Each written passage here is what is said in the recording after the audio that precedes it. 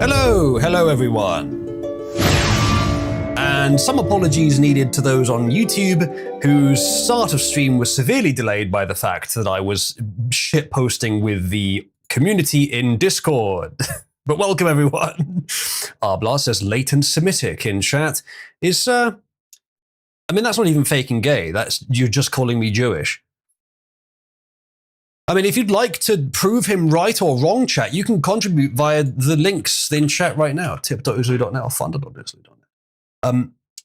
I believe that there's some cool overlays from. Do you remember the fucking happy? Remember the happy overlay that's available, as are several others. So yeah, welcome everyone. We have several stories today. I'm continuing with my day on day rolling coverage of whatever I have in my list and picking some new stuff up every day. Today is sort of sweeping up a lot of the stories we didn't cover the last few times. I'm probably going to do a longer stream today and just try and get through everything. It's fine. I only have 56 news tabs open, so chances are we can get to everything, no problem. Said, not telling the truth, but we will try. So, pre-stream, you were saying something Jewish. Was I? What was I saying that was Jewish during the pre-stream? By the way, /support nachos for mod or nachos for guest. If you'd like to do something that nachos would appreciate. Welcome hecklers. So today I have no memes. However, we do have lots of news stories. No, nachos says no. Chat, do it. Do the funny. And if you want to get it up even higher, you can redeem additional coins for it. Fuck you all, says Nacho. She doesn't mean it, chat. She wants to be guest. It's not. Why have you put a Christmas hat on, Corinne? It's fucking November. /deport nachos. Well, you can do /support deport nachos. The more she says no, the more she wants it, says Wolf. That is generally how it goes with women, yeah. Guys, says y'all are a bunch of simps. Jealous of the attention? There we go.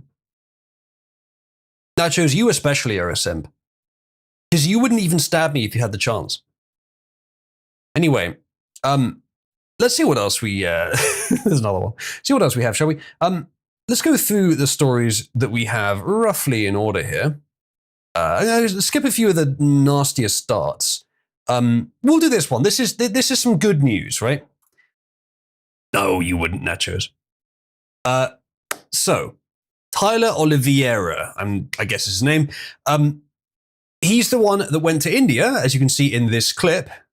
I'm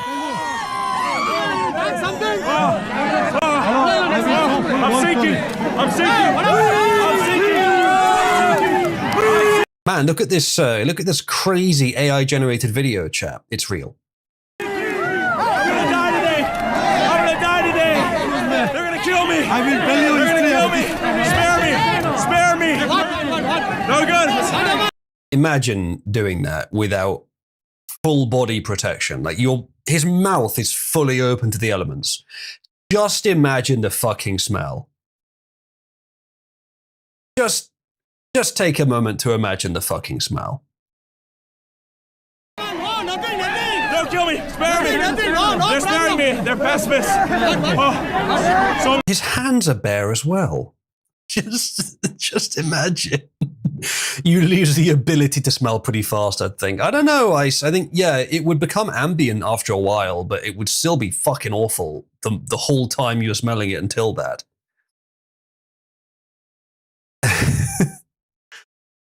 He wishes to die of cholera, says no one. So much shit. We keep pushing. I walk untouched. I am the one who shits. Oh my goodness.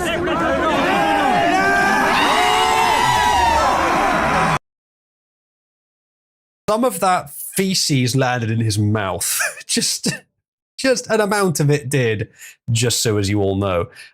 This guy, Tyler Oliveira, whatever, he posted this saying, after much consideration, I have decided that I will not be releasing my documentary capturing India's poo-throwing festival.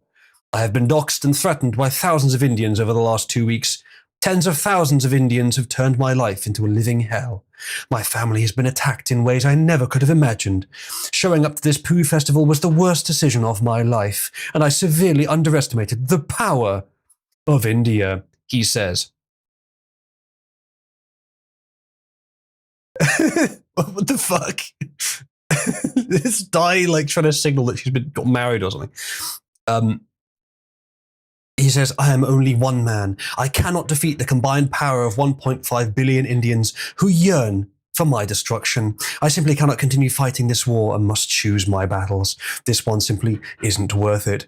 I never meant to offend Indians, their religion, or their culture. I just wanted to participate in this unusual poo-throwing festival and share it for the world to see. I ask that all Indians reading this please leave my family alone. Thank you, he says. And it's very passive, you know, very diplomatic. Dinesh D'Souza coming in here with the fucking steel chair saying, Indians will rule the world. Very mask off, as a lot of people have been saying. As I mentioned last time, he's posting this thing about how Asians are doing better than non-Hispanic whites in a country where only the best Asian immigrants are allowed to immigrate, so of course they'd be doing better, but not even that much better considering that fact. Dinesh D'Souza has spent a long time apparently not being an Indian identitarian until this moment, when he is. And as it turns out, Tyler Oliveira, as I kind of suspected from the wording of his tweet, was fucking lying. Psych, India poo throwing festival out now. Americans do not negotiate with terrorists, he says. You can dox, threaten, harass, or kill me and I'll still keep going. I am unstoppable, he says. I will never stop fighting for the truth. Extremely fucking based. And then he says, funniest result of this bait was Dinesh D'Souza going mask off. Quite so. Quite so. And I didn't know anything about this guy before the Pooh Festival incident. Didn't know who he was at all. But now I respect him. Because I think what he was saying about the people attacking his family, doxing him, all that stuff, I think that was true. I suspect that actually happened. I'd seen some evidence of it, I think. But he's doing it anyway. So great respect for that. It's the kind of thing where it's not the same scale, obviously, but when I see other community leaders censoring their communities, saying, but Discord says we can't say that naughty word, so we're not going to say it, when they themselves are free speech activists, that is profound hypocrisy and should never happen. When the alternative is, well, maybe every year or two you have to recreate the server when it gets banned. Oh, I'm sorry, was that worth, was the hardship of that stronger than your free speech principles? Find you a community leader that lives by his principles, chat. No, look, you have. But this guy, of course, through probably much more hardship than I've had to suffer through, has also acted by his principles, so I greatly respect that. The world needs more of that. The one Dinesh response I saw sounded tongue-in-cheek. In the past, he has shit on Indians, but I wouldn't be surprised if he flipped. You know what? I should be willing to consider that. He says, how about commenting on this festival? It seems like the future belongs to the poop throwers. Maybe he's tongue-in-cheek there? I don't know. I mean, he did link the fucking data for it, so I don't know.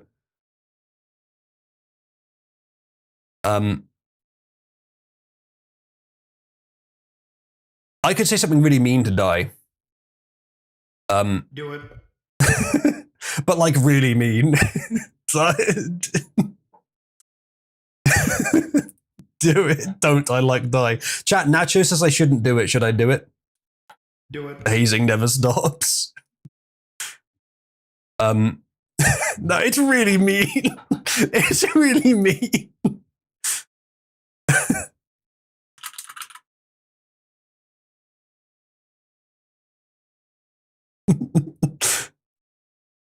It's really mean, chat. I shouldn't do it. Yeah, we know.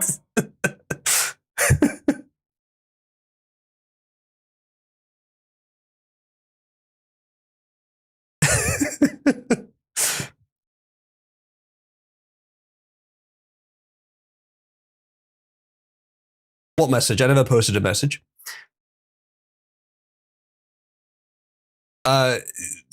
donate at cuck.shafatotaku.com or something to hear Uzulu do it. Yeah, something like that. Interesting. Okay, hold on. She's not actually here, though. She's in chat. She's not actually in voice. Let me know if you actually want that, given that she's not in voice. No, chat, I already posted it and then deleted it. Do you miss it? This clamping will not work on us. Oh, I actually did. I was watching the chat incessantly. Yeah, but you're a skill issue haver. I did actually post it. Some of you are able to look. Some of you are able to look in the logs channel and you can fucking see it. Actually, wait. Why the fuck don't I have that on? Good question, actually. If level 3 can look in the logs channel, Quattro can go and check my homework right now. Yeah, you see what I mean? What did he say?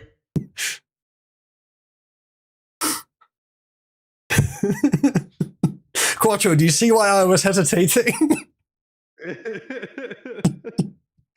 Yeah, perhaps. I think there's a bit of irony in Dai saying, "You stop being so immature. Grow up. We're adults." When this is literally how I make a living, and it's working fairly well. Incidentally, chat, if you'd like to encourage me continuing to be a complete retard, here are the links to contribute. You can do things to the stream by contributing. Thank you in advance. Someone has denounced Uzulu. Oh no. Whatever shall I do? I'm still 54th on the fucking board. People seem to like me quite well, despite the fact there's probably quite a lot of denouncements as well. Hold on a second. I must know now.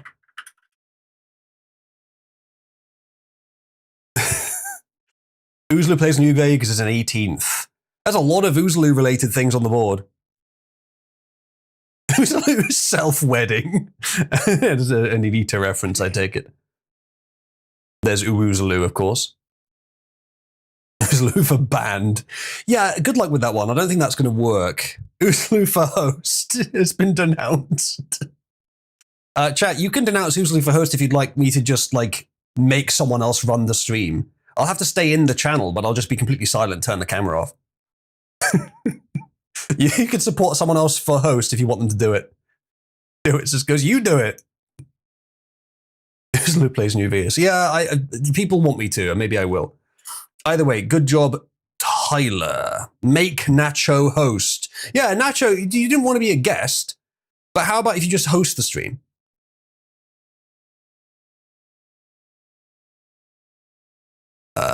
You need to play it, she says. JF for host. I for host. Look at these simps trying to get a woman host. Shame on you, Cabal. Corinne, we will be covering that, and I'll do my best to get it right. I do have a couple of sources. Should we talk about this meme? The criticism of the content, which was basically that maybe specifically in this political climate, white people shouldn't joke about genetic superiority. That was kind of the criticism, broadly speaking. And since you are... It's not a joke. I don't really care about the racial angle very much, chat. But if really anyone who cares about the racial angle discusses comparative racial equality, well, let's just say they wouldn't admit their opinion. Or they do if they happen to like it. We are talking about this. I just wanted to give you an opportunity to talk about that specifically. I think that when I have an issue that I want to speak about, people will hear. Everyone was posing this as an extremely Chad answer. And making this into a new meme format. And it's okay. It's not bad. She certainly could have done a lot worse. And most of the time you'd expect, especially a woman, to give a really shitty answer to that. I didn't mean all of that. I'm sorry, etc., etc.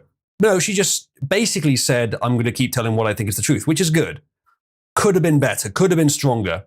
But then again, she probably didn't want the interviewer to think that she actually was a white supremacist, because that probably wouldn't play well in the rest of the press, which Sydney Sweeney does still need to appeal to some extent. Either way, pretty good answer. Didn't concede anything while remaining diplomatic. Could have been better, probably. The look of contempt is better for the meme than her answer. Possibly so, Fireborn. Yes, possibly so. And the look of sort of the and then she hits you with the HR stare. We just wanted to give you an opportunity to like retract your like testicles. Otherwise, you'll lose your job. Just wanted to give you the opportunity. Just let us know what you think. I couldn't even be a femboy, asked Nachos. Well, just ask Nachos. She's in Cabal. Oh, wait, you are Nachos. Interviewer seems kind of like she does not want to say what she said. Maybe, I don't know. I think she's probably intimidated by the star power and the the stare from Sydney Sweeney. Maybe she's also just like trying to ease her into it, but she could have pushed harder if she was trying to use sort of classic, particularly feminine reputation attacking strategy to intimidate. But she didn't. I mean, I don't know what came after this. Maybe she did afterwards, but I feel like that would be in the clip if she did.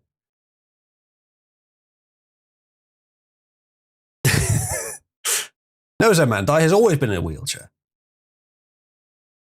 Someone who did want to say it would be gloating, possibly.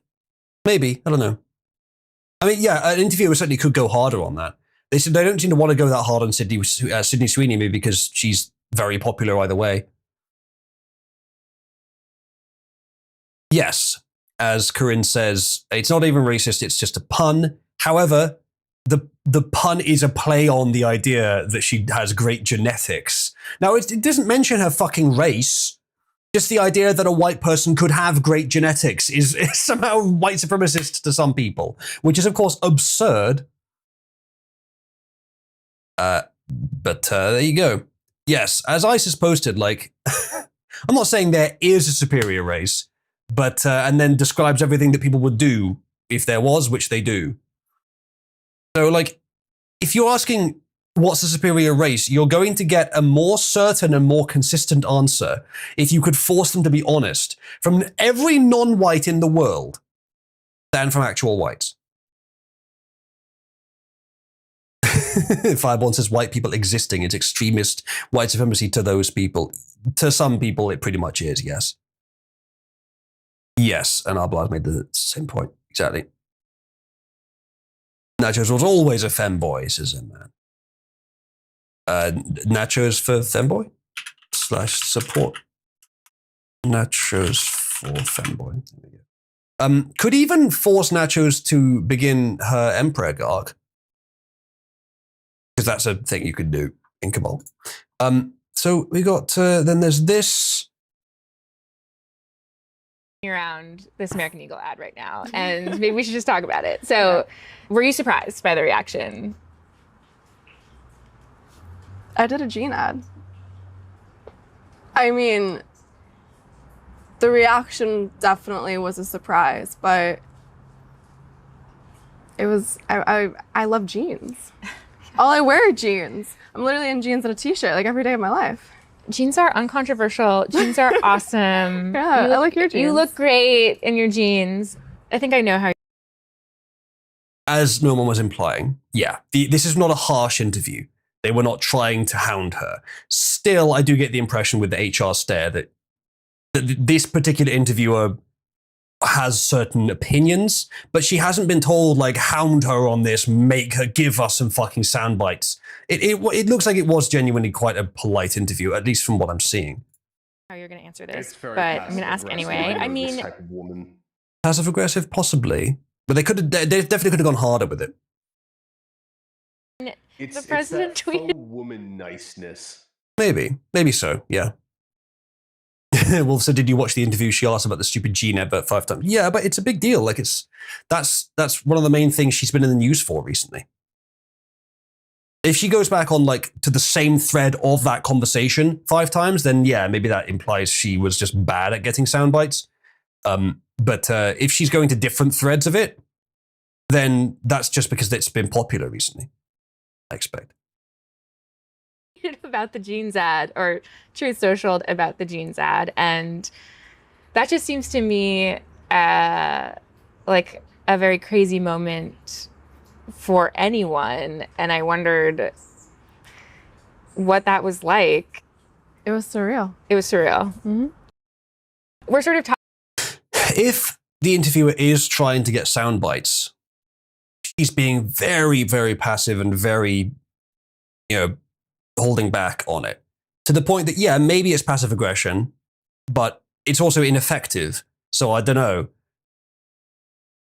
I suspect that wasn't, well, yeah, but I've seen female interviewers who are fucking right on the ball trying to force them to give sound bites. I think they wanted her to come back again. Maybe they were sort of, yeah, if you can get some sound bites, go for it, but don't pressure it. Because I don't think she was. You could say that it's the kind of like passive aggressive female jousting, but if it was quite light. And Wolf has posted, I can't remember her name at this point, but yes. I mean, she did it very unprofessionally. She was bad at it. But I've seen women and men who are much better at it in interviews. Much better. Wasn't this interview for Gentleman's Quarterly? It was GQ. I don't know if that's the same thing, but it's the same initials. So maybe. I don't know.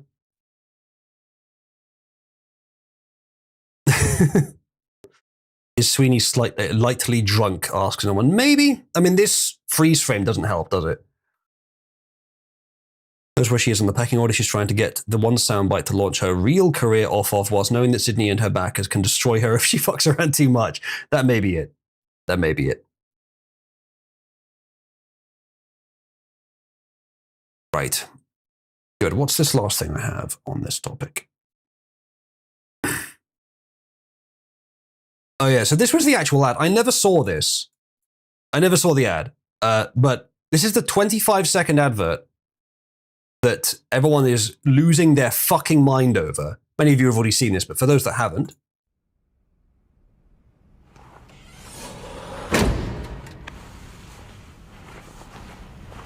Battle.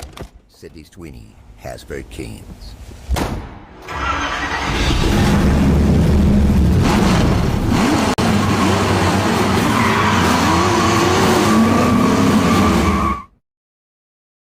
A good ad.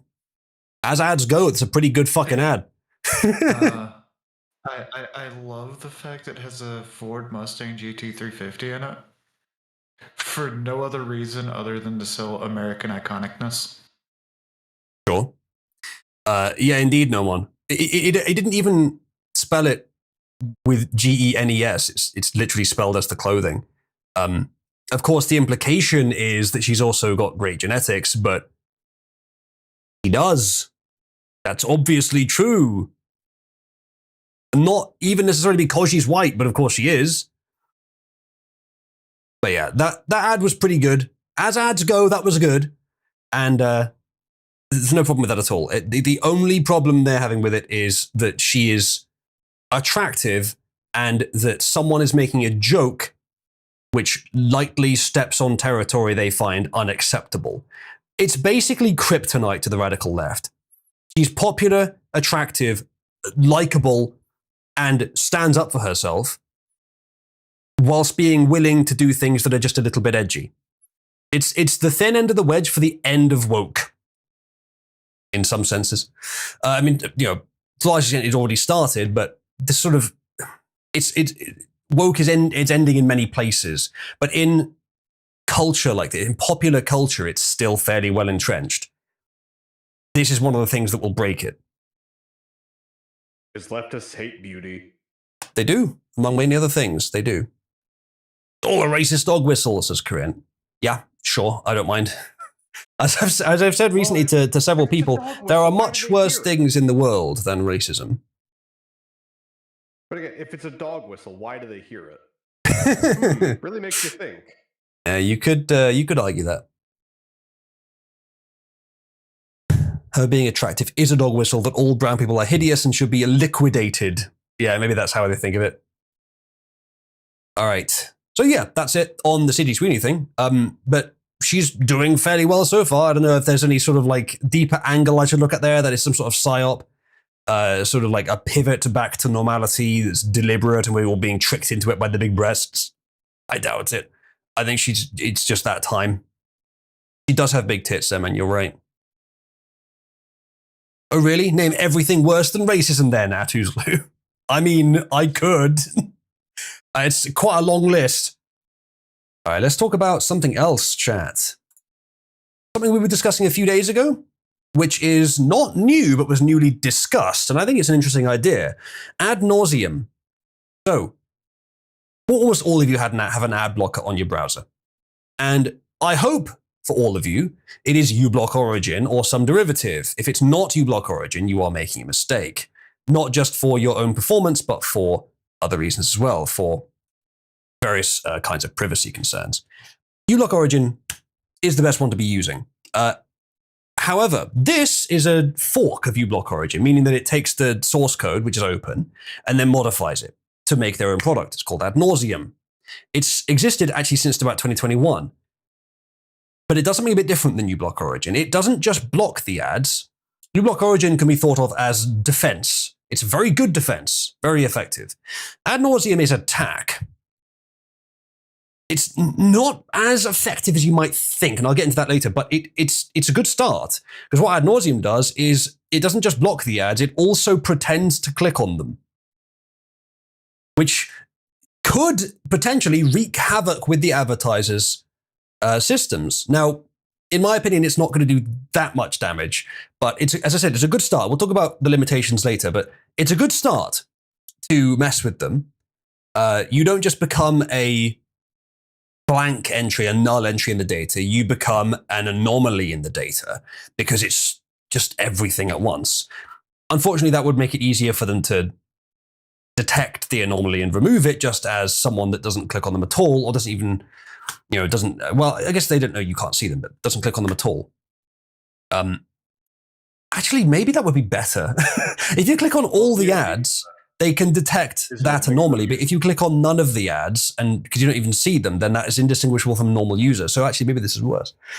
But it could be engineered to be more effective by clicking on a certain percentage of the ads.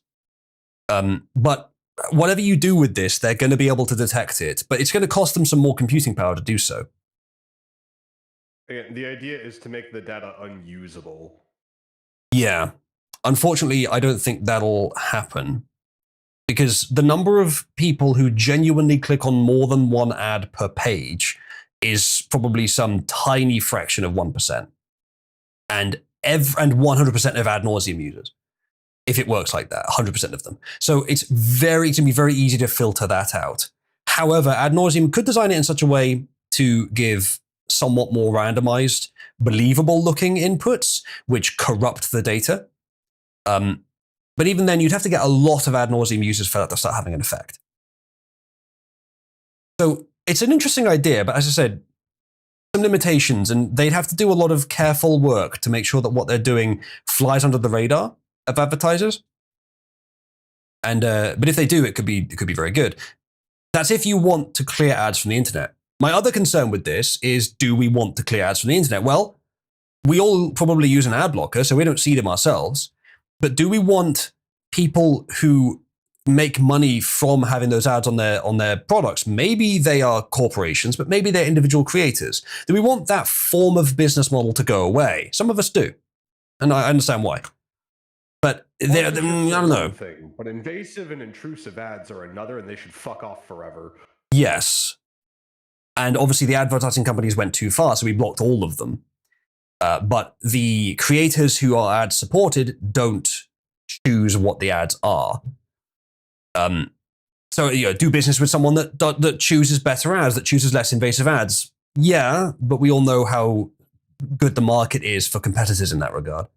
One example, just to get us started, is Aiden, who I don't believe it's private to say that she does YouTube videos, and that's all ad supported. And that's a significant portion of her income. Of course, the streams, she also gets super chats from them. But a large portion of it is from ads. So do we actually want a completely ad-free internet? Or do we just want to pound them so hard that they end up retracting and saying, okay, we'll go back to like single static picture ads if you turn off the ad blockers? Who the fuck would? How many of you would be willing to turn off the ad blocker if the entire internet was just single static picture ads? I wouldn't. I don't want to see ads at all. But I may never have got the ad blocker if they had always been single static picture ads. So I don't know, the portion of people who use the internet who don't have an ad blocker, I don't know what it is.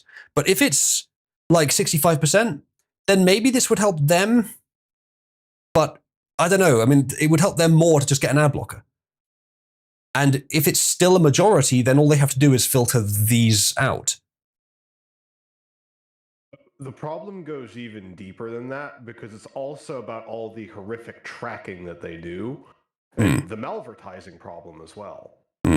Yeah, that obviously should be stopped, but that's kind of a different thing. But ultimately, you can't deal with either of those properly without cutting out all ads with an ad blocker, at least because of the way that Google's ad system works and they have the monopoly. But on top of that, the entire monopoly that they've formed is predicated on the lie that these ads work when we have studies to prove that they don't. In fact, they actually cause a negative effect. They may well. It depends on what the ad is, but I wouldn't doubt that some of them do. But and no one is saying ads are ass as a concept. Word of mouth is where the true advertising lies. Yeah, but ads aren't trying to convince you to buy the product. What ads are useful for, and I'm afraid to say, in my opinion, this does work, is establishing a passive baseline level of awareness of the existence of a brand. If you are looking at a brand you've never heard of versus one that you've heard of, you've seen it around, most people will go for the latter. Most people won't, especially if you have no other information to go on. But even if you do, people will often trust the prominence of something more than they'll trust its claims. And that kind of makes sense, actually. So that's what ads are for. It's to make you aware of not only the company's name, but also the product itself. Now, if it was just that, if it was just the name and the product name, and it was just that on a website, I think that would be fine. I think it would be, they get more bang for their buck. But of course, if they can get just a little bit more at no extra cost to make it like animated and spread all over a page, and you click anywhere in the background, you go straight to the ad, and of course it's tracking you, all that stuff. If they can optimize even just a few percent for the same price doing that, then they will, because they're all competing at the narrowest margins. So I don't disagree with you that ads are less effective than you might think, but effective enough for the business to exist, for it to work, I think. Corinne says, I'd argue at this point ads exist solely for the purpose of tracking. Possibly. In that case, it should be easy to prevent that. For both, and each is generally done separately, possibly. What else were you guys are saying? Brand awareness campaigns. Yeah, that's all it is, really. Usually trying for a monster sponsorship. Yeah, I've said before that I'm willing to take a corporate sponsorship if it's a product I've already previously said I like. Monster would be applicable. But no, I don't want to put ads in the streams. If I did, it would be a me saying it sponsorship in the middle of the stream. And it wouldn't be very long either. And it's no different than already. I usually have a monster before stream. Ads would be good if you are starting a small business. Possibly, but it depends. They're pretty much, in many cases, too expensive for small businesses anyway. This is available for Edge. Is it? Oh, this is an older system. Is it available for Edge? It doesn't say, it doesn't show it here. Oh, no, it is. It does say, it says it here, also available for. Yeah, well, the reason for that is that Edge is just a Chrome skin. Are ads subject to economies of scale? I'm not sure, actually. Someone supported Cabal brand Radium. Yep. Denounce White Monster. Yep, I agree. Denounce White Monster and support Original Monster. So I'm going to link ad nauseum to you, chat, in case you want to look into it. Be cautious whenever you're considering installing software on your computer, but I believe this one is open source. Look into it briefly before you do. But there's the link. If you want to do something. What happened there? Which one of you is echoing the voice straight back at me? It was Nomon. Nomon. Another skill issue. What did you do? What even happened? What? I don't even know what happened. My mic just freaked the fuck out. I heard It stopped giving inputs. I heard a Discord ping, like somebody So did I. left and then rejoined. This And is then the Nolan, he downside of started the heckling podcasting. system. It's my stream, not yours. Yeah, true.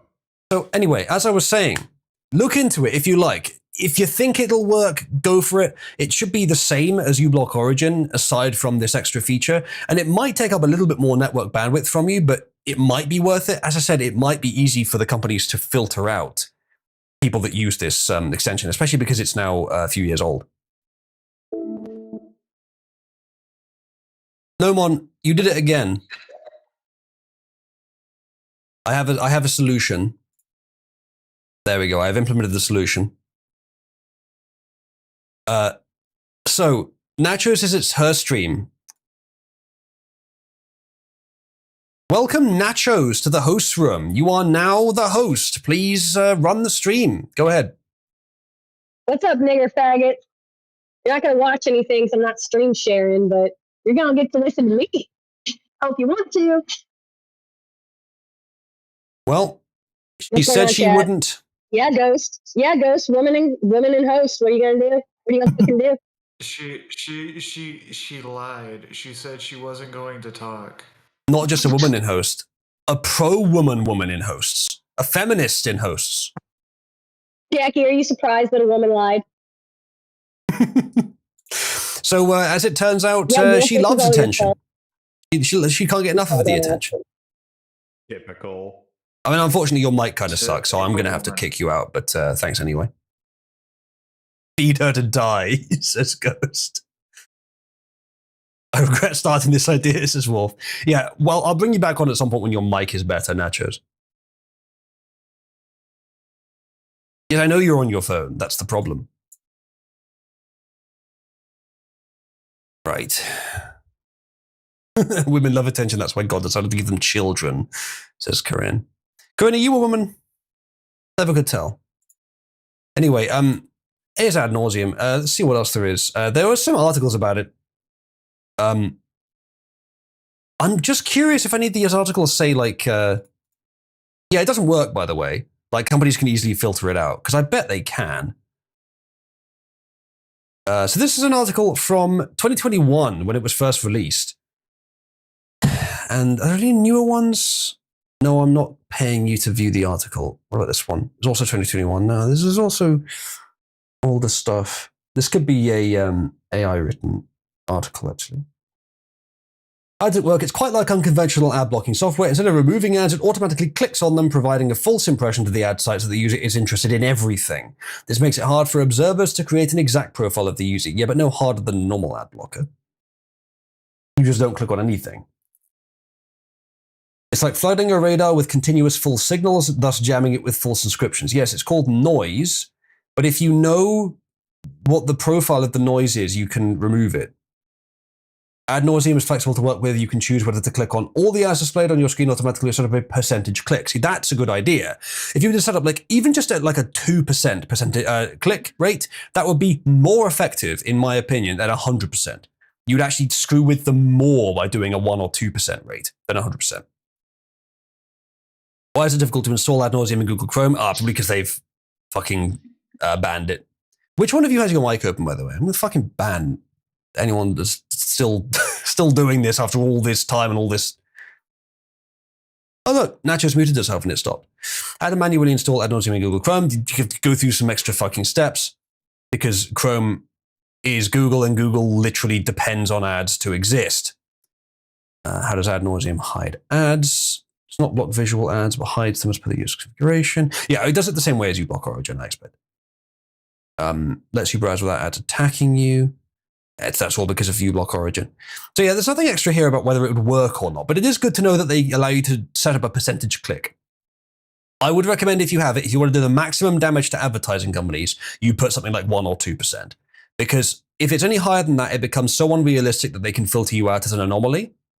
Even at 1 and 2%, they would be able to filter you out sometimes, but at that level, you probably are within the bounds of normality where you're just misleading them.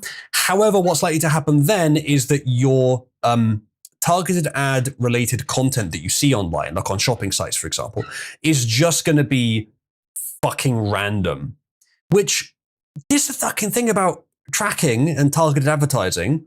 Sometimes it's actually useful.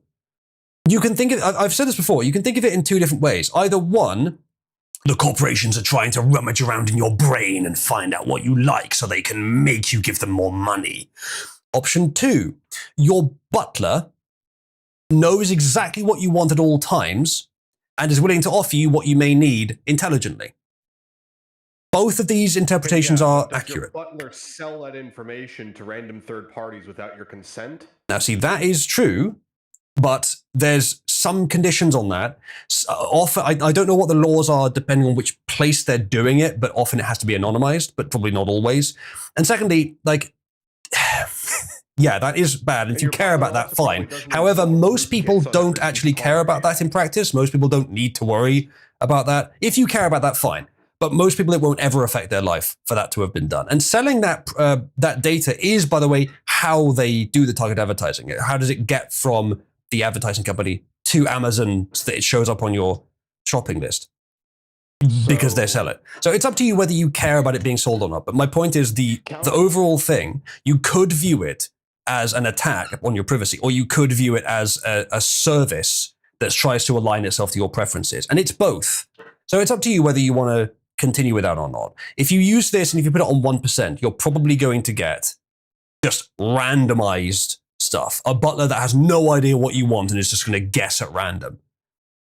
So it's up to you which you'd prefer. Two counterpoints. First off, just give up your privacy, bro. How does it affect you? Secondly, how are we supposed to want this when every single corporation is doing highly unethical things with that data? I don't know if you've ever heard of the cases where women get sent ads and discounts for, baby goods before they've even realized that they're pregnant. And their family finds out about that before they even know. Yeah, that is an interesting edge case. Things. And this isn't just an edge case. This is the sort of thing that regularly happens, and they have been sued over repeatedly, and there's no change in the standards. Like, the level of privacy invasion is off the charts. We cannot even fully comprehend it because nobody knows the true extent of it. I'm not disagreeing with any of that. This needs to be gutted. I don't disagree with any of the principal statements you've made. I think it depends on how much each individual values privacy. There is a certain amount of, if you participate in the system, there's a certain degree to which you must know this information can go out. And some people don't because they're not educated on the topic. But if you participate in the system, your information can be used in any way. Now, if there's laws in place, then at least it's less easy to do that. But that data can still be exfiltrated. So if you produce usage data, if you produce preference data, it can be used. The problem is that there's never any way to opt out. It is forced upon us. No, that doesn't make sense. That doesn't make sense. That's like saying, I want to go outside of my house, but opt out of being seen. You're in public. You're interacting with servers. Now, you're interacting with servers you don't actually need to. And that's what a lot of the ad tracking stuff is. You don't actually care to interact with those servers. But then that's what the ad blocker is for. Like, I'm not saying that, that there isn't a lot of unethical stuff going on. I'm just saying that privacy is something that's valuable to many people, but it's... some people would prefer to give it up for the extra benefits. And yeah, there's potential downsides to that in dystopian terms, but for most people, it actually does not matter. They actually won't experience any downsides from it. The privacy thing is mostly for the kind of people that would be targets of government censorship. Either way, it's still highly unethical, regardless, on a factual level. There's many aspects of it that are. But as I said, the actual, like, they're getting something in return for it, the people that don't mind giving up their privacy. There should be a way... Everyone else should be opt out by default.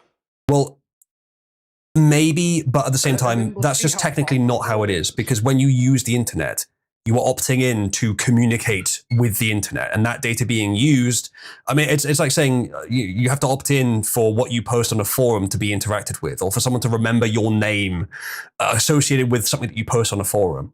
I know we're talking about browsing, not posting, but the thing is you're still sending data out. No, there is quite a big difference. What I'm talking about is simply just looking around, browsing. I'm not talking about posting comments or interacting or anything of the sort. They are the same thing, technically speaking. The data is still traveling around. That you're still requesting something. When you view a page, you send a request to the server. Say, please send me that. I want to download this content. And then they send it back to you. Now, is it ethical for companies to attach trackers to that to try and get your data and use it in certain ways that benefit them, even though it doesn't benefit you? Arguably, no, it's not. And some of the things they do are very unethical. However, technically speaking, it is opt out. You have to make it, you have to arbitrate opt in using the law. And in many places that is already the case, but that's no absolute defense. Technically speaking, it is an opt out system. And the only way you can do that, opt out, is to use local defenses like an ad blocker, and that's not perfect either, but it's pretty good. So do that. Unfortunately, that's kind of how it has to be, unless you want to get the law involved again, which is not perfect either. I'd rather just ban the ads entirely. Well, that's what I mean by getting the law involved. Track and harvest information because it is one of the most unethical and what should frankly be illegal. Okay, look, if a private entity, right, if a person stalked you the way these companies would, you would be able to file a restraining order, right? We could all agree to that. But real life and the internet are different technically, so. No, even not so, quite analogies. even so, if somebody did that and you caught them, you would be able to file a restraining order against them. The Right. reason for that is mostly But because you in can't real do life, that there's the against risk of companies. physical danger. Talking Who's very... to say that's not the case from the companies? I mean, Well, look at what Hasbro does.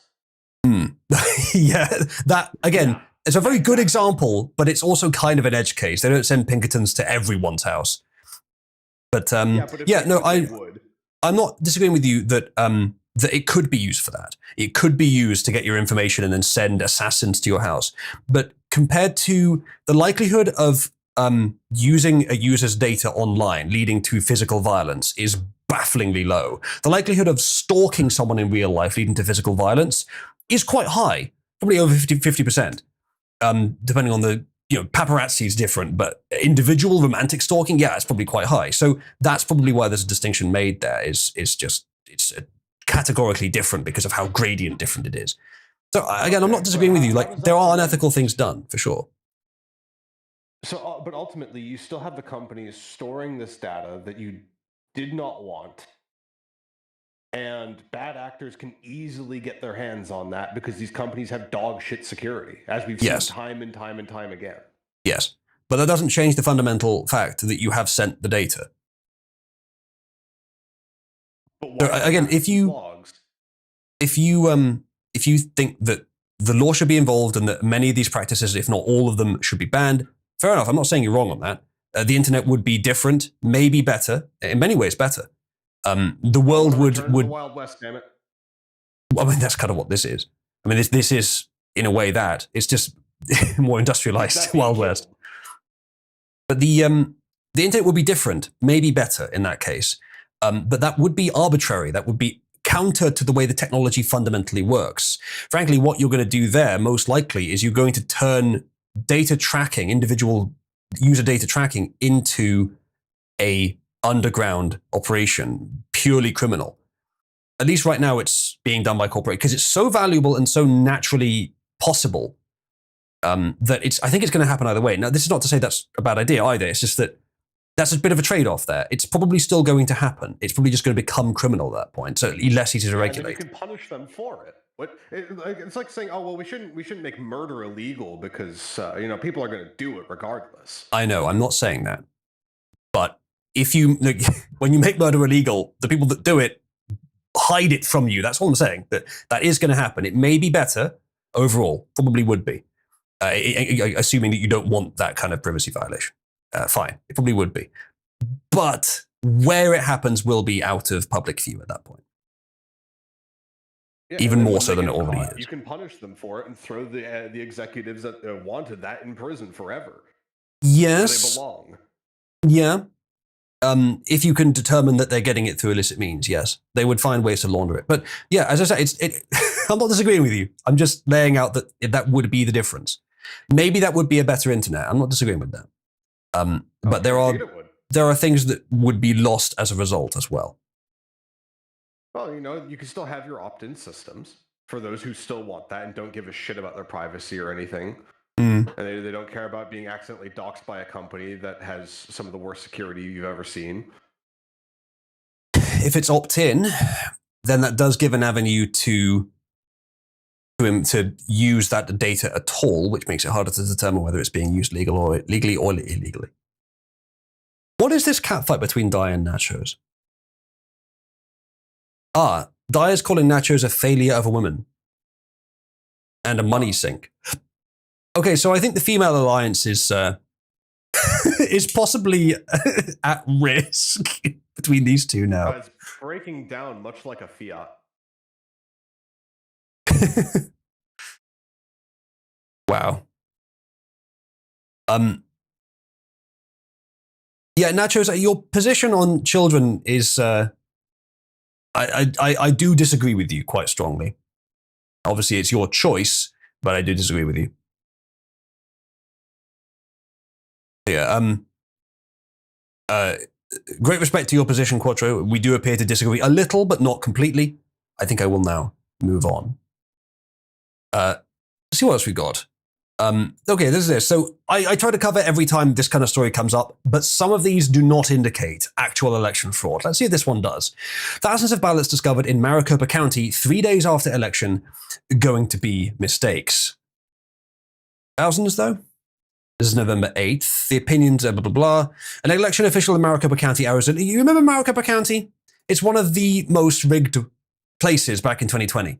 Am I correct in saying that it is the capital county of, well, Arizona? Yeah. Arizona is still probably one of the most rigged states, if not the most rigged, because of the Katie Hobbs and Kari Lake contest there. I am 99% certain she actually won that. And there was many examples that appeared to be blatant election rigging on the day. Election official downplayed the discovery of roughly 2,288 ballot envelopes that were misplaced by poll workers and discovered days after the election. Now, this is not the general election, where 2,200 actually, in some places, is enough to make a difference. But in most places, isn't. That wouldn't flip the election. But that's in a general. I think this was some sort of local election. I'm not sure, but we'll find out in a minute. In which case, that might have been enough to flip it. We'll see. 2 bins containing the envelopes with ballots were improperly left in a ballot drop box on election day, according to ABC 15, and were discovered 3 days later. The sealed bins were processed and tabulated within hours of their discovery. Of those, about 30 envelopes showed evidence of signature verification issues, according to Arizona Central, and it was unclear how many remained unresolved and uncounted by the deadline. We found in 2020 and in 2022 that the signature verification machines were essentially sabotaged one way or another, such that you would get, they would go through extremely easily. In 2020, I believe it was, any signature would do. And the reason for that is because there was definite indications, if not evidence, that they were just, quote unquote, backfilling physical ballots to match up with the digital count, which was easy to fake. But of course, the physical ballots were used to verify that digital count. They were, quote unquote, backfilling them by just making fake ballots with like a scribble where the signature was supposed to be. And they turned down the sensitivity of the signature verification system right down to the most permissive to let those all through. That was happening in 2020 in several places. But as we've discussed, you don't need to rig in many places to change the outcome of an election.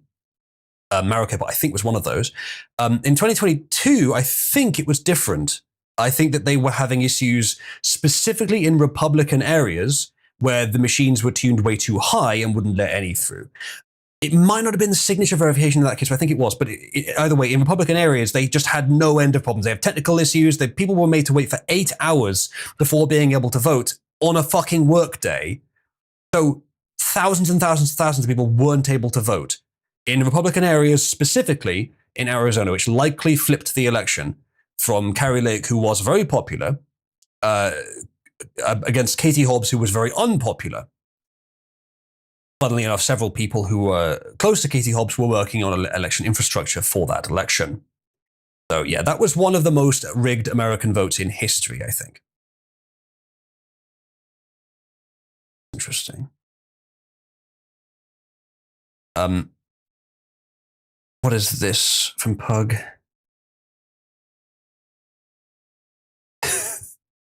AI? Oh, never mind. Oh, all trisomies. Age. Not sure what that means.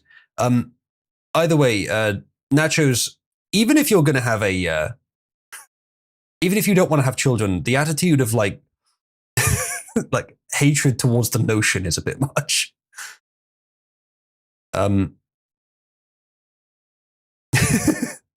Yeah, Dai has strong opinions on this.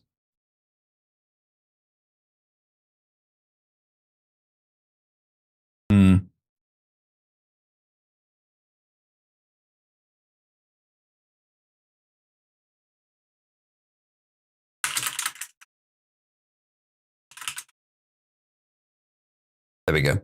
Dai and Nachos are fighting.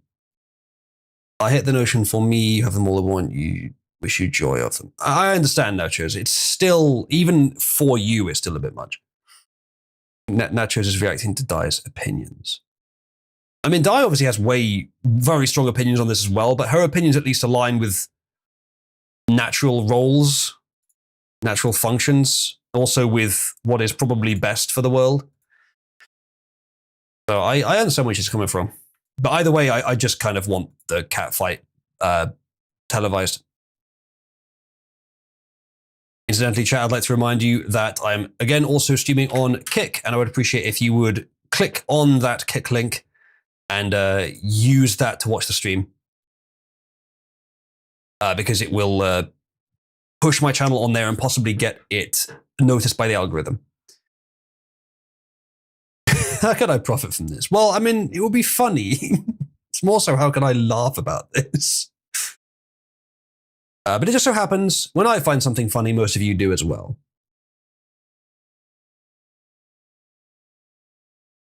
Pug, which one are you saying is Dai and which one are you saying is Nachos in that GIF? Those characters are like 3 years old, by the way, at most. Anyway, where was I? Despite the fumbling of well over 2,000 Maricopa County residents' votes, Jennifer Lewer, the county's deputy elections director, seemed unfazed by the error. Quote, humans run our elections, our community members run our elections, and there are going to be mistakes that are made, she shrugged. The important thing is that we have a process and a redundancy in our system to make sure that when a mistake is made, we're able to quickly correct it.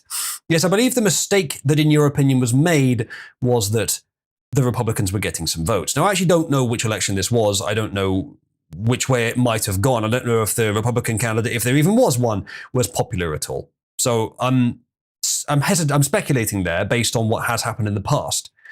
In 2020 and 2022 in Maricopa County, there was, or significantly appeared to be, intense rigging. There are the boxes. Quite a lot of votes.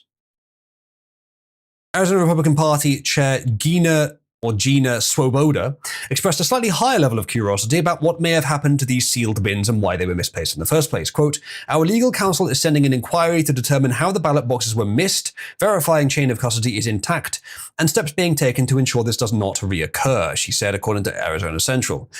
A very diplomatic way of putting it, but this is pretty severe.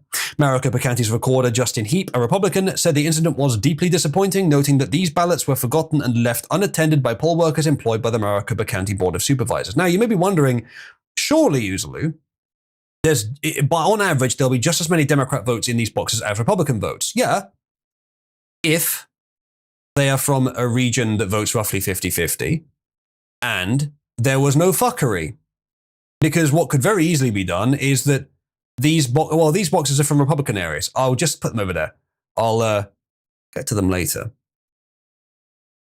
It's 10 seconds of words can lead to thousands of votes being lost from a, let's say, 80% Republican area.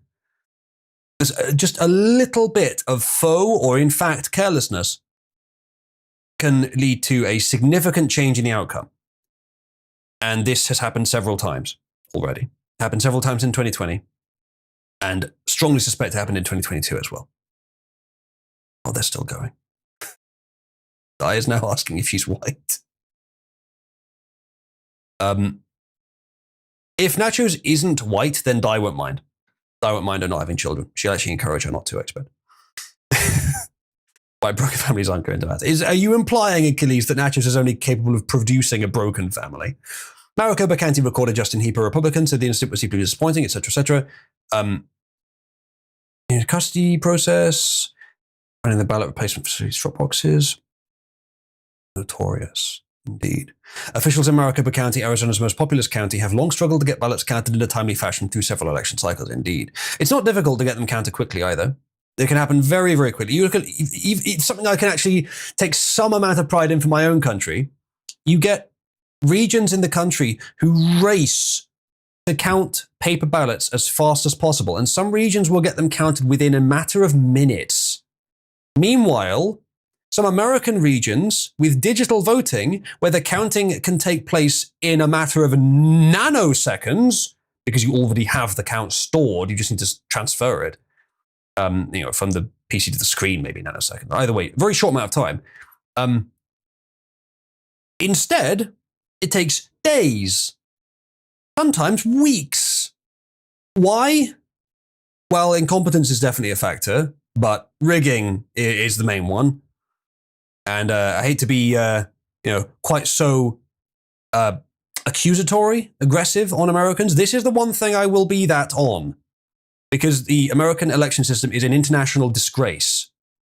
It's unlike any other first world election system. It is built almost deliberately from the ground up to be as riggable as possible, as unreliable as possible, as expensive as possible as well. This is worse. Fair enough. But I don't know if Canada uses paper ballots or if it's all digital voting. But well, see, that's the really funny part, is we do, and we still somehow have the exact same fucking problems. Well, if the outcome is it appears to be wrong, that's one thing. But if the actual infrastructure itself is terrible, which the American one is, I think if you're using paper ballots, you're already a massive step ahead of how it works in the US. Do you know how it is here? Okay, so in the US, in most places, go on. Is most places, they won't give you pens anymore. They give you pencils that you can see have erasers on the tip. That is and if true. You ask for a pen, they look at you funny in certain areas, which is very strange. I wonder why. Yeah, that could be a risk. How it works in most US areas is you have a digital system and you have a thick bound form that you get either mailed to you or you have to go in and sign. That form has all kinds of things that you need to fucking select on it for all kinds of different votes that are happening at the same time. And then once you've selected everything, it gets scanned into a machine and then archived. So you've got a digital count, a physical count with expensive forms on it. And some people go in to do it and some people don't. Okay. Do you know how we do it in the UK? We have a tiny, usually like ripped into sections piece of paper with one question on it, several boxes for each political party.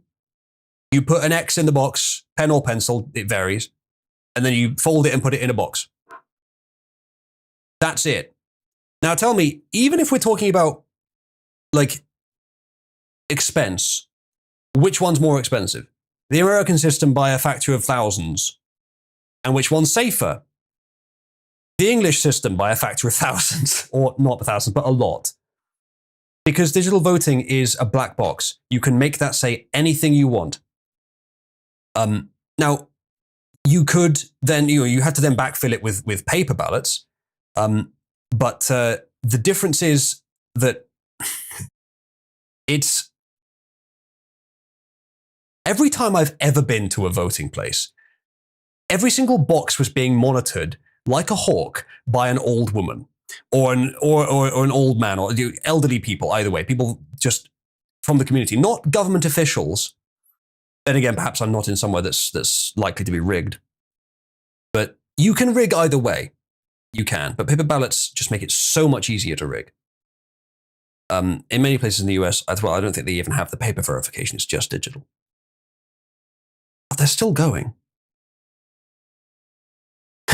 And there's other things as well. The fact that in what was it?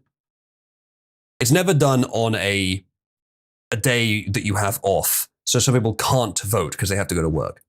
That I'm not sure how that works here, but you should also have a day off for that here. To go all week, says Firewall. The argument between those two, yeah, that makes sense. Why do you wish you were Asian, Nachos? Oh, because maybe your tits would be bigger? Voting should be a national holiday. Yes, I agree. Poor Di, she's struggling. Nachos, a couple of instances of posting pictures of your cats is not going to offset this. She's going to hate you forever now.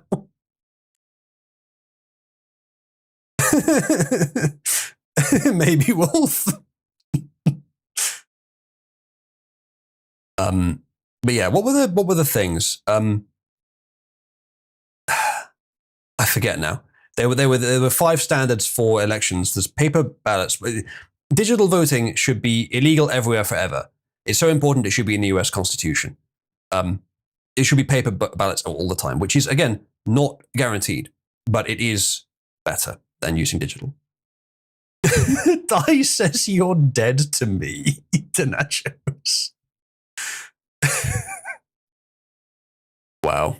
I mean, she spelt "you're" wrong, but and it's the intent that counts. It's the thought that counts.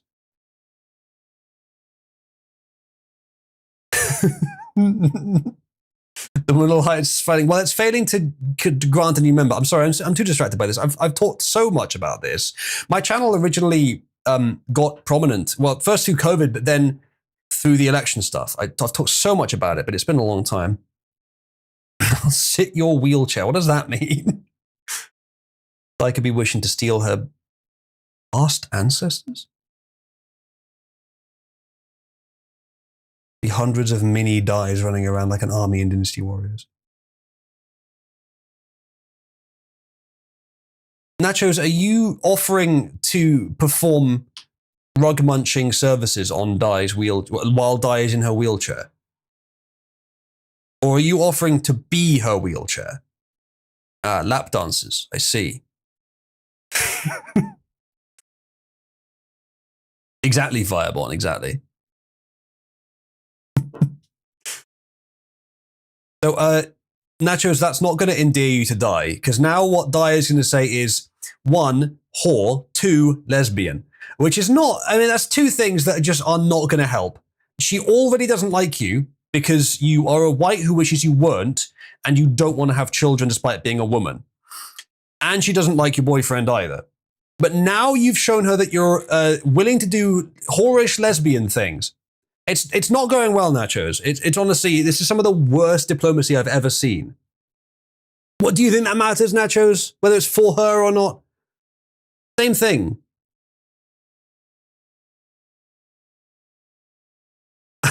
I expect Di has left the building at this point. She's so disappointed. How is it possible that Nachos keeps digging deeper? Good question. Yeah, Nachos, why don't you go ahead and say that, why don't you go and tell Di that your previous boyfriend was black and you wish your current one was? That'll help. That'll help a lot.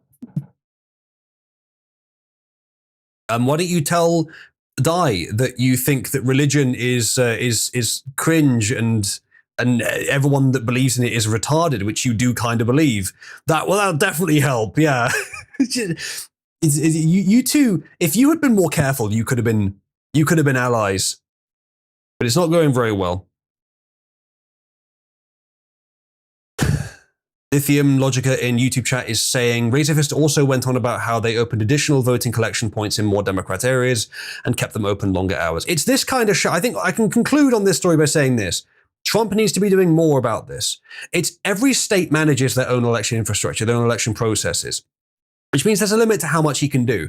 But frankly, this is such an important issue that I don't care. Whatever he needs to do, even slightly outside the bounds of his legal jurisdiction, if he can push for that to make elections secure in the US, because otherwise you're going to get everywhere that's currently run by Democrats will remain so because of rigging and only because of rigging. Even if the majority of the people in that region don't want them, they will stay in power. And they can use that to continue to hold states. This is not the kind of problem that goes away. It's a kind of problem that just gets worse. Republicans have to win the states they win. Democrats don't. They have a massive advantage in that regard. Now, I don't think that they can rig on the scale of what they did in 2020 again. So I don't know if they can win generals, but maybe they'll get that ability back before you get a chance to stop them. If Trump can do enough during his term to prevent Democrat rigging, then they cannot win another election, general election, and they will struggle to even win local or state elections. Their power will be reduced significantly. Not through like messing with them, not through any cheating, just through the people's vote being representative, just through it being counted accurately and the representative being apportioned accordingly. The Democrats will probably not win another general election as long as they exist, maybe for decades. And as I said, state and local will also be very difficult for them. I don't believe the women have started rug munching. I believe Di has left in disgust. Nachos, I hope you understand that that's not going to endear you to Di, and Di is someone that deliberately votes against the promotion of women up the ranks in the server. So strategically, that was maybe not the best thing to do. All right, let's see what else we've got to talk about today. Fair enough, Nachos. Okay, so we talked last stream about an incident, about Sam Altman, about how does he or doesn't he want the government to just pay his company to exist? Well, his attitude seemed to be like he wrote a long essay, and someone summarized it as he doesn't want the government to bail him out, but he does want the government to like be heavily financially involved in everything about what they do, to the effect of basically making sure they can't fail. Well, if you were wondering if Sam Altman has a healthy attitude towards people who have questions about his business's financial choices, here's a little video clip. I haven't seen this yet.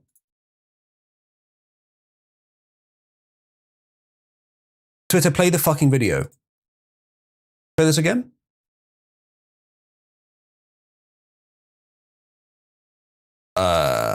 Twitter? Refresh? No? Okay. Let's try a new tab.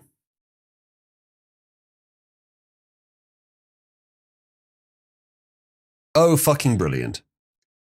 Pug, that's only for embeds. No, I believe what's happened is the audio server's broken again, which means I'm going to need to restart everything. Oh, joy. What I can try doing is shutting down the screen shares. So excuse me, chat, while I disable the Discord screen share.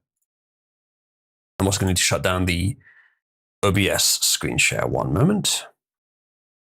Sometimes this fixes it. Okay, that's turned it off everywhere. Let's see if it loads now.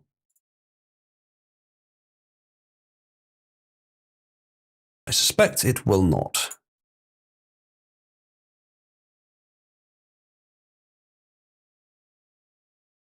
Apologies for the tech issues. Will you play? Nope, that's crashing. I'm ready to restart my browser. Not that that's going to be easy.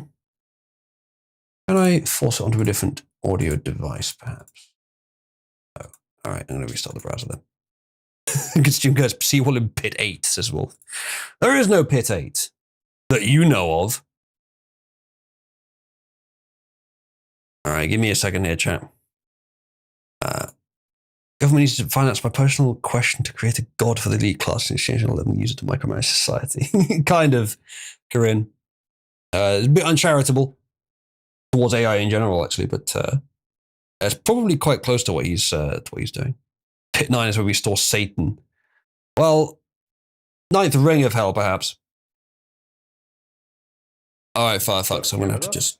I'm gonna have to just end the process. It's not even actually a Firefox problem. It's just Pipewire does it sometimes. I really need to update my OS, my whole system, so this stops happening. To Toronto.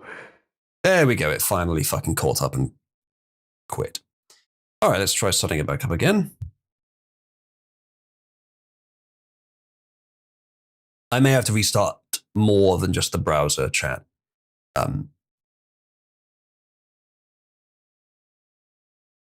running in the background.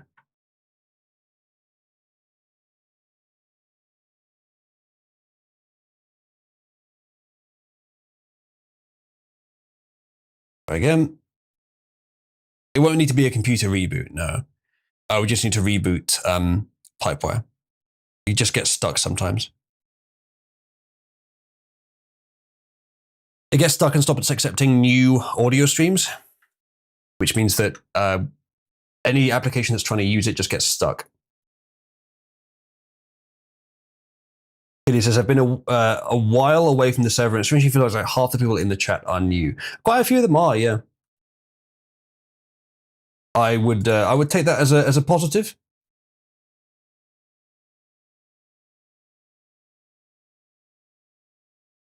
Hanging over the mark. That's better. All right, let me set everything back up again. This one, and then here, and screen share again. Apologies for that, chat. There it is. Okay, that's screen sharing properly. That's screen sharing properly. Put that back on screen and go. Hanging over the market is how can the company with 13 billion in revenues make 1.4 trillion of spend commitments? And you've heard the criticism, First Sam. of all, we're doing well more revenue than that. Second of all, Brad, if you want to sell your shares, I'll find you a buyer. I just really not a good thing to have said. Look at the uncomfortable laughter from the guy at the bottom here. So, generally speaking, if you this applies to loads of things as well. If someone has a criticism of you, and you respond with, "Well, you don't have to be involved in the thing. You don't have to be involved." What you've done there is you've thrown out good data, potentially good data anyway. They're not saying, "I don't want to be involved anymore." Sometimes they are, to be fair. Sometimes they're complaining on the basis of, "Do this or I'll leave." But often they're not. That criticism is useful data. So what you do, instead of saying, "You can just leave if you want," that's not useful information. The criticism could be true. And so just saying you can leave doesn't resolve the criticism, does it? But if you just say what you should therefore do is thank them for the criticism, because that, as I say, is useful data. Even if they're wrong, it's still useful user input. But the one thing that you could do is, if they're trying to change what your product is, then you could say, "We're not going that way. It's not for you, it sounds like, therefore you don't have to use it if you don't like the direction it's going." That's still not a good way to respond, but it's a bit closer to reasonable in that particular case. That's not what's happening here. In this case, this is someone who's invested, I assume, a lot, maybe millions, into this company. And he had a question about their financing, and maybe he got a fact wrong, I don't know. Maybe it was in interpretation. He had a question about the financing, and he was told, "You can just take your money away if you want to," which, for one thing, indicates something not so good about Altman's temperament there, especially because he interrupted him and was very short with him, and used his name as well. But moreover, indicates they don't actually need investors. I mean, they do, but maybe this guy is just not a big enough investor for them to care about. I think that they've probably got investors pouring money into them hand over foot, and any individual investor like this, they just don't care enough about. Either way, the way the business model works is just infinite money goes in, they lose more than they gain every year, but they're pushing towards a sort of utopic achievement point where they have where the progress of AI worldwide slows to the point that they can just have eternal dominance over this market. So it's a bubble. It's money being thrown in to try to get to that point. And if they do get there, it'll be incredible. But until they get there, it's massive, massive loss of money. So the idea of asking, how can we make such enormous commitments when we have such little revenue? It does maybe misunderstand the overall business model there. Any normal company, any real company that has like, well, we have to spend less than we earn, that's a reasonable thing to ask. If they really do have 13 billion of revenue and 1.4 trillion in commitments, that's a worrying ratio. And Altman here is saying we have more revenue than that. Okay, how much more? Double? Yeah, that's still a bafflingly worrying ratio, even for this business model. But if it's, I don't know, if it's 500 billion, maybe that's a bit better. But, is it that much more? I don't know. I mean, it's hard to find a difference in interpretation that brings it to that much more. Either way, the reaction here is not so great. And there's way more of this video, apparently.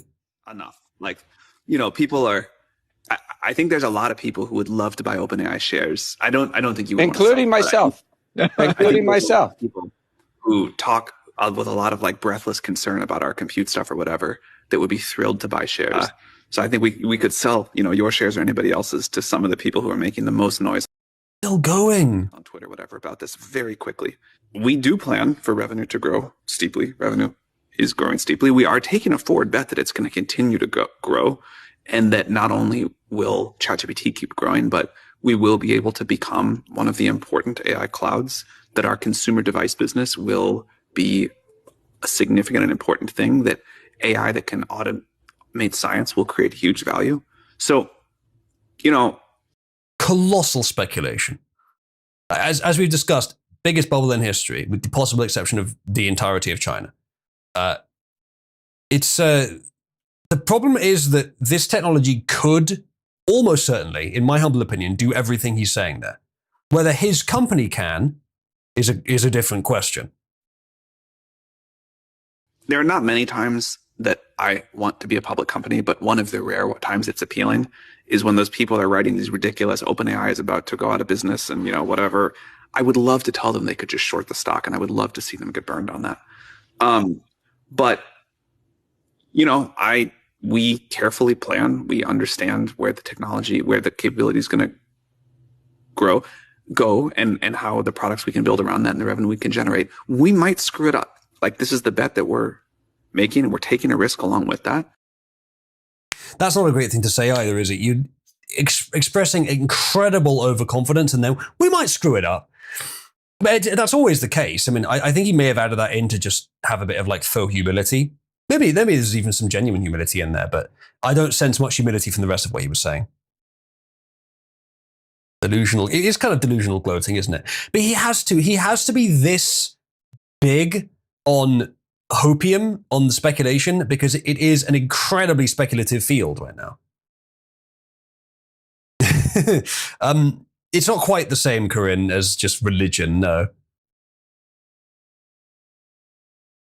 But yeah, it's all very, like, there's many reasons to be concerned about the finances of this.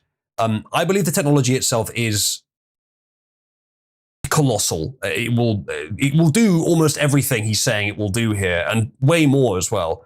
That's the concerning thing, is it actually does have that potential to replace many aspects of human activity. Not that that's necessarily a good thing either, but it's inevitable. Someone's going to do it. I wonder if the real reason why he's so full of hopium is because he ran his company's finances through ChatGPT, and they went, yeah, this looks great. You'll have years worth of operating capital, and it didn't actually read any of the documents. Maybe. But like, as I said, it's not even about having the capital. He doesn't. Everyone is just speculating with him that it's going to get to the point where it's so market dominant that they can have money forever. And they're probably right. If he doesn't fuck it up, they're probably right that will happen. But it's a huge, huge bubble. Well, they are trying to expand into the Indian market, which is... I did see that, yeah. I think I have that story for today. Not going to go great, I think. Well, there's definitely some concerns there, but what they're doing is they're using a much smaller model, which, given the amount of requests they're going to get from India, may be a smarter play. Okay, I see what you mean, Corinne, that some people treat it like a religion. Well, if his business model of just massive speculation in a product that is already very useful to a lot of people and will just keep getting more useful is going to work, he has to be really confident in it. He has to make people believe that he's the guy. That's the one. So he has to act kind of like a prophet. Yeah. So I definitely see what you're saying there, Corinne. But at the same time, it's justified for him to do that. Given his position, it's quite normal, quite natural position for him to be in. Oh, quite natural role for him to take in that position.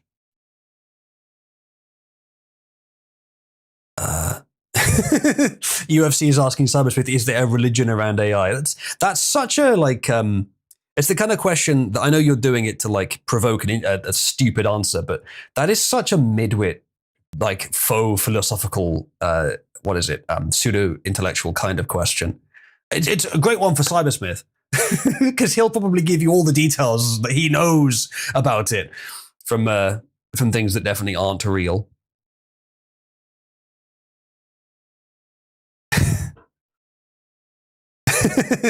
Yeah, Wolfin, exactly. So yeah, Sam, if OpenAI's success or failure may be quite significantly tied to the temperament of this man, thus a really significant portion of the West's economy and the whole world's economy actually is significantly tied to the temperament of this man. So him saying this is an indication of kind of maybe a crack forming, or maybe he just doesn't care about the money, which is also not a great idea. But I don't know. There's so much money coming in; it's so inevitable that maybe he doesn't need to. It's crazy though.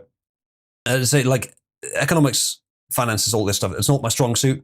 I can talk a bit about it, but I don't understand it as well as some people do. But I can tell that this is extremely fucking tenuous.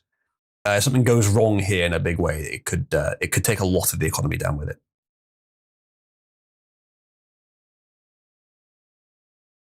So, next thing.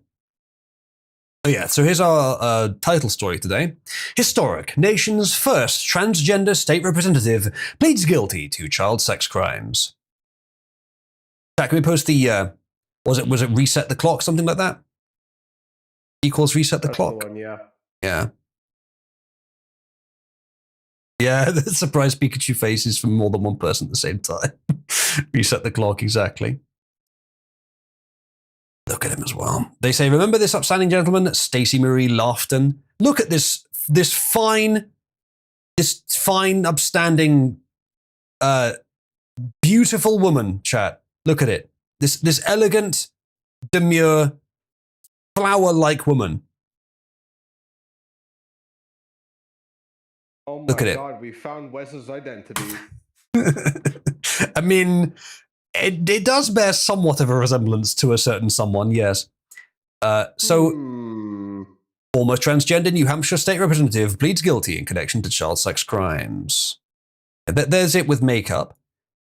Guilty as charged, they say. A former transgender New Hampshire state legislator pleaded guilty. So former, not current, but still, they were the first, apparently, to sexual exploitation of children this week. Stacey Laughton, biological male, a Democrat who was elected in, you wouldn't believe they're Democrat, would you, to the New Hampshire House 3 times and resigned twice over legal problems, is facing up to 30 years in prison in connection to child sex crimes. Laughton's crime involved his partner, who was a daycare worker. Yeah, it gets worse, Joe. Laughton would ask his partner to take pornographic photos of kids she was keeping in daycare to send to him. Quote, according to the charging documents, a preliminary forensic review of Grove's cell phone activity, I guess Groves is the partner, allegedly revealed over 10,000 text messages between Laughton and Groves that included discussions about and transfer of explicit photographs that Groves had taken of children while employed at Creative Minds Daycare, including at least 4 sexually explicit images of children who appeared to be approximately 3 to 5 years old, as well as explicit descriptions of sex with each other and others, including children, the DOJ said. Groves was charged with 1 count of sexual exploitation of children and 1 count of distribution. 1? It sounds like dozens. Life for both of them at best. The sexual exploitation charge carries at least 15 years in prison, up to 30, and 5 years supervised release. No, I think life. I think life in prison. And that's generous compared to what chat would do, and compared to what I would not stop chat from doing as well. The thrice-elected Democrat is about to go away for a long, long time, they say. That's the article. That's all we have. There's a bit more on it here. Gateway Pundit has talked about it. Let's see if they have anything different from Not the Bee. Jackie says Firing Squad live on C-SPAN. Again, I wouldn't stop. Like, people are suggesting all kinds of ways to kill this person. I wouldn't stop you. I don't agree with collectively justified death penalty, but that doesn't mean that I think it's always unjustified. Former transgender New Hampshire state representative pleads guilty in connection to child sex crimes. There's a different article on it. Let's see if there's any more information. It looks like there isn't, actually. Blah. All stuff we've already seen from the previous article. The charge of sexual exploitation of children provides a sentence of 15 years up to 30, at least 5 years up to a lifetime of supervised release, and a fine of up to $250,000. Sentences are imposed by a federal district court judge based upon the U.S. sentencing guidelines and statutes which govern the determination of sentences. No, they will never be safe to release back into the public.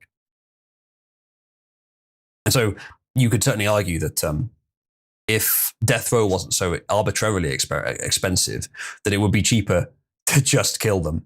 But as I say, I don't want governments having that power. But I definitely understand the argument. Frankly, I would almost rather angry mobs had that power than governments. These angry mobs are less organized. But there are rare exceptions, like in the case of, what was his name? The first ever ADL case, where they were dead wrong defending a fucking pedophile.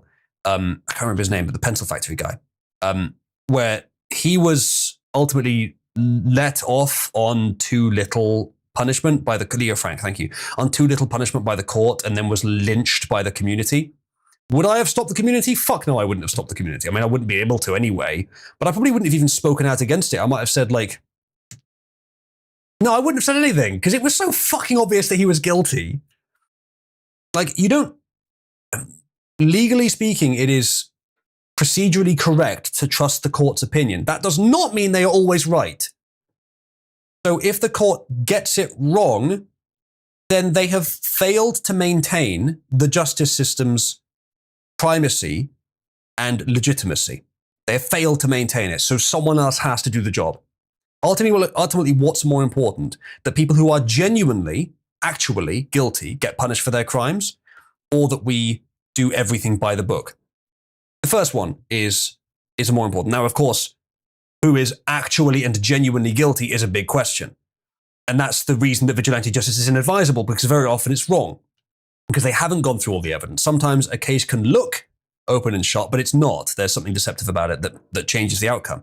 The Leo Frank case was poured over, even at the time, extensively. It was very clear he was guilty, but the court didn't find him as such. If it's gone through the court process and the court finds him innocent, but it's known by everyone that he's guilty, and especially if there's pressure on the court to find him innocent, then yeah, no, it's not.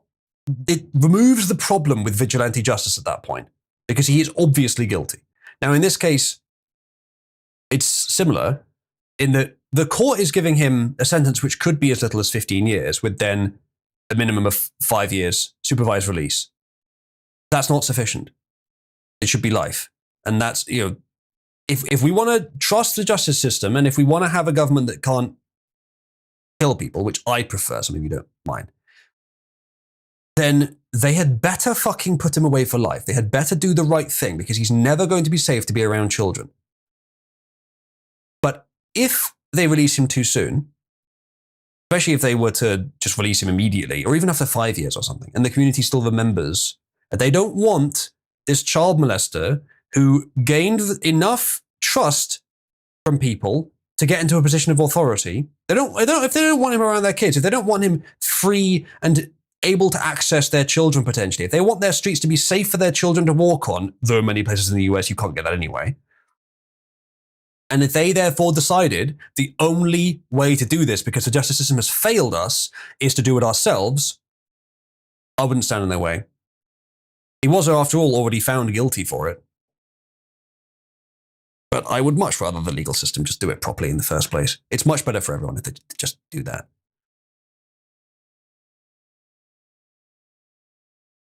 Release him as a free spirit, yeah. So yeah, there's my position. passe to describe how disgusting this is. Passe. It's obvious. So there you go. Let's move on. We have this story now. FBI tries to unmask owner of infamous archive.is site. Archive.is at this point is basically part of the internet's infrastructure and should always be maintained exactly as it is now. So attempting to unmask the owner, I think, is completely wrong.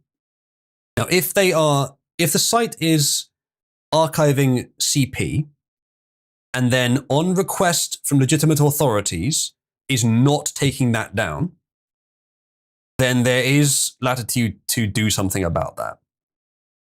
But is that the case? Or is it just that they're not convenient for the deep state? Well, we'll see, because there's probably more to this. But I'm not even asking for them to take down the entire site that contains the CP, because there might be something on there that's essential to even to catch the person guilty of posting it, right? Just take down the image. Just say, due to a lawful request to remove this, etc., like have a placeholder image that gives the message and gives the information about why it's taken down. For CP, I'm okay with that. There's maybe a few other things where I'd be okay with that as well. Not other stuff. If it's just offensive, even if it's illegal in many countries, if it's not the kind of CP kind of material, then probably not. But as long as they're obeying that kind of request, I don't see any reason to pursue them over this. Let's see what they say, though. Oh. Okay, let's... we can't actually do that either. Okay, well, this website doesn't let me view the thing. Let's see if there's another site that will allow me to view the article. Ars Technica, that might work. Go away. FBI orders domain registrar to reveal who runs mysterious archive.is site. UCAL subpoenaed in criminal probe for info on customer behind archive.today. The Federal Bureau of Investigation is trying to unmask the operator of archive.is, also known as archive.today, a website that saves snapshots of web pages and is commonly used to bypass news paywalls. That's one of the things it's used for, yes. Interestingly, the news paywalls, I'm pretty sure they could... Now, maybe they couldn't actually, because I guess what's happening is the guy that runs archive.is is actually subscribed to these websites. He actually has a subscription to them, so he can just grab the actual content. I assume that's what it is, but it might not be. Pugs has checked the archive. Unfortunately, for a technical reason I won't go into right now, I can't, but I will look into it. So, the FBI sent a subpoena to domain registrar 2Cows seeking subscriber information on the customer behind archive.today in connection with a federal criminal investigation being conducted by the FBI. The subpoena tells 2Cows your company is required to furnish this information. Possible that they don't have it. Of course, if you're signing up for a domain registrar, if you do it in the conventional way, then maybe there's some other way of doing it. You do give payment information, and you're supposed to give your real information, of course. And if you give payment information, then they can find it from that. But the public record can be obscured. You can pay a little bit extra to obscure it behind a company that can just put their name in there as the contact details of the domain. You have to put something in there. And I think there's some sort of probably a legal issue if you put an erroneous name in there, though who's going to pursue you over it? Well, it depends how big you get, right? But they're not asking for publicly available domain registration information. They're asking the domain registrar for the actual data they have on file. And unless this guy has used some method to get around it, they probably do have his details. The subpoena is supposed to be secret, but the archive.today X account posted the document on October 30th, very based, the same day the subpoena was issued. I mean, it's the FBI under a Trump government. So I don't have as much of a reason to suspect that what they're doing is unjust. Maybe this guy is actually keeping CP up on the archive. In which case I would say, yeah, I could see why the FBI would want to do that. I'm not really going to stand in their way on that front. But if it's not that, then this probably is unjustified. Yeah, Corinne, I'm by no means saying that they're trustworthy, not even slightly, but just a bit more, maybe, than under Biden. Trump has done some stuff to clear out some of their membership, but I'm sure that there's still plenty of deep state there. However, how able are the deep state to still run the show? I don't know. I don't know how much power they still have there. Certainly they could hide deep statey activity. But I would probably lean towards the FBI have a legitimate reason to do this, but are maybe pulling a bit too hard to try to get this information. Maybe they want it anyway. Maybe it's just beneficial for the intel community to have the information. Even if there is some legitimate reason for it, they are taking it a bit too far. And that's something that even a Trump FBI or a Patel FBI or whatever would probably still do. It wouldn't have to be deep state. But it would still just be useful for them to have that power, that information. So the X, what was this? The X post contained a link to a PDF and the word canary.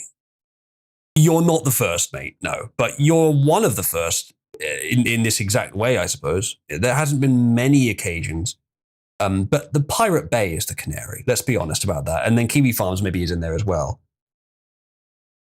Quote, if you refuse to obey the subpoena, the United States Attorney General may invoke the aid of a United States District Court to compel compliance. Your failure to obey the resulting order may be punished as contempt, the document said. It gave a deadline of November 29th. So they got 20 days from now. Tucows is headquartered in Toronto, Ontario, I don't know how that's pronounced, and also incorporated in Pennsylvania. The company's subpoena and warrant policy says... Terrible. Thank you. Says it provides registrant information in response to civil subpoenas issued by US courts and warrants related to criminal matters. Might have been a bad idea then for the archive.is guy to use this service. I believe there are countries in the world where there's way less restrictions on that, like in Sweden, I think, which is where the Pirate Bay is, or at least was based. They mean canary for the site. It somehow indicates if it's been compromised. Oh, interesting. Maybe. Company's subpoena and warrant policy. Tucows is a staunch advocate for free speech and the freedom of expression on the internet, the company said in a statement provided by ours. However, when served with valid due process like any business, Tucows complies. Tucows added that it is unable to comment or share information on potential ongoing or active investigations. We're not going to get any details about why this is happening, I don't think. Ars Technica contacted the FBI and received an auto-reply saying the agency will not respond to most media inquiries during the government shutdown. It's a convenient excuse. The subpoena was reported on Wednesday by German news site Heise Online. That's one of the ones that come up in the Google searches. FBI wants detailed records. While copyright infringement would be a likely area of investigation for the FBI with archive.today. Well, I hope it's not just that. The subpoena doesn't provide specific information on the probe. The subpoena seeks the archive.today customer or subscriber name, addresses, length of service, records of phone calls or texts, payment information, records of session times and duration of internet connectivity, mobile device identification codes, IP addresses or other numbers used to identify the subscriber, and the types of services provided. So they want everything. In contrast with the non-profit Internet Archive, that would be, the Wayback Machine, which is a decent service, but they have taken things down in the past, I believe, for political reasons, if I'm remembering correctly. And it's also way slower to access. But they, unlike archive.today, will just go out and archive stuff. So even if you haven't requested something to be archived, there's a good chance it has been. So Wayback Machine is definitely really good that it exists. Very glad it does. I hope it continues, but it's has some deficiencies, shall we say. Maybe so, Corinne, but that may be a little bit black-pilled. It may just be that it would give more power to an intelligence agency to have this, so they want it in general. But maybe you're right. In contrast with the non-profit Internet Archive, the operator or operators of archive.today have remained mysterious. It's used various domains, it has, and its registrant, Denis Petrov, may be an alias. An FAQ that apparently hasn't been updated in over a decade says that archive.today, which was started in 2012, uses data centers in Europe and is privately funded. It also accepts donations. There are several indications that the founder is from Russia. That'll be harder for them to get to then. While the Internet Archive uses a system to automatically crawl the internet, Archives of today relies on users to paste in URLs in order to archive their content, as I said. News articles published by major media outlets are often saved in full on the site, giving other users a way to read articles that are blocked by a paywall, which is pretty cool. Archives of today doesn't publicize a way for copyright owners to seek removal of content, whereas the Internet Archive has a policy for removing pages when it is made aware of content that infringes a copyright. For copyright infringement, I can see the argument for it, but archival is still a very important part of the internet. As I said, I view this as important. I actually have a more open or more accepting policy on copyright stuff than most people who have similar politics to me. But when it comes to archive of internet websites, I think it's so important that I think it would override it. That said, that does hurt the market, but most of the market that it hurts is news sites, and personally, I don't care. But that's not a very good principled answer, is it? There may be some similar business models that I would care about. Still, either way, it's restricting access to information, which is not a great business model anyway. While the Internet Archive uses a system to automatically crawl the internet, over that already, Archives of Today doesn't publicize a way for copyright owners to remove their content. US publishers have been fighting web services designed to bypass paywalls. In July, the News Media Alliance said it secured the takedown of paywall bypass website 12ft.io, which I hadn't heard of actually. Following the News Media Alliance's efforts, the web host promptly locked 12ft.io on Monday, July 14th. The group said Ars Technica co-owner Condé Nast is a member of the alliance. Well, I appreciate that the very last thing you put in the article was the acknowledgement of your potential bias there. So it probably is not about CP then. It's probably about copyright infringement. Which means the FBI are kind of acting... Well, I don't know this actually. It could be... Because, okay, they've already succeeded in one area with just corporate pressure. This is... They say it's a criminal investigation. Now, they could be lying, of course, but it does sound like there's at least a possibility it's not just for copyright reasons. Maybe it is for CP. But I don't know. I would put greater odds on this being a bad reason, an illegitimate reason, than it being a good one. The website, the archive.is should definitely continue to exist. And if it has to be anonymous to guarantee that, then so be it. I don't really care. The only thing I would care about there, and well, at least one of the only things, the only sort of area of things I care about is as long as they're taking down CP when asked. That's all I'd request. The rest I don't really care.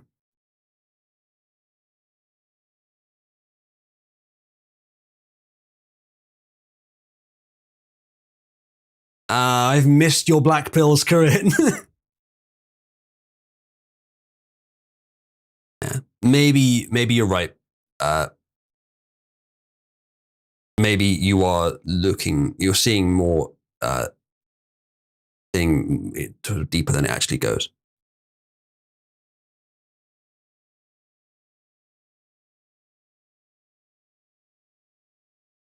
Also, kind of sounds like you're just describing government there.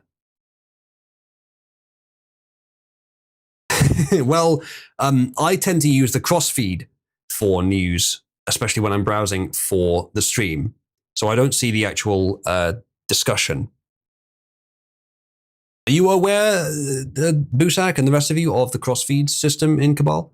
Many of you may wish something like it existed and yet not realize it does. Crossfeeds is a channel near the top of the server list that contains threads, and each one just contains the content from, for example, Meme Shrine, news, and other channels. Just the content, not the conversation, which is why conversation's allowed in there, because we have a dedicated gallery version of those channels that you can use if you just want the content itself. And so I usually scroll through that because it's just quicker for picking up content for the streams. If you go to one of those threads and right-click Join Thread, it puts it in your channels list just like the other channels are, and it's near the top of the server, so it's a bit more convenient.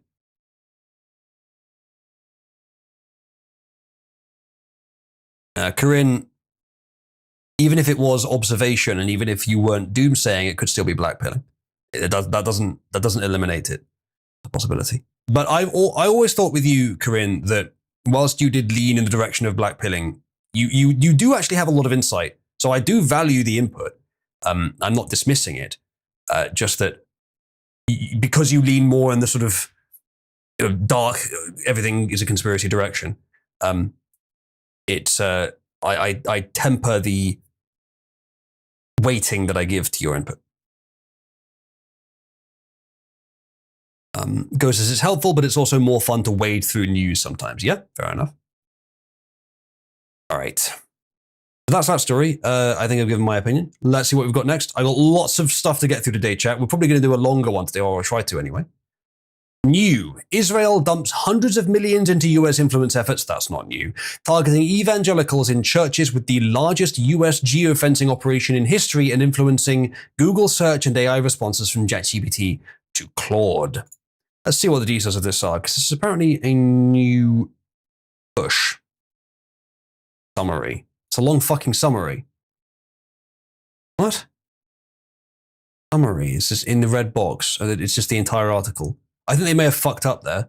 Read more. Nice. That went well. Good job, guys. Okay, let's read what they put in this box then.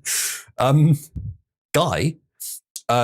Israel dumps millions into US influence targeting evangelicals in churches and ChatGPT. Israel's government has allocated millions in contracts to US firms for public diplomacy efforts, targeting evangelical Christians and AI platforms like ChatGPT amid eroding support. Well, I mean, there's that bit at least. Foreign Agents Registration Act filings document payments routed through Havas Media Germany GmbH. GmbH is the like LLC, but for Germany, I think, or I don't know if it means the same thing as LLC, but it's something that you put on the end of a company's name for legal reasons. I've only ever seen it come from Germany, which has handled at least $100 million since 2018 for Israeli tourism promotion in the US. Specifically, tourism, that's not the kind of thing I think they'd want to do of all the things. But okay. The largest agreement, a $6 million 4-month deal in August with Clock Tower X, owned by Brad Parscale, Trump's former digital campaign manager, funds anti-Semitism campaigns producing 100 core content pieces a month. Do you mean anti-Semitism?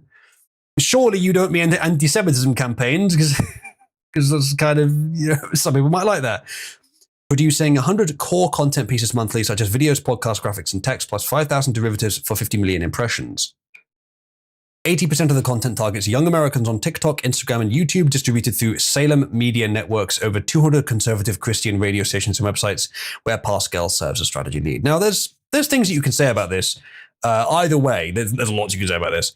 There's a lot of opinions you can have, just surface level opinions, all of which have some level of validity. On the one hand, this particular thing is above board. Say what you want about it. Say it's unethical if you want, but it is above board because it's being displayed. They're using the advertising infrastructure that already exists. Hello, Cybersmith. So it is above board. That doesn't make it ethical, though. You could still say it's unethical, but it's advertising, much the same as any of the other corporation does advertising. Given our discussion earlier of advertising, here's a good example of where it may be a bad idea. It's advertising for a foreign nation, though. And see, that's where you may have the latitude to say, fuck off. Now, advertising for tourism is one thing. Advertising for, like, the nation itself being great is probably not something that you should be doing in other nations. Other nations should have some sort of interest in preventing you from just advertising the quality of your nation's government or culture or whatever in their nation. Advertising tourism is one thing, but advertising to try to improve the impression people have of your nation, that's a lot more questionable. Now, that said, the US is kind of this libertarian experiment. Should they be doing that? Should they be restricting that? Well, given it's an international matter, and given that it is a nation, despite the fact that it is a libertarian experiment, I think there's latitude to do so. A kind of protectionism. Yeah, I think there's latitude to do so. So the US should decide whether it wants to do that in the case of Israel and any other country. Because would they want adverts appearing on US social media networks saying North Korea or Iran, or name a country that the US at least pretends to hate, is great? They probably wouldn't want that. So why does Israel get to do it? Well, because they have done it so much already.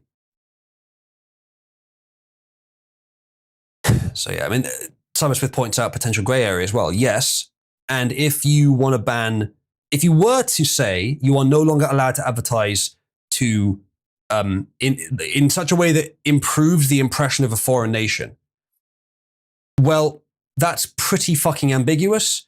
and that definitely could capture some legitimate use cases. If you were to say you can't advertise if you're representing a foreign nation, well, that's it's certainly going to be possible to get around that, to pretend you're not actually a representative of a foreign nation, but what you're doing is anyway. What you're doing certainly helps them anyway. So however you'd want to do this, there could be ways around it. Doesn't mean you shouldn't try and stop it either. If a nation decided that that's what they wanted to go ahead and do, the policy of preventing foreign influence campaigns. Oh, Quattro's power just went out completely. I was wondering what happened. He suddenly left the chat. It should be allowed outside of belligerent status, but if the nation is an enemy, total ban. Fair enough. But many would point out that Israel has way too much influence over the US. That said, this is probably not the way that's been achieved. This may be a red herring in that pursuit. I don't know. I'll keep reading though. A proposed $3 million campaign by Show Faith by Works, which isn't that supposed to be like, according to most Christian doctrine, isn't that the whole, like, not the point? Show faith by faith, and the works are less important. Isn't that the whole fucking point? That doesn't matter.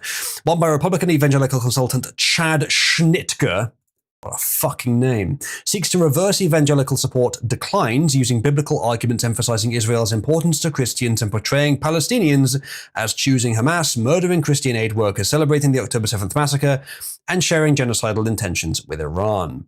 Let's go through that, shall we? His name is Schnittger. So there's a potential indication of a conflict of interest there. Why should Christians in the US give a shit about Israel? The quote-unquote importance to Christians, the notion that it's somehow tied in with doctrine. No, not really. As far as I understand, Israelis are just less developed Christians. They're the previous thing. They're not that important to Christianity. There is no Judeo-Christian values. There are some values in common, but not actually that many. Christian values are quite different. If you read the Old Testament, then the New Testament, there's quite a big difference between the values espoused. There are some crossover, but there's quite a big difference, which is arguably where a lot of contradictions come from, although it's not just that.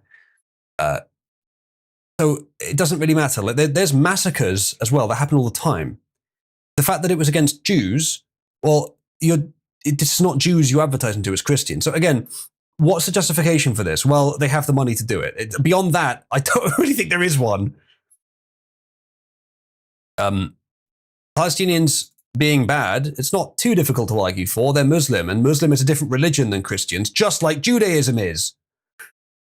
So yeah, there's the problem again.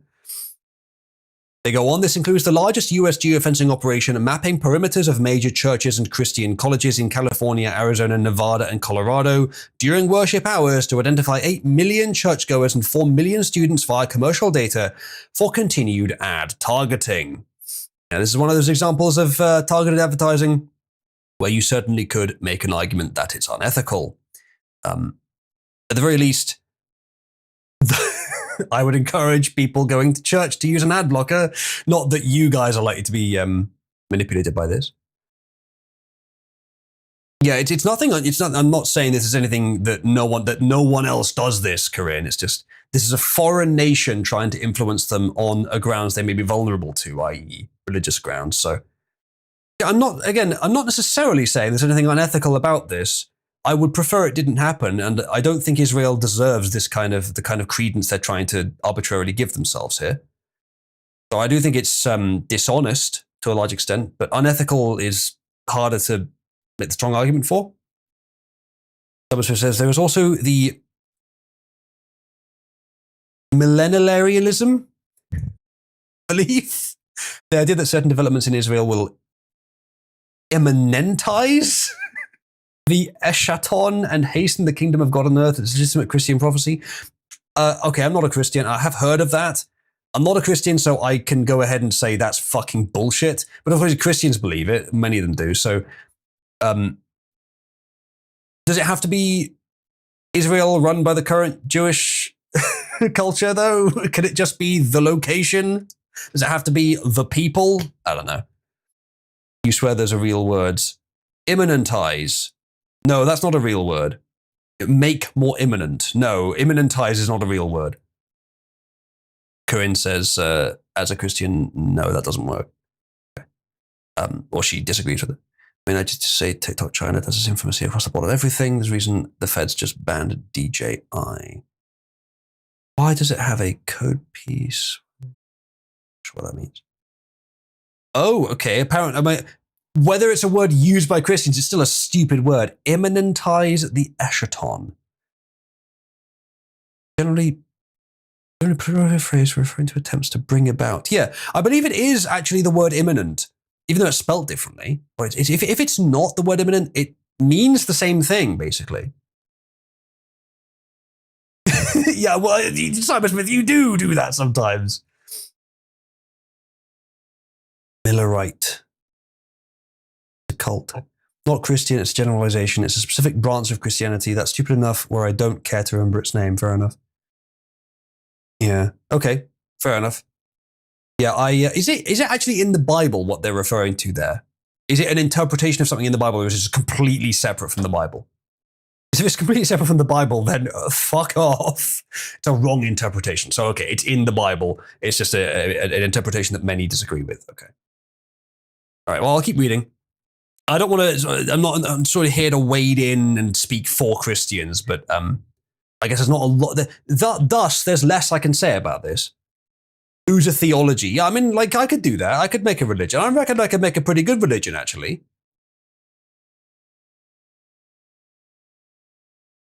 Clock Tower's X contract features a search and language operation to influence Google search results and generative AI responses from ChatGPT and Claude, representing the first documented state attempt to shape chatbot framing on Israel-Palestine issues. Yeah. So most of the curiosity I have here is on how they expect to modify how ChatGPT and Claude give responses, other than just giving the AI companies that use them a lot of money. Because whatever method they're using could be used by others, if it's not just that. SKD Knickerbocker's 2.5 million shekel contract, that's a fucking sentence, deploys bots on TikTok, Instagram, LinkedIn, and YouTube to amplify foreign ministry messages, supported by up to 5 spokespersons for international media and social media promotion. Imagine just coming out and saying, yeah, we use bots to try and trick people into liking us. That doesn't look good, does it? And these social media sites, surely their response to that should be, what the fuck? We don't want bots on our platform. Fuck you. I mean, the response from these platforms, you could argue what they should do is just say, okay, we're just going to ban Israeli traffic until you stop doing this. I mean, they're not talking about doing it on X, interestingly. Maybe they are. It's Clock Tower X. I assume Clock Tower X is the name of the company. It's not actually the Twitter social media platform. So if they're not doing it on Twitter, maybe that indicates that Elon's made it too difficult for them, too unprofitable for them. There's still loads of bots on Twitter, by the way. I've seen several of them. But maybe Elon's just made it too unprofitable for some of the smarter money to continue bothering with it. But I don't know. Maybe not. Bridges Partners' $1 million Esther project recruits 14 to 18 influencers for 25 to 30 monthly posts on Instagram, YouTube, TikTok, and X, promoting US-Israel cultural exchange. Payments include $15,000 to Nadav Strauchler, a former Netanyahu consultant, and $10,000 to digital marketer Penina Residor. Why do they all sound evil? Border between Israel and Syria, this user says. I don't know what the... Jane Zirkle. What a name. A July Foreign Ministry tender exemption funded trips for American right-wing influencers to Israel, including settlement visits in September. Netanyahu met influencers in New York, urging them to treat social media as a battlefield. Well, I mean, yeah, just not quite with the same allies they think they're working with. But chat, as not influencers, not quite the right word for me because I don't actually advertise for anyone, but as a content creator, in my experience, it's not that difficult actually to not just rely on corporations and on the establishment for your paycheck. If you shift business model to just rely on audience input, it's possible. Like, I have a fairly small audience compared to most content creators, and I make enough to live on. They could do the same fucking thing. Why did they feel the need to go to fucking Israel and be paid to be influenced there? I mean, like, it's not like, oh, well, they didn't ask me to do anything. It doesn't fucking matter what they asked you to. They get you used to a lifestyle that involves the money they give you, and then you're less willing to criticize them in future because they might stop. If you become dependent, if you don't put that money immediately into a savings account that you never touch, you just let it accrue money, then you're going to get used to having that. And then you need it in future. It's called a bribe. They don't force you to say what they want. I mean, sometimes they probably do actually, but they don't force you to say what they want. They just entice you to like them more, which is going to lead you to saying what they want more often. They do this across the board, and then there's no one left to criticize them who hasn't been paid off. And the money they're paying you, by the way, they didn't earn it themselves. They got it from previous generations of this whole process going over and over again. Same thing China's doing. China might be doing it more and better than Israel is, actually. I'm not sure which one's more successful. I can tell you Israel's more out in the open about it. China might be getting more out of it. Anyway, let's continue. I'm more interested in how they're influencing ChatGPT, but it's not going to tell us here. New survey shows US negative views of Israel rose from 42% in 2022 to 53% in 2025, with half of Republicans under 50 now holding negative opinions of 15% since the Gaza war.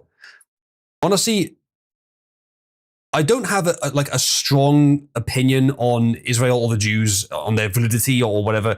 I have seen many bad things, and I have doubted many other claims of bad things. But generally speaking, I don't think they should have anywhere near the influence over the US that they have. And so this is probably a good thing. More people being skeptical at the very least of them, it's probably just a good thing. Young evangelicals no longer provide automatic support, it said. Yeah, that's probably a good thing.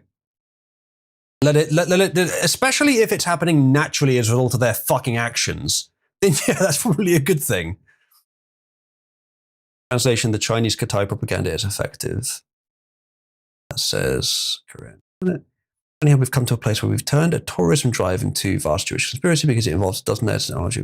No, that's not what we're doing at all, Corinne. It's not just tourism. If it was just tourism, again, I wouldn't, as I said earlier, nations, I think it's fine that they advertise for tourism purposes, but not the other stuff they're doing here.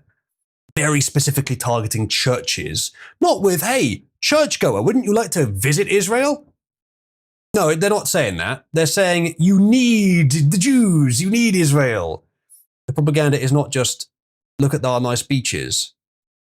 And of course, paying influencers to say nice things about Israel. We're not just talking about tourism advertising here. I'm not concerned with the technology. Yeah, the technology is used by many others to do similar things. That's my fucking premise. That's what I said at the beginning. There's nothing it's above board. There's nothing inherently unethical about these methods. Well, you could say that it's unethical when everyone. There's nothing unusually unethical about the methods. Put it that way. I'm already there, Corinne. You don't need to act like I'm not. Maybe you're talking to other people in the chat, not me. But the issue is it's Israel specifically. It's a foreign nation, and the specific things they're trying to get you to believe, and some of the methods they're using could be considered unethical, and maybe should be subject to protectionism, to prevention by government influence.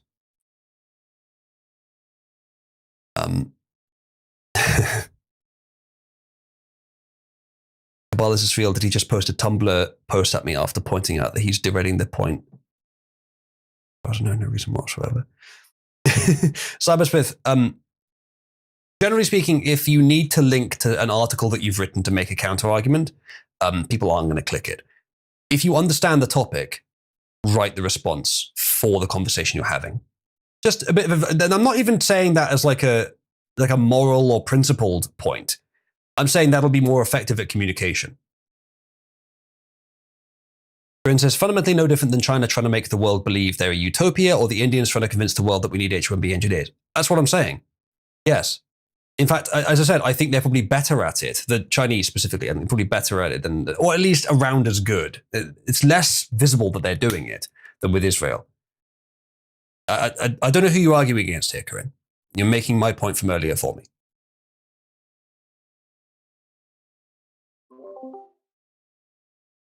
What was that noise? That was either Maveth or Wolf or Jackie. Please do not broadcast your Discord noises through your mic at all, ever, especially not during a stream. Right. So that's that story. Understood, Wolf. But that did sound like a software feedback. It could have been speaker feedback, I suppose. Right. Let's see what we've got next. This is our other main story today, actually. This is interesting. Well, maybe. This woman, Justice Ketanji Brown Jackson, the Supreme Court appointee who has so far been utterly worthless and has made the wrong decision on almost everything important, has ruled in President Trump's favor. Well, ostensibly. So there's a picture of her. Now, Eric Doherty here, I don't know if he's one of the ones we can't trust. I don't really pay attention to Twitter right-wingers. I just look at what they say and respond to it like I do everything else. He has posted this as if it's a victory, as if she's like, she's on our side now, or like she's done something good. But I said yesterday, I think, when we were talking about this before, like complete, like vague possibility, maybe she has some principles in there somewhere. And I was corrected. And I suspect he was right, because obviously that was a long shot. But I suspect he was right that no, she doesn't. She's fucking awful and evil in every way. And you could never trust her to do the right thing in any circumstance. He may be right. I think Ravelon was the one that said that. He may be right. I'm also paraphrasing, but he may be right about that. So probably what we're looking at here is a strategic move. But let's see exactly what she has supported him on, because it's somewhat interesting. Supreme Court temporarily halts Obama judge's order requiring Trump admin to fund SNAP benefits. So this is a bit of a back and forth here. Let's get it settled. The government provides, or is supposed to provide, SNAP, which is money to people who are in the program who use it to buy food. EBT is the method they use to use it. It's the card that they use to use the SNAP money to buy it. There's other things besides SNAP that put money in EBT, I think, but SNAP is the one for food. It's the big one that everyone was worried about recently with the government shutdown, the beginning of the month, because people weren't going to be getting their SNAP because there wasn't the money to pay for it from the federal government because the government shut down. So there were claims that there is a reserve fund that the federal government has access to be able to pay this off of like $5 billion or 50, but some amount that they're able to use to pay this off in the short term. Now, this claim was made by the left. The counterclaim then was it's not actually a reserve fund. It's just an allocation of funds which would otherwise go to other things. Now that's a bit different. Now that's a bit more dangerous. You can't necessarily guarantee that you can pull that away, especially when the government shut down and no one can deliberate over how it gets used anyway, or at least Congress can't. So that was another complication. Then a judge, as it says here, found, and it was a judge that didn't have the authority to force this, but they found it anyway, that Trump had to spend that money. Now, Trump was, around this time, was saying that he was willing to spend the money, but legally he couldn't because there were other obligations. And like, it's very fucking complicated, basically. It's probably a case that's almost never been tested because a government shutdown almost never lasted this long. And in fact, I think this is the longest one ever. So it was all very complicated and a bunch of legal shit. The Supreme Court has now found that the judge that told Trump he had to spend that money was wrong and that he doesn't have to spend that money. Now, why the Supreme Court finding that isn't too unusual, because if that money is not a reserve fund, if it's an allocation, then he shouldn't be forced to spend it because it's taking it away from other programs, some of which may even be more important. So that doesn't really make sense for him to have to pay it. The Supreme Court probably did find the right answer here. But the question is, why did she agree with the right answer? With the answer that gives Trump more options, that gives Trump more freedom, that on the surface is better for Trump? Why did she agree with that opinion? Even when it's really fucking obvious what the right answer is, I'm pretty sure she would usually just vote down whatever's best for the party. So why did she in this case? Well, the only thing, thank you again for broadcasting your Discord noise. I assume that's either Maveth or Wolf at this point. The only reason that I can think of is that by giving Trump more options, it allows him to choose to do the thing they actually want him to do. By forcing him to pay SNAP, it would be forcing him to do the thing that they don't want him to do. They don't want him to pay SNAP because he will lose some popularity with blacks if he stops throwing money at them. And I suspect that was a large part of what the government shutdown was always about, trying to get the blacks back on the Democrat plantation by showing them, look, this bad, evil, nasty Trump man, he won't give you your money. Also, it happened again, and I'm going to go ahead and serve and mute Maveth on the assumption that it may have been Maveth. Everyone in the audience is now muted, so if it happens again, maybe it's something else, I don't know. Anyway, continuing. That's the only thing I can think of it might be. But let's read the article and see if we can get any more information that may imply that it's something else. The US Supreme Court on Friday evening temporarily halted a lower court's order requiring the Trump admin to fund SNAP benefits for November. On Thursday, Judge John McConnell, a Rhode Island-based district court judge, ordered the Trump admin to fund SNAP benefits amid the Schumer shutdown. And this is Gateway Pundit. They have a pro-right-wing bias. However, it does not take a pro-right-wing bias to find that the shutdown was the Democrats' idea. The Democrats made some ridiculous demands on the back of just a continuation of an existing budget. And those demands should never have been met. The Republicans did the right thing by saying no. They were ridiculous things that you'd never agree to. Democrats knew this. So they engineered a situation where the Republicans had to say no, which caused the shutdown. So it's definitely the Democrats' fault.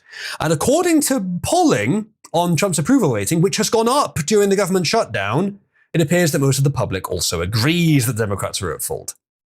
Despite the Democrats putting everything they could into trying to propagandize that it was Trump's fault. Yes, I think it will backfire. We've got actually another piece of information, another news story later, which shows that, yeah, it'll backfire. So on Thursday, Judge John McConnell, the lawless judge, again, they have a strong bias. I'll try and cut through it. The lawless judge ordered the Trump admin to take funding from child nutrition programs and redirect it to SNAP. Again, that's one of the things that it might have to be taken from, because what it's been spending on is, in many cases, higher priority than SNAP is. On Friday evening, the First Circuit Court of Appeals upheld Judge John McConnell's order, forcing the Trump admin to fully deliver the SNAP benefits to states by midnight tonight. And this article was from yesterday for Americans. Oh, no, sorry. 2 days ago for Americans. It hasn't crossed midnight here yet. DOJ Solicitor John Sauer asked the Supreme Court to respond by 9:30 p.m. ET tonight. So again, 2 days ago. Late Friday evening, Supreme Court Justice Ketanji Brown Jackson temporarily halted Judge McConnell's order requiring Trump to fund SNAP benefits in full. So hold on. Did she do it herself? Not even as part of as everyone else? I guess so. Okay, that's even more interesting. It doesn't change the overall theory, but it strengthens it, actually. Or it strengthens the polarity either way. Justice Jackson stayed the judge's order to allow the First Circuit Court of Appeals to review the ruling. Okay, so maybe it was just a procedural matter then. Quote, this administrative stay will terminate 48 hours after the First Circuit's resolution of the pending motion, which the First Circuit is expected to issue with dispatch, Justice Jackson wrote. It's ordered that the district court's orders are hereby administratively stayed pending disposition of the motion for a stay pending appeal in the United States Court of Appeals for the First Circuit in case number 25-2089 or further order of the undersigned or of the court. This administrative stay will terminate 48 hours after the First Circuit's resolution of the pending motion, which the First Circuit is expected to issue with dispatch. That made sense. Okay, so it's a bit, my original theory is not as relevant because this is much shorter term. It's a temporary stay, but it sounds kind of procedural. But still, it's weird that she's the one that made it. Unless it's like they all take turns doing these procedural things, and it was just her turn. But then it's weird that she would do this because it would seem to benefit Trump. I don't know. US Attorney General Pam Bondi celebrated the win. Quote, the Supreme Court just granted our administrative stay in this case, Bondi said. Quote, our attorneys will not stop fighting day and night to defend her and advance President Trump's agenda, she added. Oh, it's from the district she's in charge of. Okay, so, but still, why would she do something that would benefit Trump? Maybe it just adds more uncertainty? More fucking around, but it gives him more choice, more breathing room. I don't know.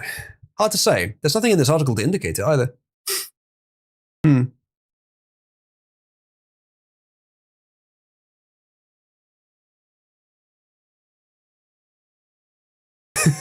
Simon said, I don't believe the CIA mastered remote viewing, but MK Ultra, as a psychological manipulation tactic, probably did work to some extent. I don't know much about it, to be honest. Psychological manipulation is real. Remote viewing is not.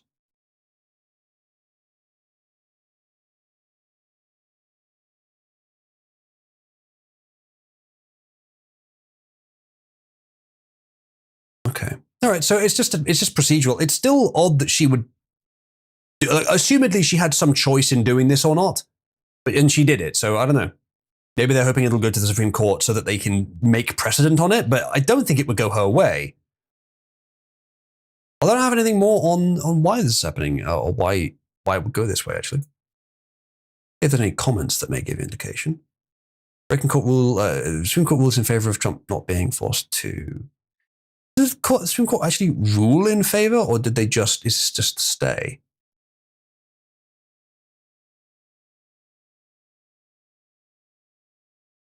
Speaking, the court hasn't ruled anything. Yeah. So indeed, they haven't ruled on it yet.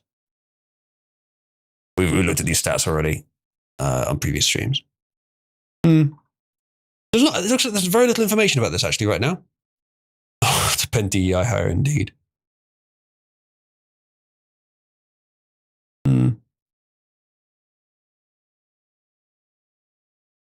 we'll see if there's anything new on this, I guess. In the future.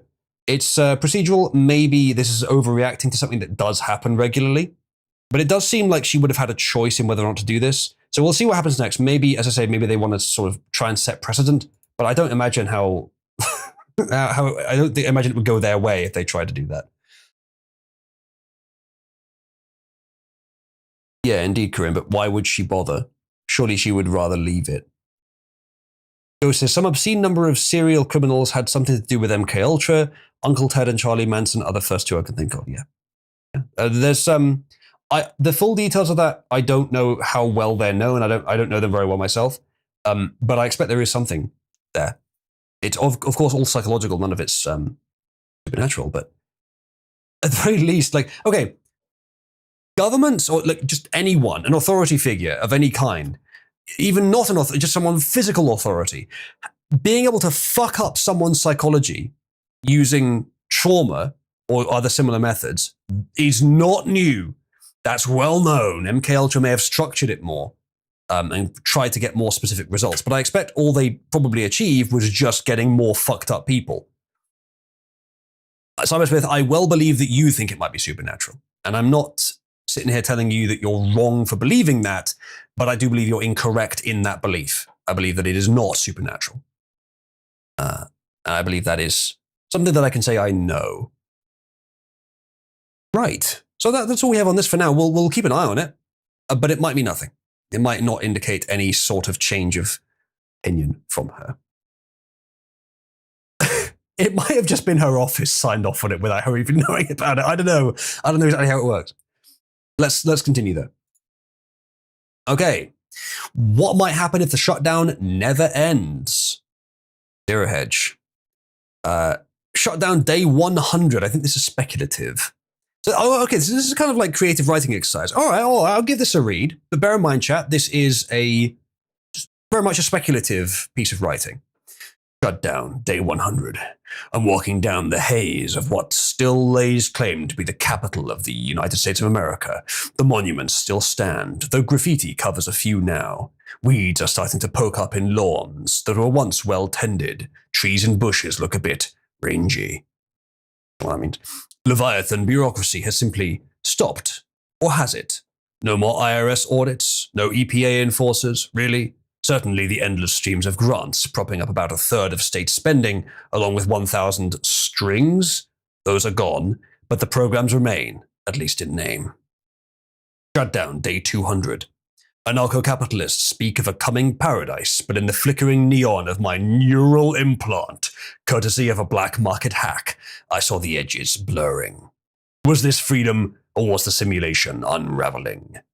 The military, those stoic guardians of the Republic, unpaid for months, started to splinter. Enterprising commands offered themselves as mercenaries for hire. In Virginia, a battalion rendered themselves to a tech mogul, guarding server farms against looters who mistook data farms for food depots. Protection services, they called it, bartering ammo for crypto. Well, this is fun. The Lone Star State, seeing opportunity, decreed that active duty troops on Texan soil would draw from state coffers filled by oil revenues swelling without federal siphons. Churches in red states swelled with tithes, now untaxed fortunes, funneled into soup kitchens and orphanages.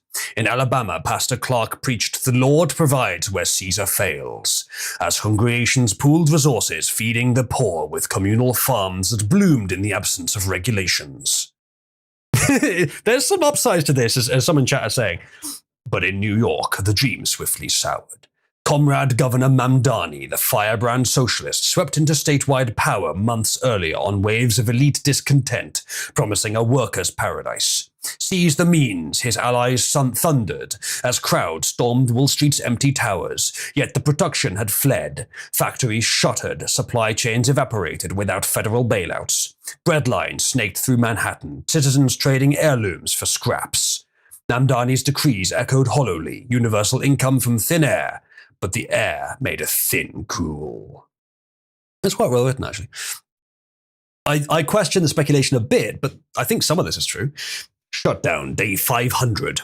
Out west, Reason Foundation libertarians made their move. Selecting the best beachfront, they declared the Santa Monica Pier their sovereign zone. Voluntary exchange, they proclaimed, as the free market chemists in lab coats brewed designer highs, partnering with shadowy Chinese syndicates via encrypted drones. Profits soared, with drugs flooding the coast, euphorics that made the shutdown feel like bliss. Their privateer fleet, retrofitted yachts with missile launchers, patrolled the Pacific, neutralizing competition from Mexican cartels. On the sidewalks illuminated by a gaudy cacophony of LED light, legions of voluntary sex slaves, many missing a kidney, called out their price and speciality. Was this to be capitalism's final form, its highest triumph? The dream had morphed into a nightmare loop, reality folding like a Dickian origami. My implant glitched nightly, replaying shutdown announcements in a loop. Federal buildings were squats now, haunted by gaunt bureaucrats peddling secrets for sustenance. States clawed back independence, locals thrived or withered on their own merits. No transfer payments meant blue cities begged for alms, while red heartlands prospered, untaxed incomes fueling private charities. Churches became mini welfare states, bishops as CEOs, harvesting souls and auditing spreadsheets. Faith-based efficiency, it was called, outpacing any government program. Questionable, but maybe. The military's atomization accelerated. Unpaid sailors auctioned submarines on dark web markets. Pilots flew freelance for agribusiness, dusting crops with precision strikes. The exception was in Texas, where, flush with petrodollars, the rebirthed Republic of Texas nationalized its garrisons, renaming the force the Lone Star Legion. The world's third most powerful military was on Austin's payroll, with inevitable whispers of border ambitions and score settling against the increasingly restive criminals cartels to the south. Many of you probably like the sound of this. There will be many downsides, but there are some upsides too. New York's, and I don't think this would ever happen, by the way. New York's paradise imploded. Mamdani's regime mandated collectives, but the means were ghosts. Corporations relocated to tax havens, leaving rusting husks. Starvation riots gripped the boroughs, with workers seizing empty warehouses only to find dust. Even the rats decamped to New Jersey. Which one of you was unmuted, by the way? It was Aiden. Hello, Aiden. Oh, sorry. Whoops. The Santa Monica cartel, allied with Beijing's ghost ships, dominated the West Coast dope trade. Euphorics laced with neural enhancers turned users into loyal consumers. Love was mandatory. The shutdown as engineered bliss. Their privateers raided cartel convoys, sinking rivals into international waters. Market correction. The Reason scholars penned in manifestos, profits funding seasteads off Malibu. But in my dreams, I could see ragged outlines of code, anarchy or programming. I no longer cared. Shutdown day 1000. My implant shorted out 24 days ago, leaving me in a searing funhouse reality. Or was it?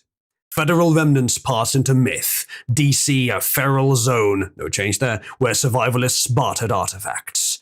The best of states were fiefdoms, locals patched roads, Red America nurtured the needy through a multitude of churches providing poorhouses, farms, and shelter.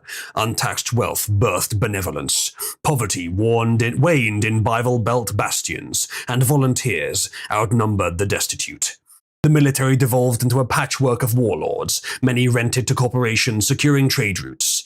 Texas, however, had ascended. Its legion, battle-hardened and state-funded, crossed the Rio Grande at dawn on day 1000. Tanks rolling into cartel strongholds, drones whirring overhead. Old revanchist dreams revived, annexing borderlands, eradicating narco-empires. Mexico City protested, but without U.S. aid, its forces crumbled. Texan privateers, now allied with Santa Monica's fleet in a marriage of convenience, bombarded cartel coastal hideouts, liberating resources in the name of free enterprise and Texas. Mamdani's paradise was a shell, a starving farce. Seizures yielded nothing. Producers had vanished to freer climes. Famine struck the vanguard last, with the masses fleeing to red sanctuaries where churches offered bread and salvation. Santa Monica gleamed a libertarian Valhalla. Its cartel, in cahoots with China, monopolized highs from British Columbia to Baja. Profits sustained armadas, their privateer navy obliterating Mexican remnants. They toasted to an ANCAP ascendancy. Was the shutdown a dream, or had we all awakened in someone else's simulation? And that's the story. Many things in that I think would not happen. Many things in that some of you would like. Many things in that would fucking happen, like everything they said about New York would happen. Unfortunately, what would happen before this is invasion.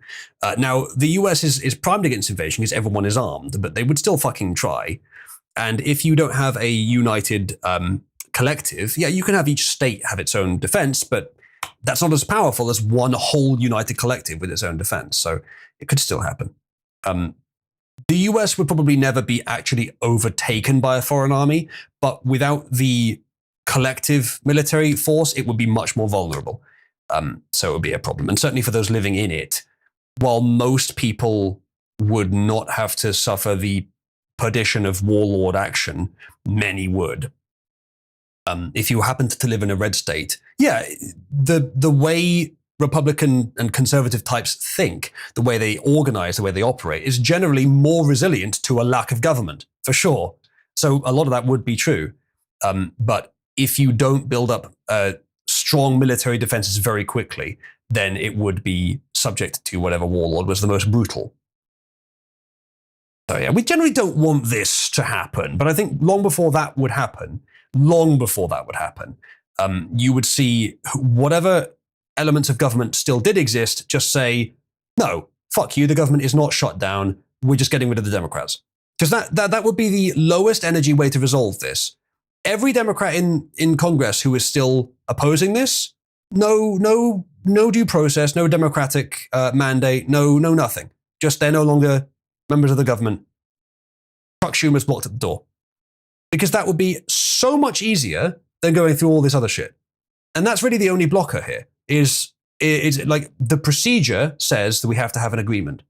Okay, just get rid of the people that are blocking it and then it's done. It's solved. Now, I'm not necessarily in favor of that because it should be done procedurally where possible, but survival comes first. And if it's either the government, even the good aspects of the government literally fall apart and we get basically ANCAP, or, well, not ANCAP, just anarchist, or you do the procedurally wrong thing for a few people, but the country goes back to probably thriving, then yeah, do that. That's what would happen as well. Now, would Trump have the courage to cross the Rubicon? If there was enough pressure for it, yes. And even if he didn't, J.D. Vance might well as well. I don't believe that Trump will be willing to let the US government fall just on the basis of, well, it's not procedurally correct to prevent it. Trump is not as courageous on some things as we'd like, but I think that would be pushing it. That would be more than he would do. That wouldn't even be crossing the Rubicon, Corinne. That wouldn't even be making himself dictator. It would just be removing a few elected representatives, preventing them from getting it. You could do it as simply as this. Find some dumb excuse, some plausibly deniable excuse to prevent them from getting into the Congress building, hold a vote, win the vote. Oh, sorry, we marked you as absent. That's it. You just have a little tiny bit of cheating. That's all you have to do. Again, I don't like that. I wouldn't like that if Democrats did it. But in this case, I have to make the non-principled case that it's justified in practice to do it.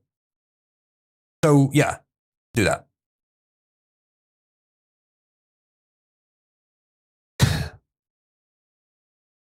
So yeah, there you have it. It's a fun story though. It's very fantastical, I think, but it's a fun story. Interesting. That's very interesting. Yeah, I appreciate the input. In fact, the more the merrier. Quite distracting, actually.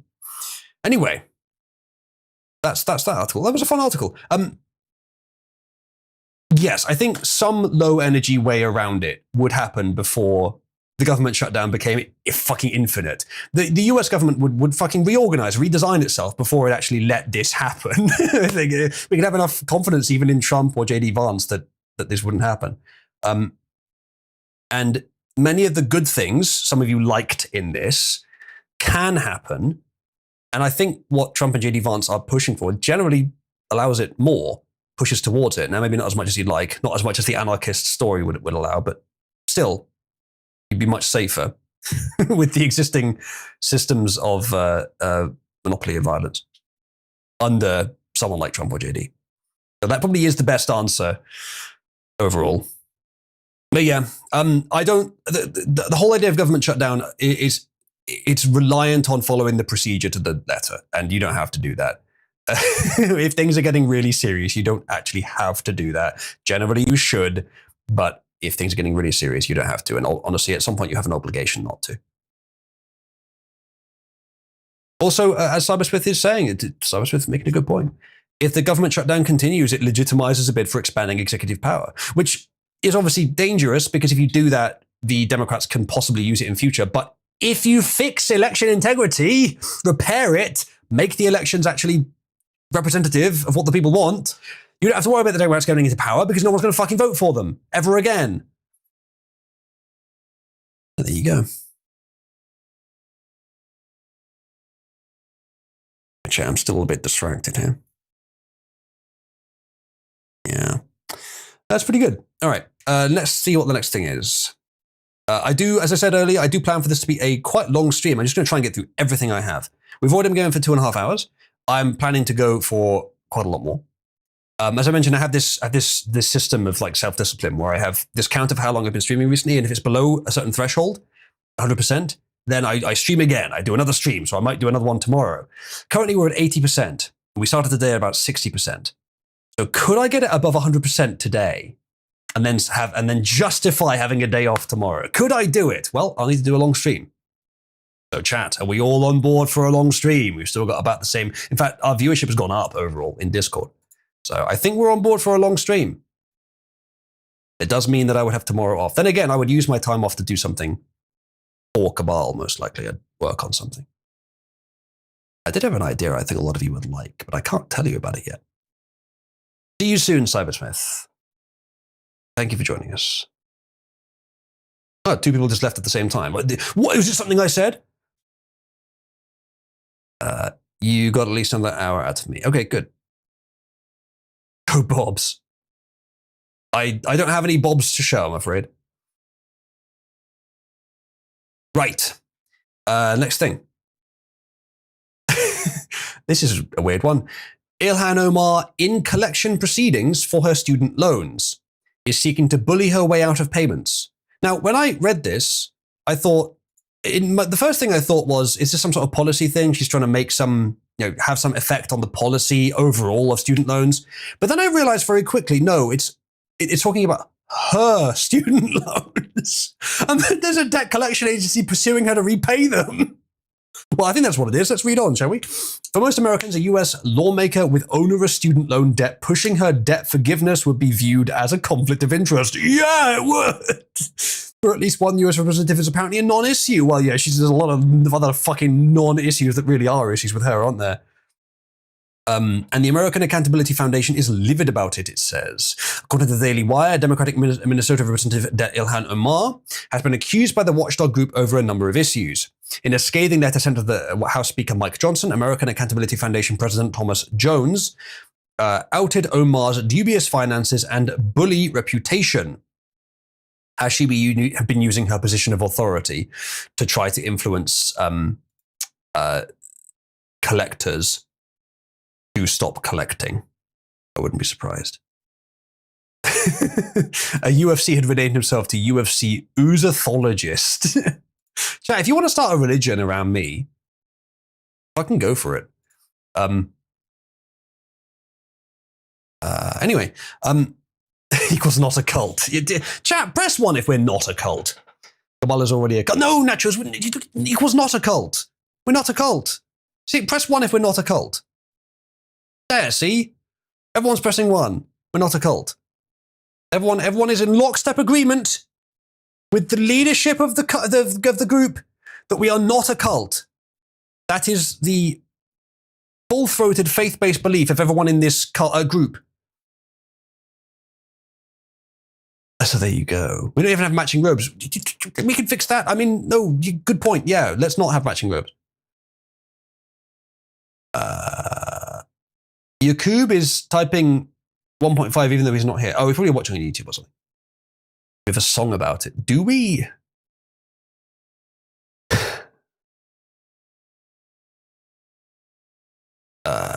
Okay. Matching armbands. Well, I mean, they would be Oozaloo pink. They could be mistaken for red at distance.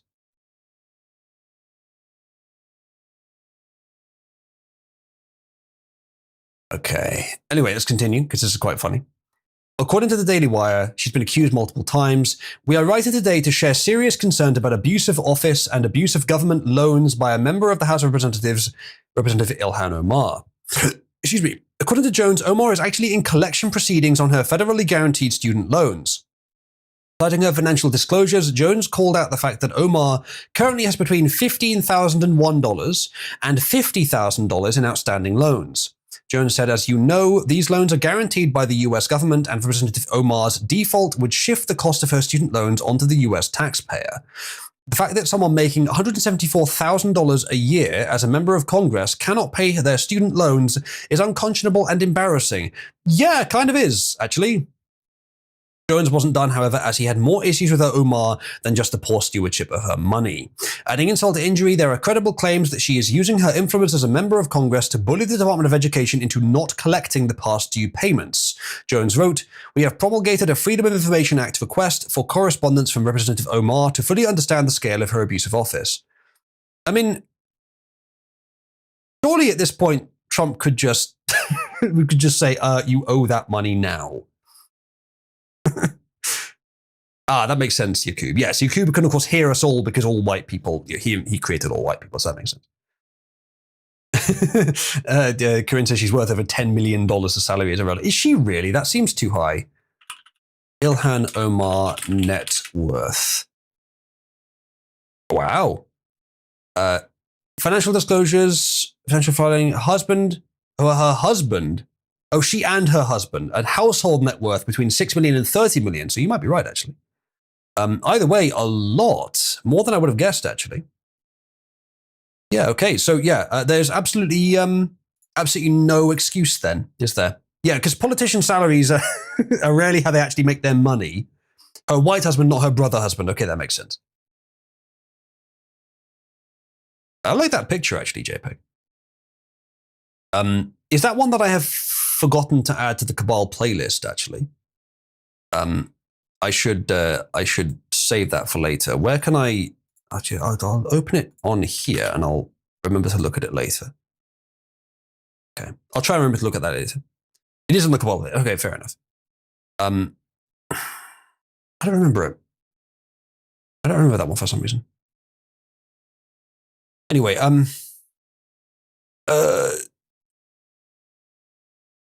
adding insult to injury, credible claims using her influence to ensure that the Treasury Department will not be on the hook for Omar's defaulted student loans. Jones demanded a drastic move from Mike Johnson, who's Speaker of the House, I think. Quote, we're calling upon you to instruct the Chief Administrative Officer of the House of Representatives to impound Omar's congressional salary and pay it out to Nelnet, the servicer of her federal student loan, until such time as her payments are current. Quite strong. Quite strong. Maybe a good idea, actually. Might be the correct answer. Nachos, what percentage of your dislike for Pam Bondi is merely the fact that she's a woman in power?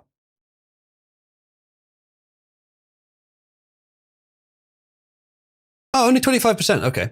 That's relatively low for you. Yeah, there are other reasons to dislike her, I agree. Social media naturally had a field day with this news, especially those who are fed up with Omar's far left rhetoric. But the disclosure over Omar's finances did not originate with this inquiry. Honestly, I can't imagine why Trump is not just saying, like, anyone over whom there are. It takes a long time to build up a criminal case, even when it's obvious. So maybe it's just that. But I have yet to see any progress on this stuff. If, as Corinne says, it's enough to convict her from already, then do it, Trump. Find someone, pay a lawyer. Press 1 if you're an American taxpayer and would be happy for some portion of your tax money to go towards lawyers to pursue people like Ilhan Omar to convict them for their actual crimes. I wouldn't say it's all kayfabe, Corinne, but some amount of it is probably optimizing what you spend time on, and also a lingering and probably unjustified impression that he has to maintain a dignified appearance where he doesn't pursue political opponents. Because in terms of what the priorities are for a good president of the US right now, the top priority should be to repair the country's system so that it can continue to function. The secondary priority is to punish those who broke them. Now, they're both very important, and you should, of course, do both. You should be doing both simultaneously. But if you have to choose one, and I don't really know how the time constraints work for a president, but if you have to choose one, you should do the first. He has been going after some. He's declared Antifa as a terrorist organization. He's threatened RICO against Soros and pursued others. He has started to break up some of those NGOs, although I don't know how much effect that's really going to have. So he is doing something with that, but I want him to do more. Now, maybe Ilhan Omar is just a small fish, and so he's not bothering as much with it. But honestly, he should just be like, yeah, go after her. Send some lawyers after that one. Yep, that one as well. Send some lawyers after that one. Just hound everyone with all the legal force that you can possibly muster, even if you have to pay for it from taxpayer coffers. Although maybe he's not allowed to do that. But it's the Department of Justice. Of course he is. That's the whole fucking point.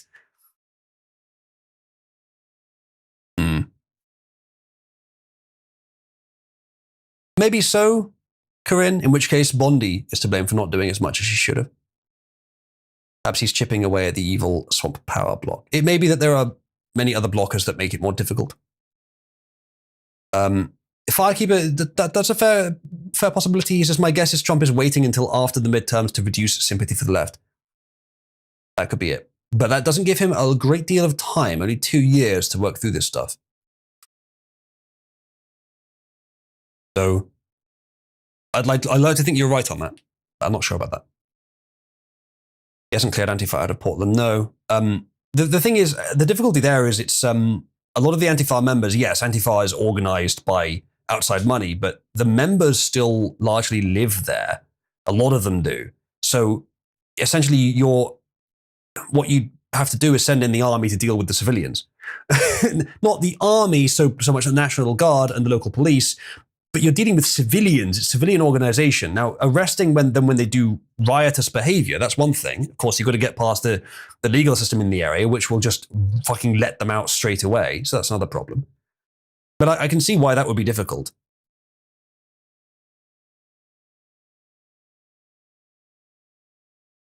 Yeah. Nachos, I don't know. I feel like maybe it's sour grapes at this point, just because you're of that age. But even at that age, I think you should still try. But I don't know you very well. Some people probably aren't supposed to have children in a sense, but I think everyone that has the opportunity should try.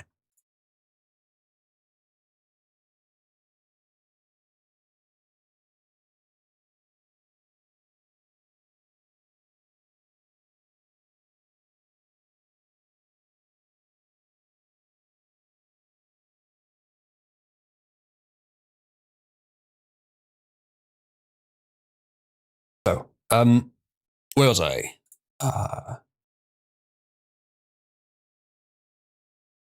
Goes in the assets. Worth. Okay, so apparently personally she's worth up to $288,000. She now has up to $100,000 in credit card debt, along with 50 grand in. So she already has fuckloads of debt. And she probably wants to just avoid paying it, and she believes she can use her position of power to do so. So from a purely strategic perspective, it's a sensible gambit to see if you can just prevent these guys from doing anything by being in a position of power. But I don't think it's going to work, especially because, yeah, you've got the power now, you've got the income and the money flowing in now. So right now, you probably could pay it off. Okay, so what happens when you're out of office? You don't have the power anymore to push them away, and you don't have the dirty money coming in with which to actually pay it off. So what's going to happen to you? Well, I guess maybe she's planning to just leave the country at that point. So yeah, it just seems like a bad strategy. And you could lose that position at any time, you know, Ilham.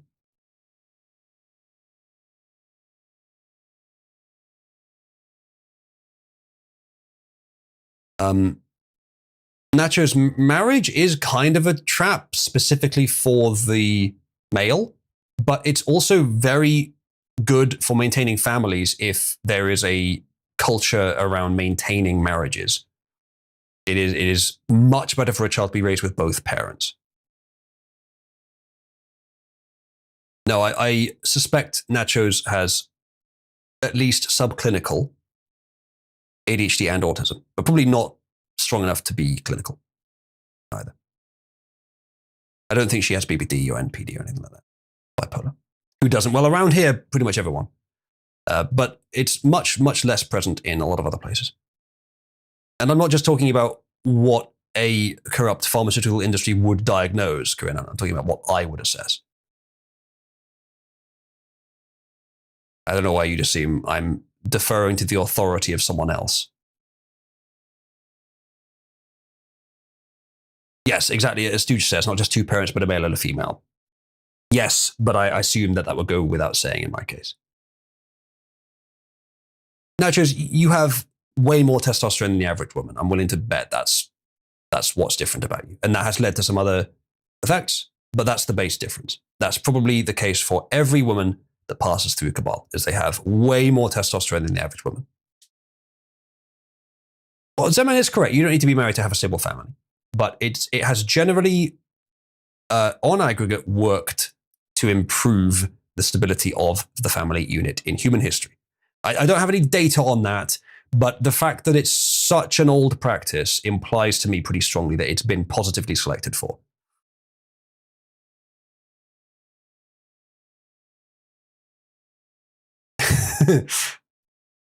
Yeah, I think Pierre's worded this quite well. He means if you actively ignore all the benefits, then yeah, it has responsibilities that come with it to making marriage a trap. Yeah, that you'd have to look at it that way. You'd have to look at it from a position of arguably absconding of responsibility in general, of wanting to remain free of responsibility to the extent of making yourself indolent and arguably useless. Marriage is a commitment you make to enter a stage of life where you're doing something that benefits the species. You're contributing to the future, not just in a sort of ephemeral economic or cultural way, but in a way that allows you to make something that is the future, that produces more future for the species. It is quite important, and I would view it as it should be the ultimate goal of every human life form. Now, it doesn't mean that everyone should breed, but everyone should try to. The whole point. And I do think that failing to breed in your lifetime is you being deselected by evolution. So you should definitely try to. I mean, I'm at the point where a lot of the time I could have done it in has elapsed. Though I don't think I was really ready for it then who is? I do still have time, and I do intend to do so. But I really don't want to fail in that regard. I really do want to get there at some point. Yakub says, do not turn to God, for Yakub hates him for making the true Israel Africans. There's so much wrong with that, it's right. Nacho says, I've been pregnant, so did I technically breed? Well, many questions I have there, Nachos. Firstly, I don't need to know any details about your life, so don't tell me if you're uncomfortable about it. Secondly, was that pregnancy from the involuntary incident? Thirdly, I assume that was followed by miscarriage, in which case you have my sincere sympathies. fourthly, if it did lead to a birth, then yes, you have bred, but why aren't you looking after the child? And fifthly, if the child was put up for adoption or something like that, then that's still, you still did that, but that's still a child that could have had a better life with you and a married husband in ideal circumstances. But even just you might have been better than adoption. So the range of questions there was some conditionals along the way. Yakub says, refusing to have children is a form of suicide. It is genetic suicide. Kind of, yeah. Works as an analogy. You are of hoes eagerly trauma dumping on you at the first opportunity. That's true. She's doing it publicly though, so there's a lot of people to look at it. And abortion, 14. Well, you were 14. That's different. Suicidal had potential complications that would make carrying to term dangerous.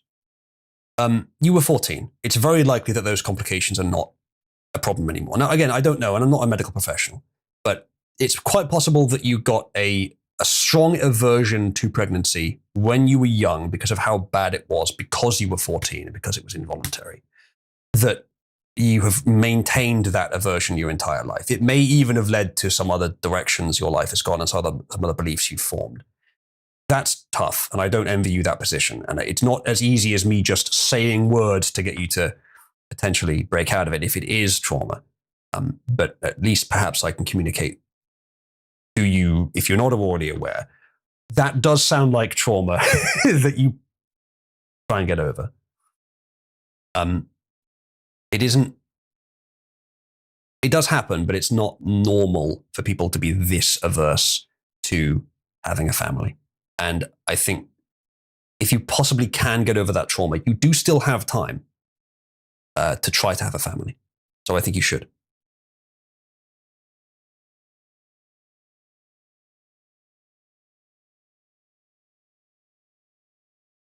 Right. Shall we continue? Yeah, I understand that, Chris. You've told me a bit about it before, so I understand. Frankly, all of that has made you tougher, thus you'd probably make a more authoritative, successful, confident, intelligent parent. Childhood, like difficulties during childhood, does not necessarily make you worse as an adult or at parenting. Sometimes it makes you better. Sometimes it makes you stronger. It really depends how you handle it and how those around you treat you through it, and just your temperament. Like it could be that someone that went through the exact same experiences that you had, but had a different temperament, a different sort of base build, would have ended up screwed up from it. You don't seem to have ended up screwed up. You seem to have ended up probably better, or at least not harmed severely by it. So I would wager you may be more prepared than most for starting a family.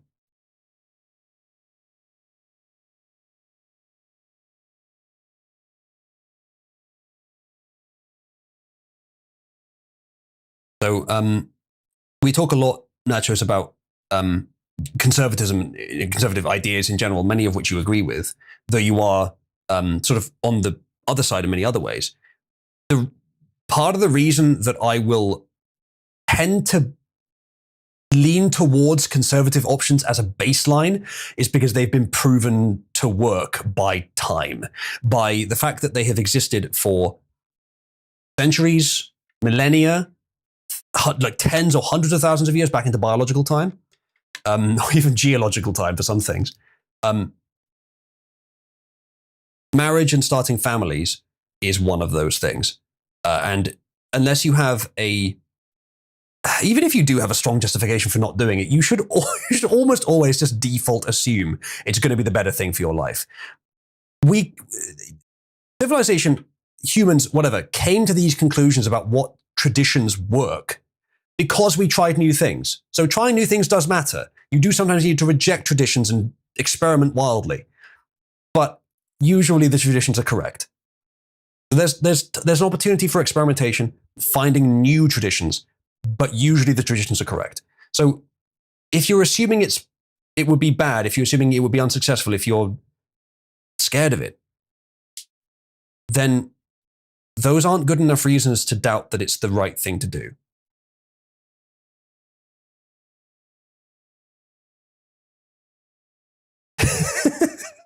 All right, well, if that's a bit harsher than I was going to go. But yeah, best of luck with everything, Nachos.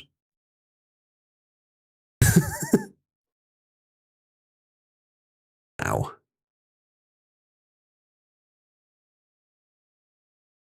No, from what Nachos is saying, I don't think her aversion is because of that. Well, Nachos, you spend half your time in here defending Brickles. Go and have a family with him. Or someone. I don't know, maybe he doesn't want to, but maybe he needs to be convinced as well.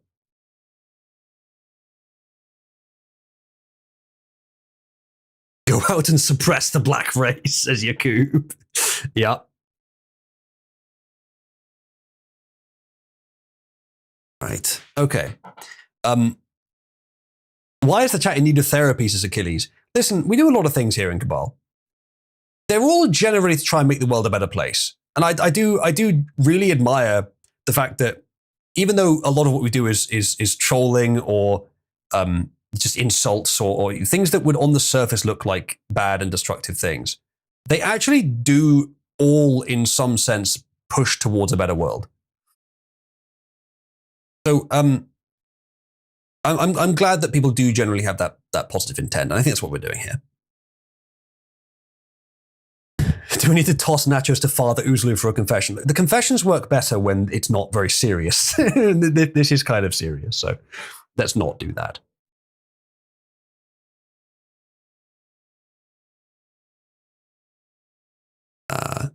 Unfortunately, Corinne, the God-loving thing wouldn't be true here. Nachos and Brickles are.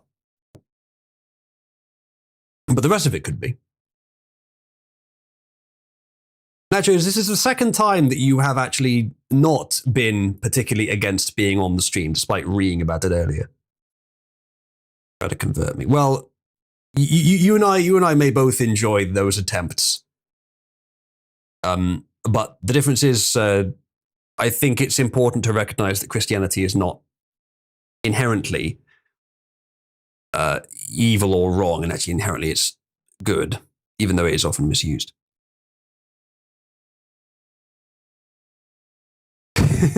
Well, Nachos, at least you can leave the house, unlike die.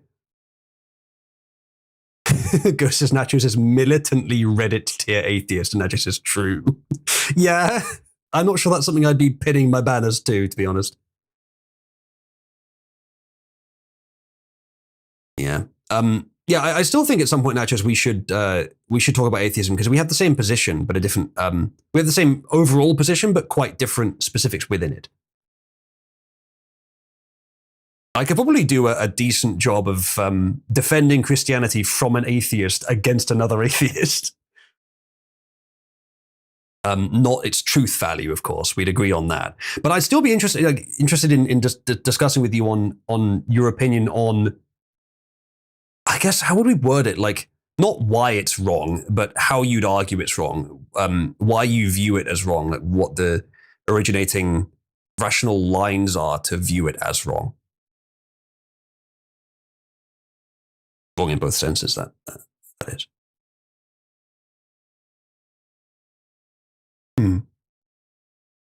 Yeah, it is fun, especially probably for some of us, where as an atheist, when a religious person tries to convert you, because we probably know, in many cases, more about their religion than they do, but at least enough to talk authoritatively about it. Corinne says, next story before it turns into therapy stream. I don't mind it being therapy stream. It's community oriented, and we may lose some outside platform viewers. We'll get back to it. I think some people don't have the kind of psychology that allows them to have a faith-based belief. I could never, I don't think, believe in something that I didn't have a strong reason to believe was actually true. Many religious people can, even when they otherwise have a scientific or rational mind, they can believe in things that rationally they've got no reason to. And that's fine, that works for them. But for those who are just built different and who can't do that kind of belief, I find it hard to believe that if God did exist, he'd be like, I have built you in such a way that you can never believe in this thing, even though you may agree that belief in it is useful, you can never believe in it yourself, and for that I shall punish you. Like, if that is the God, then you're all fucking simps for an evil tyrant. But I don't believe that would be if it did exist, as you believe it. But yeah, I've made the argument before that if God created life and is omniscient, we don't have free will either. Well, Corinne, no, because if faith is how you go to Jesus, and I don't have faith in Jesus, even though I do believe Christianity is a good idea, then where do I end up? Because I know that some forms of Christianity also say purgatory for good non-Christians as well. I have faith yet. Oh, is that how it works? I'm never going to have faith in any God, Corinne. So what's the result then? Am I a good enough person not to go to hell, despite the fact that I don't believe in the supernatural claims of religion? How does that work in your theology?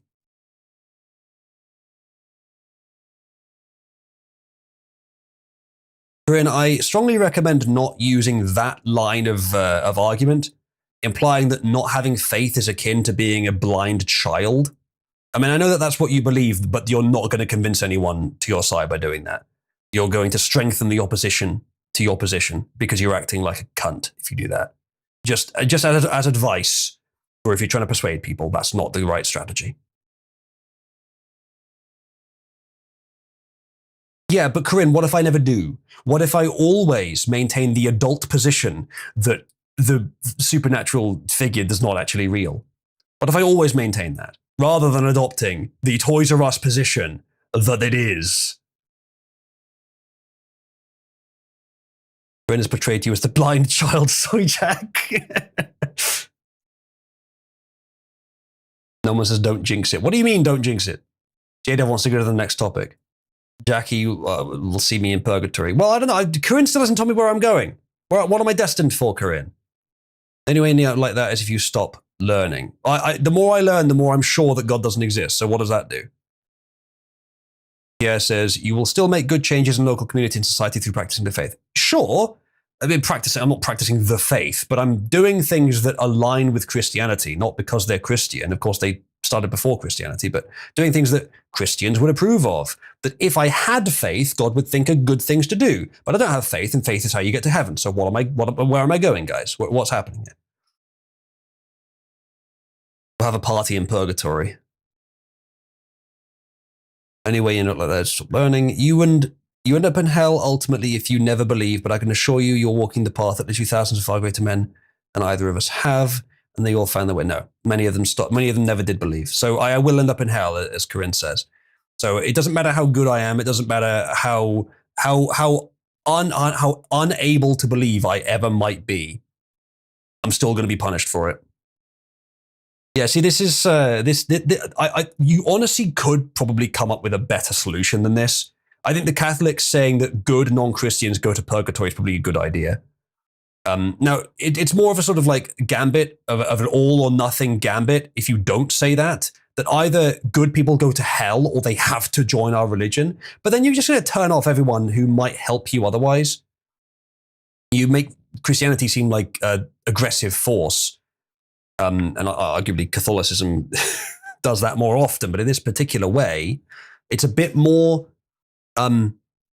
open to assistance from people that aren't Christian but are still good.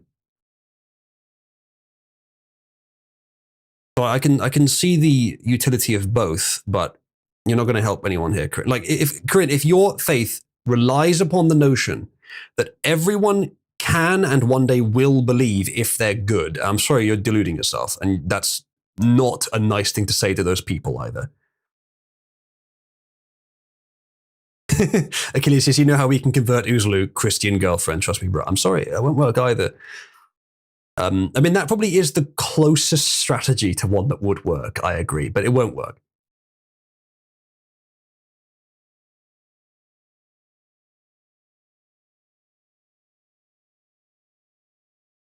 I don't think so, no. I don't think that the more intense the proclamation. Because, like, I've got all I need out of Christianity by saying that it's generally good. I'm never going to need any more from that, and it's never going to be beneficial to me to simply have faith in it, like to believe it's true.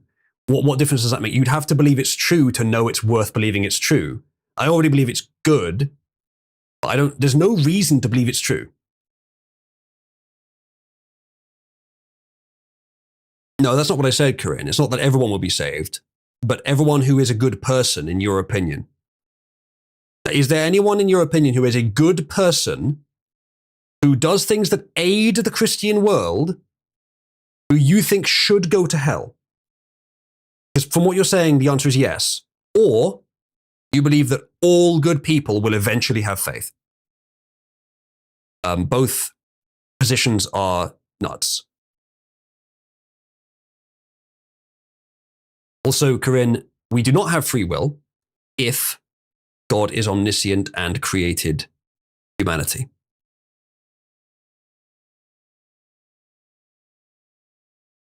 Quattro's internet is still out. He says some Jeep probably crashed into a pole. Free will to us. Well, see, that's the best answer I've ever seen to that problem. But it's still not. God still determined beforehand where we're going. So what we do is really only following the path he already laid out. So it's possible that some of us don't know that we're actually going to heaven if we think we're going to hell. But it is already predetermined unless God is not omniscient or he didn't create the universe.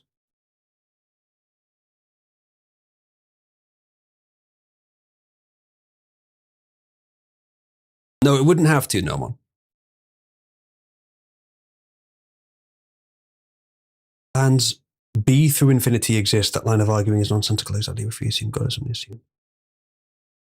No, I'm afraid to say that this is an argument I believe is uncounterable. If God is omniscient and created the universe, then you do not have free will because he created you in such a way as to do the thing that he knew you were going to do. He had to know what you were going to do because he's omniscient. He knows everything. So he knows what you were going to do and still created you knowing that you would do it. And if he didn't know what you were going to do, he's not omniscient. And if he didn't create you to do it, he didn't create you, so he didn't create the universe. So either he's not God because he didn't create the universe, or he's not God because he's not omniscient, or you change the definition of God to something that's lesser. You can't have it both ways. Norman says he could still willfully ignore his own knowledge. No, he already knows.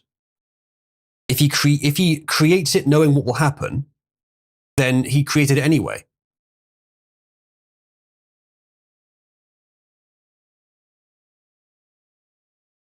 And if the counter-argument is God is so powerful that he can just defy logic, at that point, yeah, that's the same as anything made up. It doesn't have to be logical if it's not real.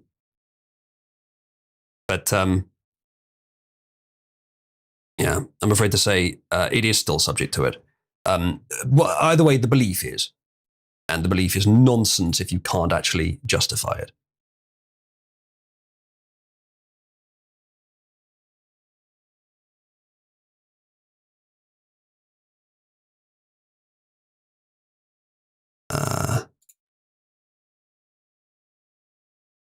Yes, I am aware of the video. I wasn't planning on watching it, though.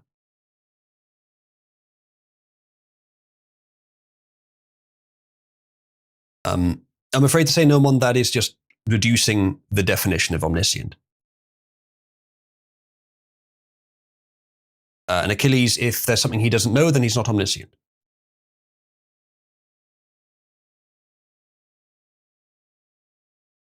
Then Pierre, he wouldn't know what we would eventually do, which means he's not omniscient.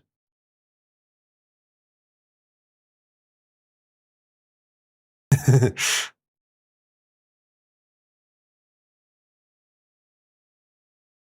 created everything and everyone, and they all go to heaven except you. Does that make God evil? I don't know. I'm not really concerned with God exists. I guess the hypothetical, though. Hold on. God created everyone and everything. I don't know. It doesn't really matter. I wouldn't. You can't really assess the morality of a person based on a single you can't assess the morality of a god based on a single example like that, because there's so many other examples. I mean, what would make him evil is putting the serial killers in heaven. Arguably, I mean, that would be a more important aspect. I don't think I have enough information from your premise to answer the question. Correct. Omniscience, he would know all of our choices, allowing him to plan out. But does he know which one we're going to pick? That's the question. If he doesn't know, then he's not omniscient. Omniscience should be mitigated in order for it to be compatible with the rest of the canon. That's one way of doing it. But then, if God is not omniscient, then is he actually God? That's the crazy thing. Is like Christians could just say, okay, well, maybe God is just a modicum less technically powerful than absolute power. At which point you can say, yeah, okay, that fits. But they're not willing to do that. They're not willing to let that happen. He has to be all powerful. Corinne, yes, if you're omniscient, you do know whether it's dead or alive, even though it's a superposition. You know exactly, whatever you can define as reality, you know if you're omniscient. We wouldn't need to, JPEG. Mike says, when you go to heaven, you do not have to go to heaven as yourself. You're purged of your sinful nature. Then why believe? Just as if God is real, he set humanity up to suffer and then punishes us for eternity, knowing what we choose. Which is pretty fun. I mean, it would be if a human did it, for sure. A God doing it, you can make some arguments that it's less fucked up because harshness breeds the kind of progress. But what progress does God want from humanity? That's the point. What's the point of the universe if God made it? You don't need one if it's not created by an intelligence. Thank you, Divine Fauci, who says, what were you saying about omniscience? Is this topic about me? Is Fauci omniscience? I guess he is the science, isn't he? The crazy thing is, Nacho, is that God has to be a reflection of nature, and nature is harsh. But God also has to be a personal figure, so he has to love you. So it's both at the same time, which I do find quite contradictory. But it's one of the less offensive contradictions of Christianity, but maybe one of the most far-reaching. Does he need to know what we'll choose to be omniscient if he knows every choice we might make? Yes. Omniscient means knowing everything.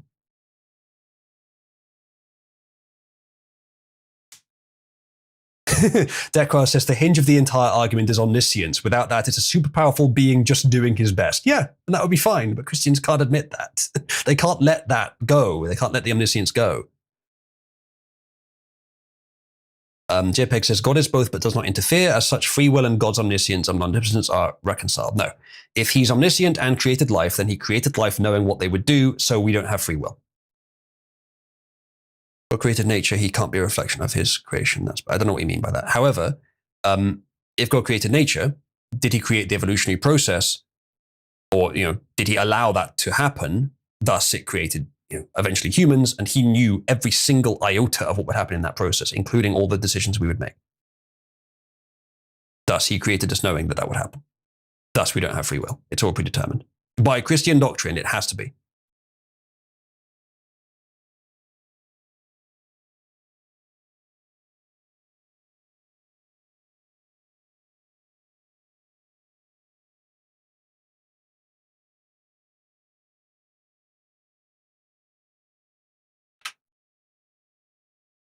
The libertarians cringe when they hear well, I don't know. The thing is, no one can define free will anyway. I haven't heard a good definition from a religious person.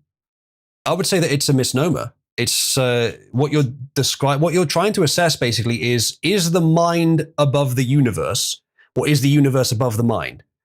No, neither. They're equal. The mind is part of the universe. That's the correct answer. So is will free? Well, as free as the universe is to act and to change? So yes, but also no. Is it subject to the laws of physics? Yes. But is it literally the laws of physics itself? Is it part of the law? Yes. So it's not subject to anything as far as it is also authoritative over everything. It is everything. It's part of everything. So there's no authority either way.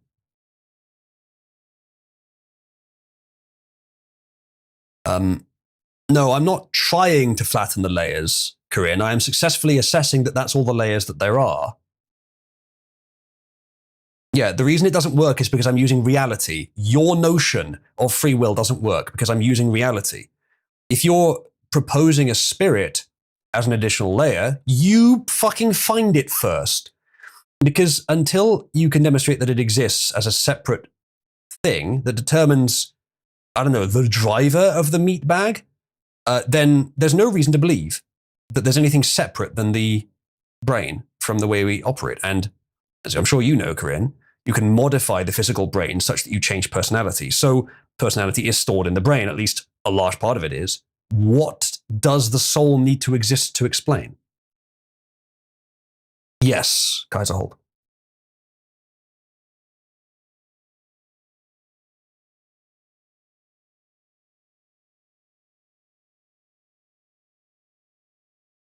You're going to argue with him, you should bring him to voice chat or move on. Listening to you argue to a text fag is becoming annoying. Fair enough. I don't really intend for this to be the topic, to be honest. But I do enjoy talking about it. So sometimes I do just let myself enjoy it.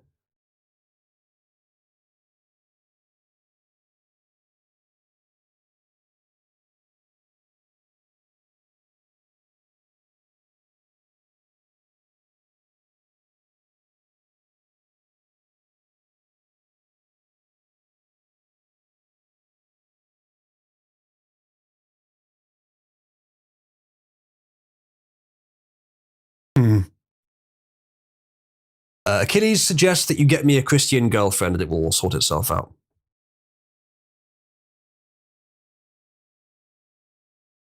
I have several Christian friends, if that helps. Why brown, Corinne? Why brown? That was an unnecessary addition.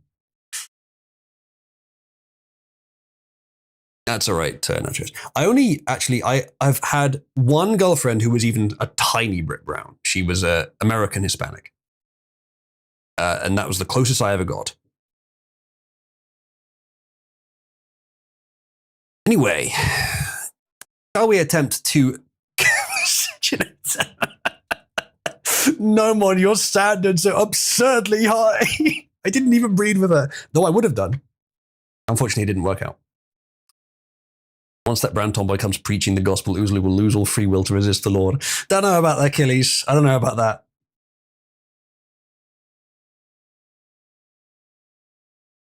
It's still whiter than your country, Corinne.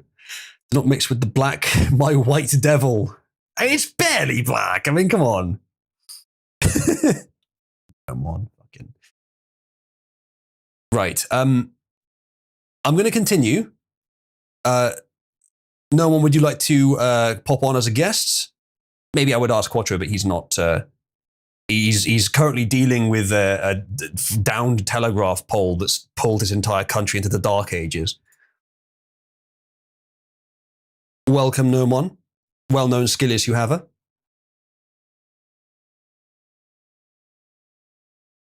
Okay, he needs to sort out his audio. Bringing them back into the fold. Yeah, to be fair, she was like very tomboyish. So there's a lot of upsides to that particular example.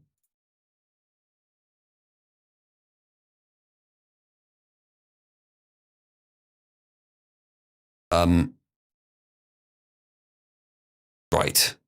So let's move on to the next story, and we'll get Nomon to participate when he has his mic working.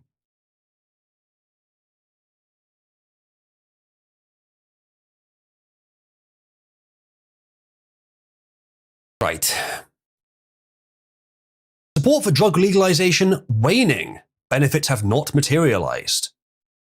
Recently, Gallup released a report showing that Americans are more optimistic about progress on illegal drugs in the United States. More optimistic? Really? Many left-leaning media outlets and social media commentators misrepresented this finding, claiming it reflected growing support for drug legalization. That is a false framing. Apparently, the Pew research in question measured sentiment, not policy preference. It indicated that more Americans believe a solution of the drug problem might eventually be found. It does not mean they want drugs legalized. Okay, that's interesting. There was no pegging involved, Michael. I don't know why you'd assume that. No, I'm not Invader nor Libby. Yo, now it should work. I had fucking well push talk done, on. Nomon. Well done.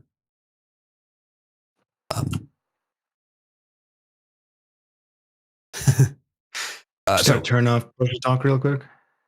In reality, support for legalized marijuana, and by extension for the legalization of other drugs, is declining, it says. The reason is simple. The promised benefits of legalization have not materialized. Of the 10 most commonly anticipated benefits cited by supporters of drug legalization, only one has been achieved, they say. The first of these is personal freedom and liberty, the idea that adults should be able to choose whether or not to use drugs. By definition, this goal has been realized in states where marijuana is legal.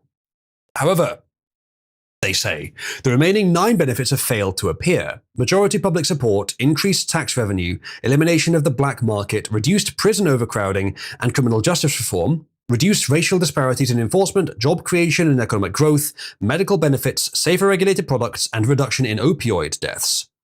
I would expect at least a few of them to have happened. That they haven't is indicative of one of two things. Well, maybe two of two things, actually. One is that legalizing drugs was just never going to do any of these things. It's just inherently impossible for it to do these things. I don't think that's true. The second possibility is it's being handled wrong. It's being done wrong. Now, this, I feel, is somewhat similar to claims that, well, the benefits of Brexit haven't materialized. Yeah, it's because we've had fucking incompetent politicians running the show. If we had even someone like Farage, who may not be the most competent option, in power at the time, I'm sure he could have done a much better job than any of these other politicians who have been there instead. There is massive opportunity in Brexit that has not been taken advantage of. Now, with this, I would say the opportunity is less massive. It's very speculative. And I think some US states doing it, trying it, may be fine. But it could just be that it's not being properly harnessed. So we'll try and assess that as we go through the article. Nacho says the government fucks with dispensaries. I'm sure it does, and that's kind of what I mean. I'm pretty sure, Nacho, you've said you work in one, right? So, I mean, the fucking primary motivation for a government to legalize drugs is, well, the revealed reason is tax income. Like, quite frankly, so it's going to be much like that it is going to be overtaxed because that's why they got it in the first place. It's like cigarettes. Well, that's not why cigarettes were made legal, but you know what I mean. Corinne says legalizing drugs was never going to do anything because all these problems aren't about drugs. Drugs are just another pitfall. I think most drugs are, unfortunately. There's some exceptions I would make. I think alcohol actually synergizes quite well with humans and improves society. I don't have strong evidence for that, but it has correlated very well with successful societies in the past. Tobacco may have some similar benefits, so I'm more skeptical about that one for sure. Marijuana, I suspect, probably. Sure. Marijuana, I suspect, is net negative, but I think for some people it might actually help. I'm not sure, though. I mean, marijuana has what is sedative effects generally? Yes. To a much higher degree than alcohol or nicotine. Yeah. Well, alcohol even has an energizing effect on some people. So one of the main causes of alcoholism, actually. I mean, potential for alcoholism. I think one of the if a drug is trying to suppress something unpleasant, it's probably a bad idea.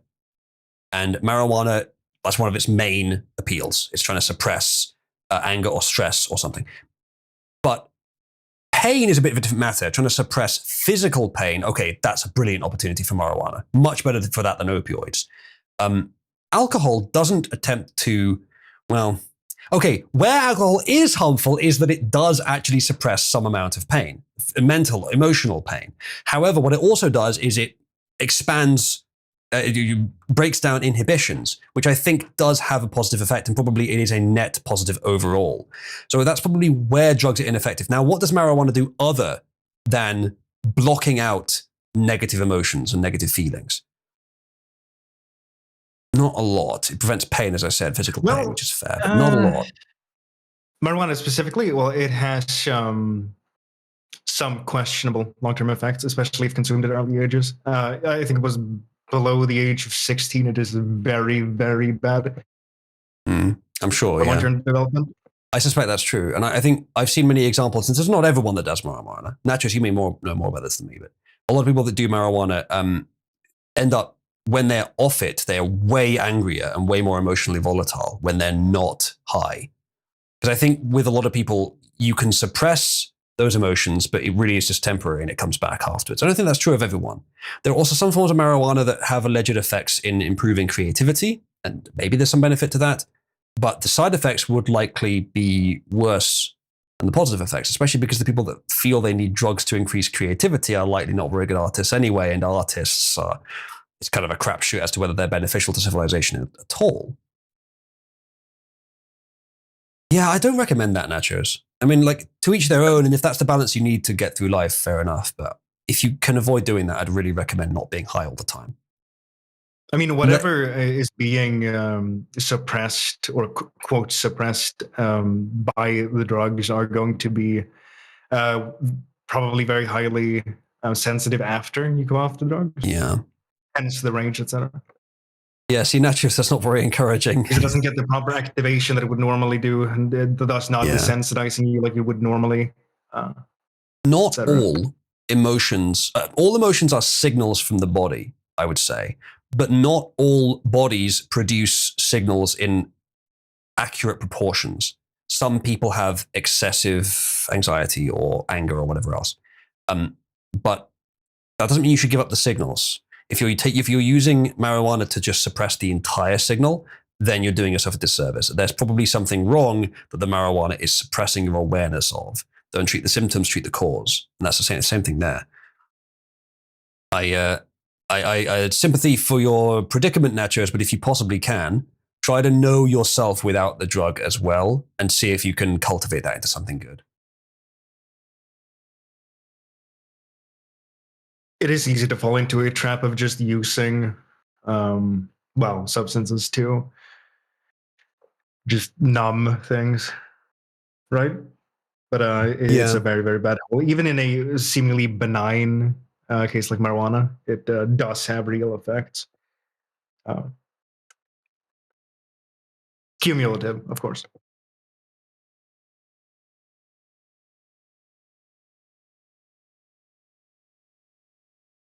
Your audio died. Yeah, sorry. Nomon, you don't have any chemical dependencies, do you?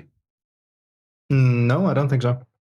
Fair enough. But you do have quite a lot of Monster Energy, and you have had quite a lot of alcohol in the past. Yeah. Actually, I haven't had any alcohol, I don't think, except for mouthwash months, actually. Well done. Honestly, well done. Chat, I suppose I'm lucky, talking from a position of privilege, that I've never really had any urge towards chemical dependency. There are certain foods that I like an unnaturally high amount, but they're safe foods. And I have Monster Energy, but I really just have them about once a day for stream. So I'm fortunate in that, and I'm maybe judging from a position of privilege in this one. So don't take this as an informed opinion. But I still think it's true that if you can know yourself without the drugs, because that's going to be probably a more honest form of who you are and what you need to improve and what you need to do in life, where you need to go from. If you're dependent on the drugs, you're deviating from evolutionary norms and you're likely going down a wrong path. You have no signals to prevent you from doing so. Achilles, I would not say that I'm addicted to Monster. I think if I could drink, like, I like Monster a lot, the flavor specifically. I like it a lot, and I wouldn't be happy to give it up, but I could. But I have no reason to. That's what a Monster Energy. It's also what someone who's not addicted I could quit. would say. Trust me, I could quit if I wanted to. Yeah. I just don't want to. I think I probably could. The problem is, like, yeah, someone who couldn't might say that, but also someone who could might say that. I'm using it more so as a tool. Stooge says that would match how pain works. The reason you shouldn't take painkillers when you don't have pain is that the body will increase the intensity of the pain signal and even send fake pain signals as the threshold for when to send the signal decreases as use goes up. Yep, it's deranging. As that word is sort of literally constructed. Anything that changes the thresholds and ranges of signals and sensitivities in your body or in your life is going to mess up your information intake, mess up your awareness of the world, mess up the information that you're able to gain and process and all that. And sometimes those signals are vital. It's rather like antidepressants. I don't think they actually work this way, but if you're depressed, there's one of a few reasons it can be. Either one, you have some sort of clinical problem where you're overly depressed, which I suspect is a real thing, and I have sympathy for those people. And maybe in those cases, some sort of medicine would be okay, but probably not. Option two is there is something in your life deeply that is wrong. Your subconscious can sense it, and whether you consciously know about it or not, your subconscious wants you to fix it. And depression is being used as a way to push you towards either fixing it or killing yourself. Please do not kill yourself, Jan. But I believe that's the do not recommend. I believe that's the mechanism of depression. I believe that's what it's for.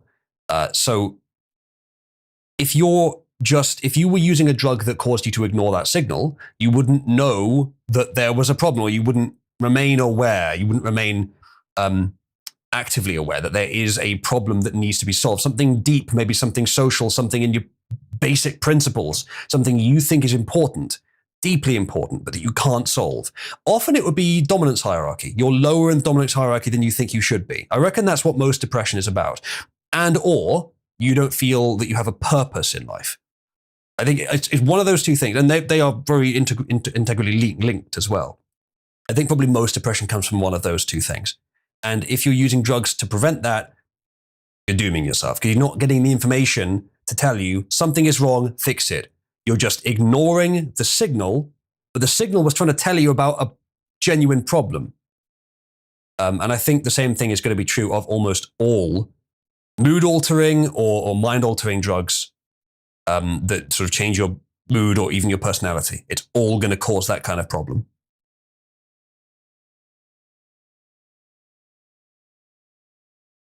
I think Nacho is, in terms of fellow atheists, my style of attempting to help you psychologically may be more effective than Corinne or Ted's.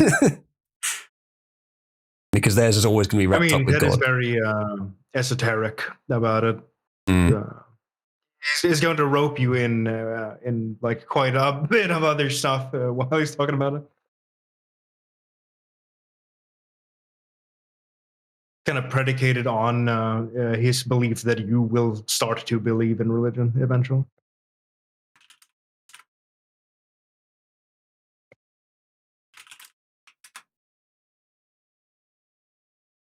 Right. Nacho says that she likes ropes. Nachos, I'm not going to that's an innuendo. I'm not going to use ropes to attempt to persuade you of anything psychological, because you are in a committed relationship. Why did you say? What was the context for that? I mean, you can bind like a self-help book to her face. Probably. You got Brickles to do it. Nachos, are you saying Brickles is? I don't say anything more than you feel comfortable with, Nachos. Trouble in paradise, huh? Always the way. Well, best of luck with it, Nachos. Is he, again, you don't have to say this, but is he angry at you because of Cabal? Well, that would be something. No, okay, fine. Good. I don't want us to be the problem. Okay. We'll continue for a bit, but I think we've pretty well covered what I wanted to say about this. I was going to ask, do you have the other stories, right? Yeah, the what? Sorry, I was going to. Sorry. I went schizo for a second. You went schizo for a second? Well, kind of. In a sense. Well, I got confused. Okay, fine. Okay, let's continue with the article. The claim that drug legalization reflects majority public support is less a goal and more an explanation for why legalization measures have passed in many states. However, as noted above, that this support is now waning, it says. If the media would overcome their left-leaning liberal bias and report the truth, people could better inform themselves, and support for legalization would likely decline even further, they say.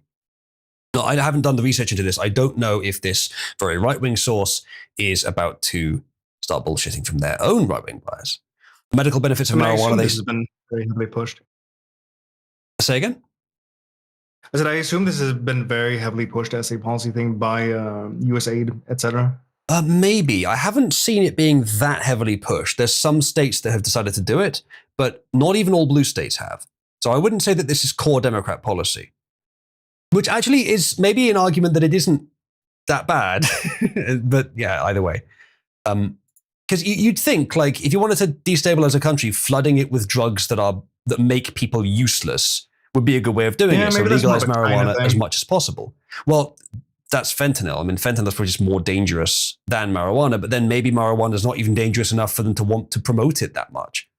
It's not even all blue states. They're not obligated to stick to one type of drug they want to inundate the West with. Realistically, they could just promote drugs in general.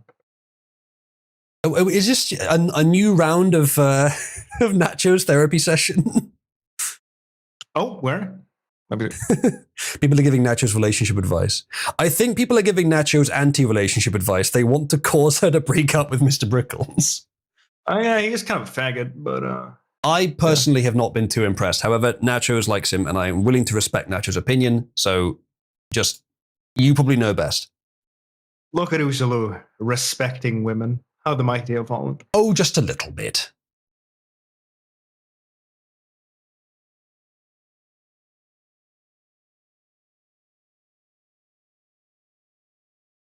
Okay.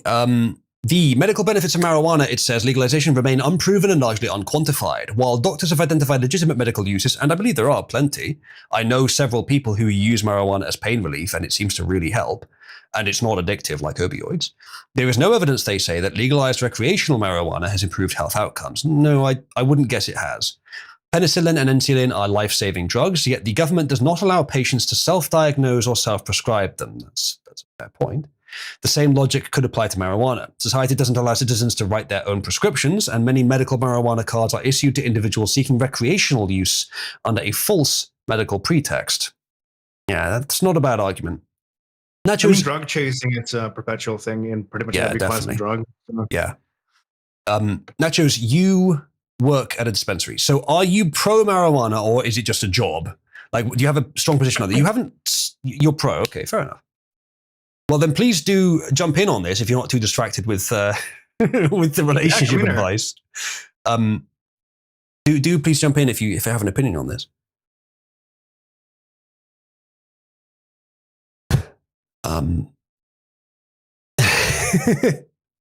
Nacho says, if we do break up, I'm not getting with anyone here, so give that thought up, y'all. I would like you to find someone who lives near you that you can have a family with, Nachos, ideally. And most people in Cabal don't live near you, so by pure practical happenstance, I don't think you should, unless you find someone that does.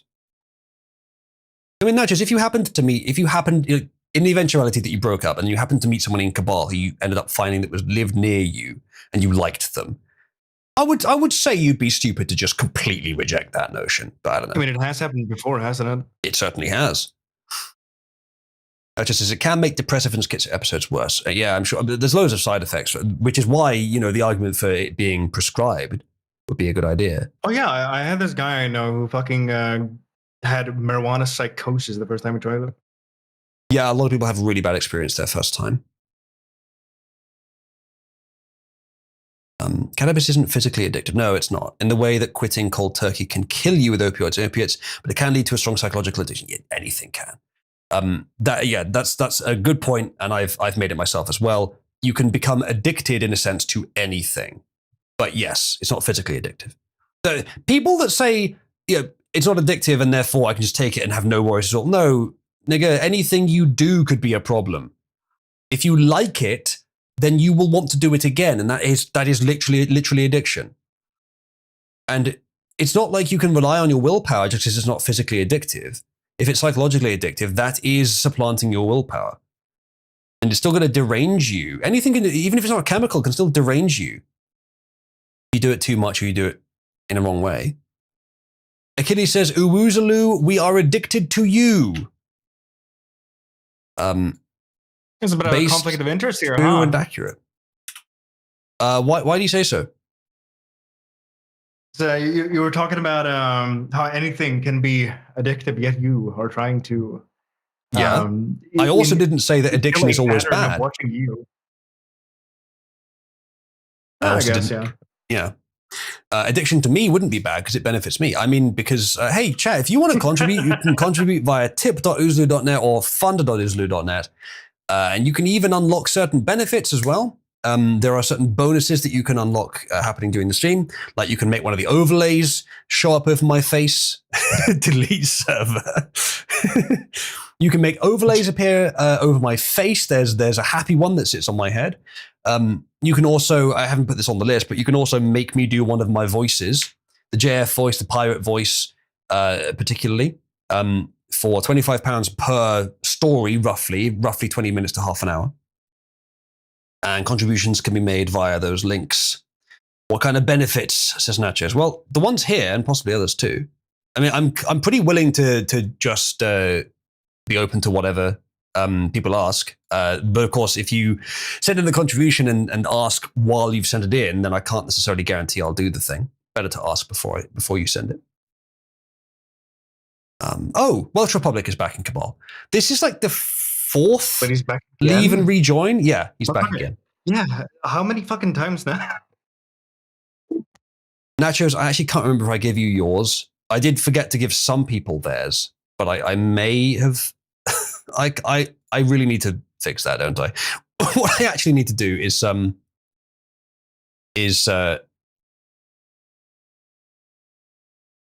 I actually need to do is make this automated, but I just haven't had the time to code. I've been trying to focus on streaming really frequently recently, and I will try and find the time to code. You can just give me more, she says. That's true, I could. I have that power. Job for tomorrow, possibly, if I take the day off, yes. Guys, Holt says, remember, folks, Ulazu is paid in farthings while Juzalu is paid in shekels. I mean, I'll accept whatever. As long as I can use it to buy groceries or convert it into something I can use to buy groceries. Deco says, how much contribution to violate your do not crime rule? And if so, is the cost scaled to severity? I'd like to recommend that we do not crime. And yes, the cost is scaled to severity. And it really depends how severe it is. Just let me know. But no, likely the number would be prohibitively high. I don't think it was Lewis on the Johnny Somali grind set, so to speak. Have to pay his lawyer fees and fines at the minimum. Yeah. You also have to overcome my inherent morality, which is probably even more expensive. Right. Where was I? That story I do want to cover, but I don't want to cover it now because I'm already quite deep into the stream. I want to focus on slightly less serious stuff. So let's go through some of these. I'll have to save that one for next time. Trump orders investigation into foreign-owned meat packing companies for driving up price of beef through illicit collusion. Now, we were talking earlier about fixing the country as a top priority and then punishing those who broke it as a second priority, and I believe that is roughly how it should be. This is a bit of both, but it's enough of the second one that I'm happy he's pursuing it, because we all noticed this. I covered it repeatedly, that it looked like there was some sort of cartel of very wealthy people colluding to possess all agriculture and meat production in the US. And this was an example of it. So hopefully we get to find out some details about that now. And at the very least, find out details. Okay. And if we're lucky, we can also see that Trump is going to do something about it. Would be nice, wouldn't it? I haven't noticed prices for meat going up here. Is this more so a US thing? It might be. Trump on Friday ordered the Justice Department to launch an investigation into foreign meat packing companies for driving up the price of beef through illicit collusion. Beef prices are soaring in the US, according to some reports. Ground beef and steak prices are up nearly 50% since July 2020. Trump has launched an investigation into meat packing companies for possible price fixing and manipulation. This is, by the way, government investigating this kind of thing, I think is one of the kinds of regulations that you should have that actually make capitalism better, that make the consumer able to choose competing companies better. Collusion is one of the easiest ways to destroy the competition that capitalism is best when it promotes. So the idea of government investigating this is not inherently wrong. In fact, it's inherently good. The exact way he does it, of course, would be a fulcrum on which the advisability of this would tilt. Trump has launched an investigation into meat making companies. Quote, I have asked the DOJ to immediately begin an investigation of the meatpacking companies who are driving up the price of beef through illicit collusion, price fixing, and price manipulation, Trump said. Quote, we will always protect our American ranchers, and they are being blamed for what is being done by majority foreign-owned, okay, that would explain it, meat packers who artificially inflate prices and jeopardize the security of our nation's food supply. That is one of, in the category of like the top 3 or 4, perhaps, industries to target for keeping it fucking local. And foreign interests squeezing essential industries. Who could have thought? Yeah, that's really dangerous. And I would hope that Trump will do something about that quickly. Yeah. It's like national security essential. Yeah.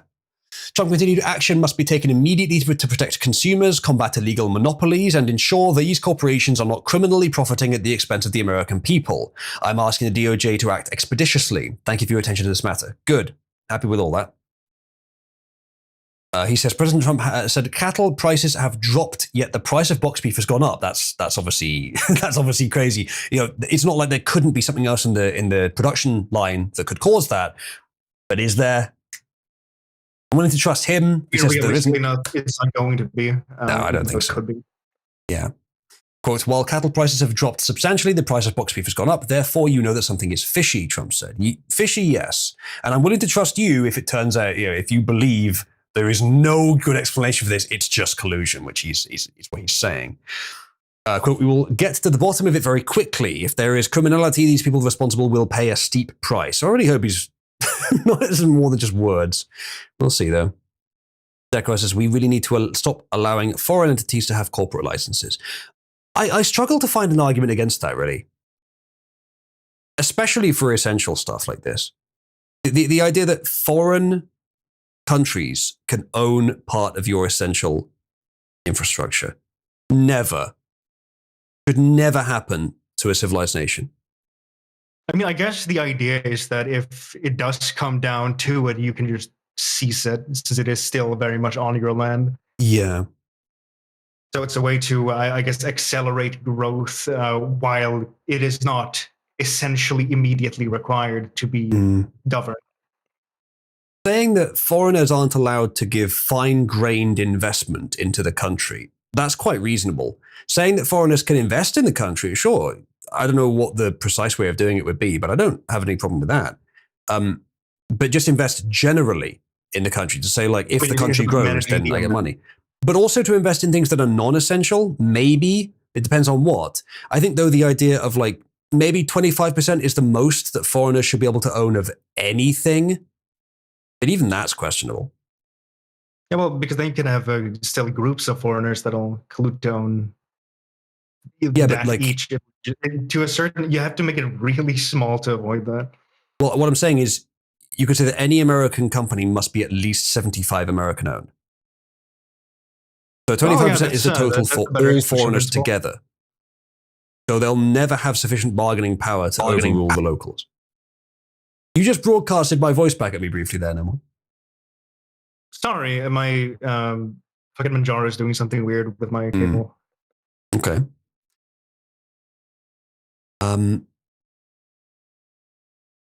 So let's continue.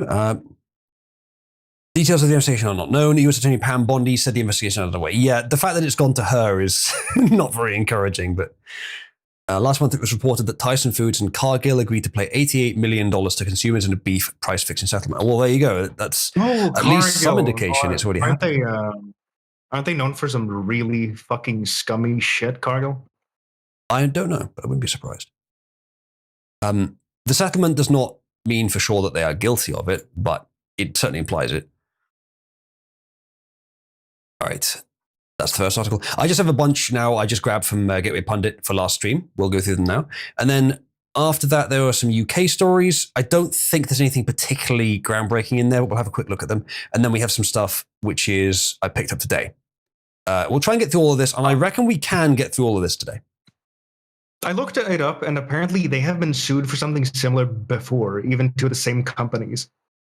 Wow. Yeah, that's not surprising. They were sued by, JBS, National Beef, Cargill, and Tyson were sued by grocers and wholesalers, which accused the four companies of working together to drive up the prices.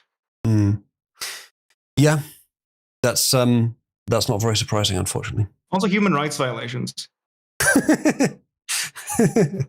It's not good, is it? It's completely unnecessary. It's a fucking beef packer. Why do they need to violate human rights? Child labor in its fucking shit, apparently, in cocoa operations. In Brazil. Right, okay. At least it's foreigners. I mean, that's wrong and evil, and I would never support it. All right, next thing. Okay. Senator John Thune, who, if you recall, I believe was one of the candidates to be the Speaker of the House, I think. Senator. So, okay, something else. Either way. Willing to give Democrats a vote on all the things they want in latest negotiations to end Schumer's shutdown. Is he a rhino? I think he is, yes.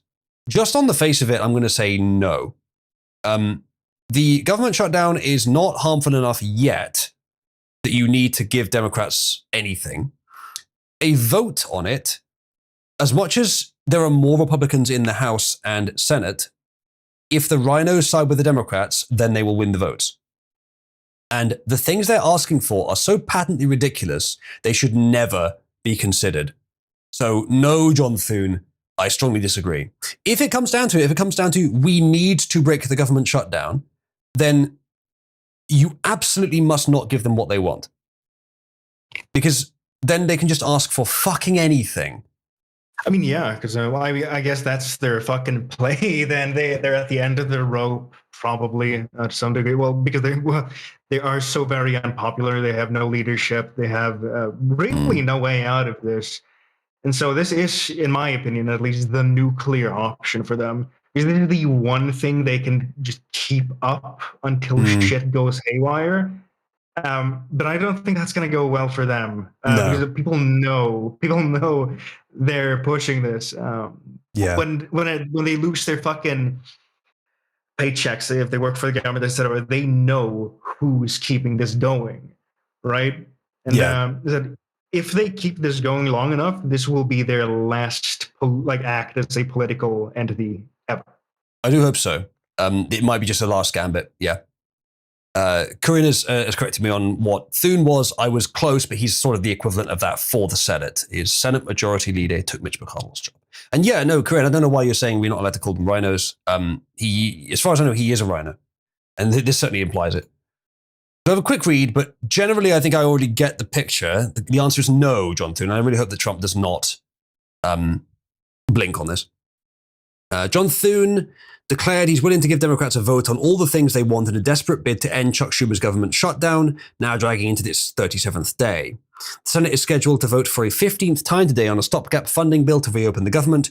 A growing bloc of Republicans led by Thune appears ready to cave to Democrat demands for the extension of Affordable Care Act enhanced subsidies that have ballooned government spending. Thune has reportedly offered Democrats post-shutdown votes on ACA and tax credits in exchange for reopening negotiations. Quote, I'm willing to give Democrats all the things they want, Thune admitted on Friday, according to Zero Hedge. No, just make sure the public know who's doing this, and it should eventually move towards a solution. Thank you, Summervox. It's very generous. Monster for a few days, maybe a week, if you stretch it. Oh, do you mean that's what you're funding? Well, thank you. I really appreciate that. I do, of course, need to continue buying Monster. Please clarify if that's not what you mean, by the way. But what I do is I buy, and you should do this, no one, if you don't already. I have a subscription through Amazon that sends me a crate of 24 Monster cans for about £30, and I do it about once a little more than a month. So I always have enough Monster, and I pay slightly less because I'm buying it in bulk. It comes straight to my house. How many do you drink a day? On average, probably one, because I have them before every stream. But sometimes I have two per stream, but then some days I don't stream. But then sometimes I do have one but don't stream, but that's quite rare. So on average, about one. Yeah, exactly. Thank you, Nachos. Yeah, it's not ideal, but it's not too bad. No, Mon, how many monsters do you have a day? Today or yesterday? On average. I think I had 4 today.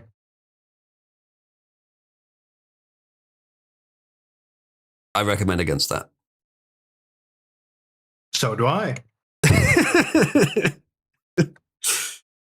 And how much was the most you ever had in one day? I think it was 8 or 10. It largely in a row that time. Yeah, I recommend against that too. So do I. Ironically, though, the only time I ever felt side effects from an energy drink was when I drank one. That's interesting. And I got fucking heart palpitations, essentially. Fucking fell down almost. Yeah, I don't know. I'd be fucking careful with that.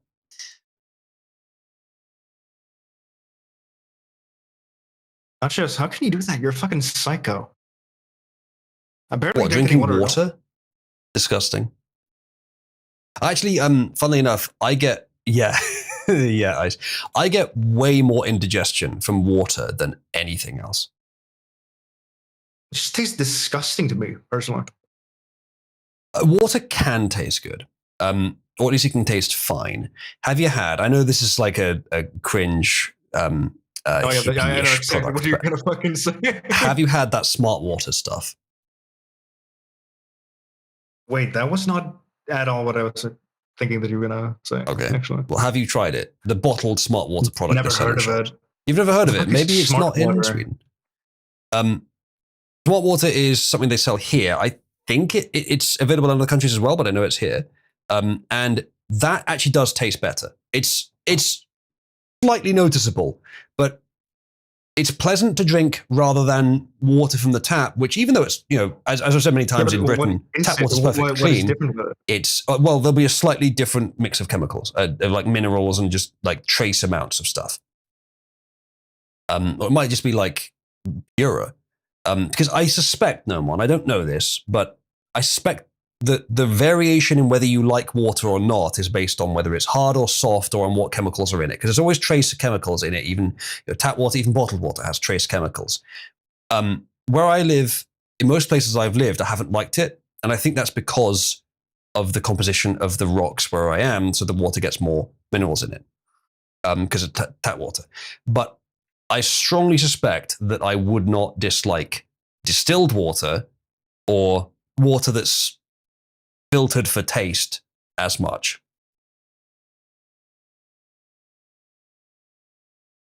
Yeah. Guess I gotta try smart water now.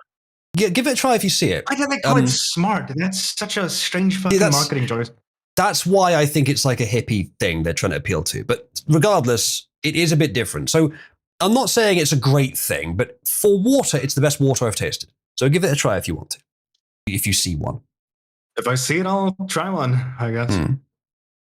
But yeah, I don't blame you for drinking Monster because it does taste really nice. But it's, I wouldn't recommend it. There's no substitute for water, I know.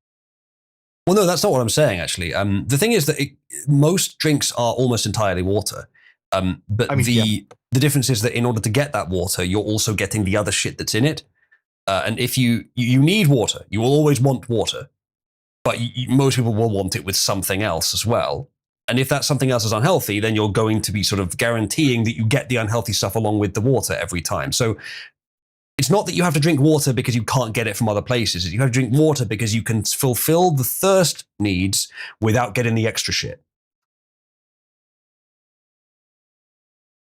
That also places unnecessary stress on your organs, really. But yeah. Anyway, I am not a nutritionist, chat. Do not listen to a single thing I've said. You're not? No, surprisingly. Fuck, I was under the impression this entire time. It goes on, even with these concessions on the table, Democrats rejected a Thursday proposal to pass a continuing resolution that includes 3 full-year appropriation bills covering military, construction, veterans affairs, agriculture, and the legislative branch. It sounds like they want a government shutdown, to be honest. Democrats Isn't that what they have? Yes, but it sounds like they want that to continue. They don't want what they're demanding even. They just want the government shutdown to continue. That's why the demands are so outrageous. They delusionally think that they can fucking frame it to be a Republican thing, but it is not. I wonder what the percentages are among the public, actually. I don't think they have the marketing budget anymore. I don't think so, no. I wonder what percentage of the public... They were fucking in debt after Kamala's they certainly were. for election. Yeah. But much like did someone swoop up and save them? Or well, that's the thing. I was going to say, much like OpenAI, they will have investors who can just keep them on a line of credit. But again, I don't know how many people are willing to deal with the Democrat Party at this point, given how unsuccessful they've been. I was going to say, I forgot because someone interrupted me. Yes, they want I believe they want the shutdown, not what they're demanding. It's why the demands are so outrageous. If they were to get them, all of them exactly as they wanted them, maybe they'd be willing to stop the shutdown. But even then, they might just say no and continue with it. I forgot what I was going to say. I remember it. Yes, dumb bitch juice, exactly. We need to continue with that now. Good super, that is. True. I can put some on after stream if you want, because I do have it downloaded now. Okay, well done. Yeah, maybe we'll do that after stream. I'm going to try and get through all the stories today, as I said, but it won't be easy. So I think I might move on from this story. I think we've got through what we wanted to say on it. Actually, I'm curious now on what their reaction to the shutdown is and what attempts are being made to break it. So I'm going to read a bit more. Democrats want more ironclad assurances that the GOP and President Trump will renew the pandemic-era ACA subsidies, which are set to expire in January. During an interview with Fox... Oh, yeah, that's what I was going to say. What percentage of the public believes the Republicans are to blame for this? I don't think it's that high because Trump's approval rating has been going up during the... Maybe 20%. Yeah, it may be 20, 25%, that kind of amount. And if that's the case, Democrats can't be benefiting. Well, they can, but they're losing a lot in return as well. Every black person, and maybe it's mostly blacks that believe it as well, because they're very much on the plantation. But it may split the black vote a lot for those that do believe it against those that don't. Because those that don't believe it's the Republicans' fault and believe it's the Democrats' fault are going to be thinking, the Democrats not only suck and don't have a strong masculine figure that apparently blacks like, but they took away my fucking ibd and my snap. Or something along those lines. So anyone that doesn't believe it's the Democrats, doesn't believe it's the Republicans' fault, is going to be blaming them for everything that happens as a result of this. So for their sake, they better hope they're getting a lot out of this, because they may lose a lot more than they expect. Yeah, this would be a prime time for the GOP to engage in an influence campaign, honestly. Yeah. Doing an interview on Fox News' Dana Perino, whatever that is, Thune tried to frame himself as a reasonable, insisting that Democrats simply need to take yes for an answer. But his own words revealed a shocking willingness to cave. Yeah, no, you don't tell them yes when they're misbehaving. You don't. A child that just said. Sorry. He really just said, "Yeah, I'm willing to bend over for the opposition." Yeah, it's not good though. A child that's consistently doing something wrong, you don't just give up. You find some way of preventing it without going too far. Dana Perino says, one of the things I'm wondering, Senator, are we further away from trying to get this settled today on Friday than we were on Monday? Dune says, oh God, this is long. Dune says, Dana, the Democrats just have to take yes for an answer. We're giving them everything, essentially, that they were asking for. Get this guy out. What the fuck is that? Yeah, no, that guy does not belong in the GOP. What the fuck is wrong with you? There are some things that you don't just give up when they're throwing a fucking tantrum. Well, when shit goes wrong, you just have to give up. You just have to give up when the enemy says no. If they keep demanding that you kill yourself, you just go kill yourself. Yeah. Just gotta jump off that bridge, bro. Yeah. It's that you just gotta. It's the law. I didn't decide this shit. Right, so he does clarify what he means. He says the reasonable Democrats, not the crazy ones like what you heard. Sorry, that doesn't make much of a difference. What? Yeah. Firstly, I don't believe you that there really are any of those, or there's very few. They're not very influential. But secondly, it doesn't really matter if they're making demands that like, especially if they're just alongside the crazy ones. You don't abide by any of them. You do what you think is right. You don't just. If you're gonna let them do this, you could do it too. They're holding up the government, but by saying no, everyone is. But at that point, it's just who is willing to give something up. I guess that's maybe the weakness, is that while Trump is in power, it hurts him more for the government to be shut down than it hurts Democrats. Except that it does hurt them because, well, maybe that's why they're doing it now, near the beginning of his term, so that people forget it by the time it's time to vote again. But if Trump can keep this up until the midterms, and everyone blames the Democrats, they're going to squander any hope they had of getting more votes. I mean, yeah, I imagine fucking historic low. I mean, like legitimately entire historic lows of approval ratings. Mm.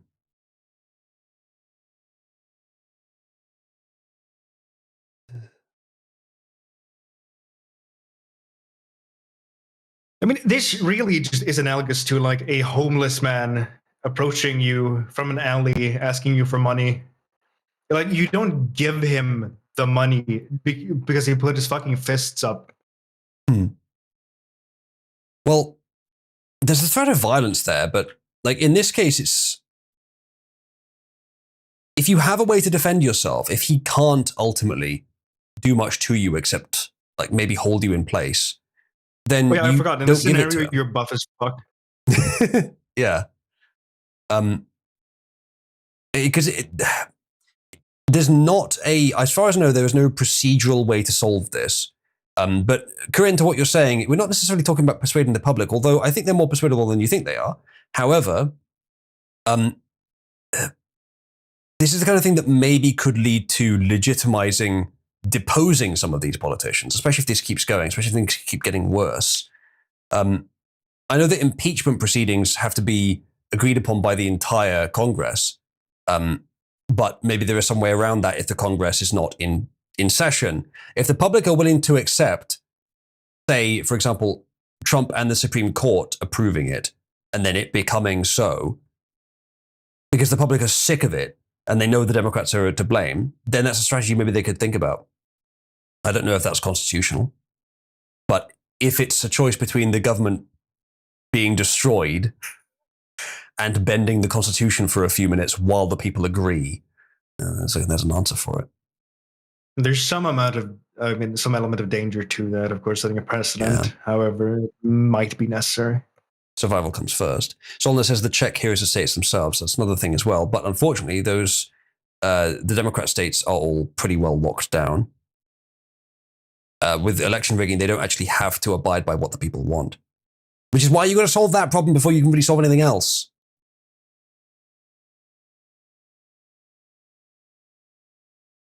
We'll continue. He says they literally yesterday at the Democrat caucus meeting in the Senate had a pep rally. I mean, they are celebrating this. It's insane. What's happening is the far left, which is the tail wagging the dog, is bullying the reasonable Democrats out of coming to the table. We have a proposal that they have been reviewing and looking at now for several days, mostly with things that they asked for, including a normal appropriations process.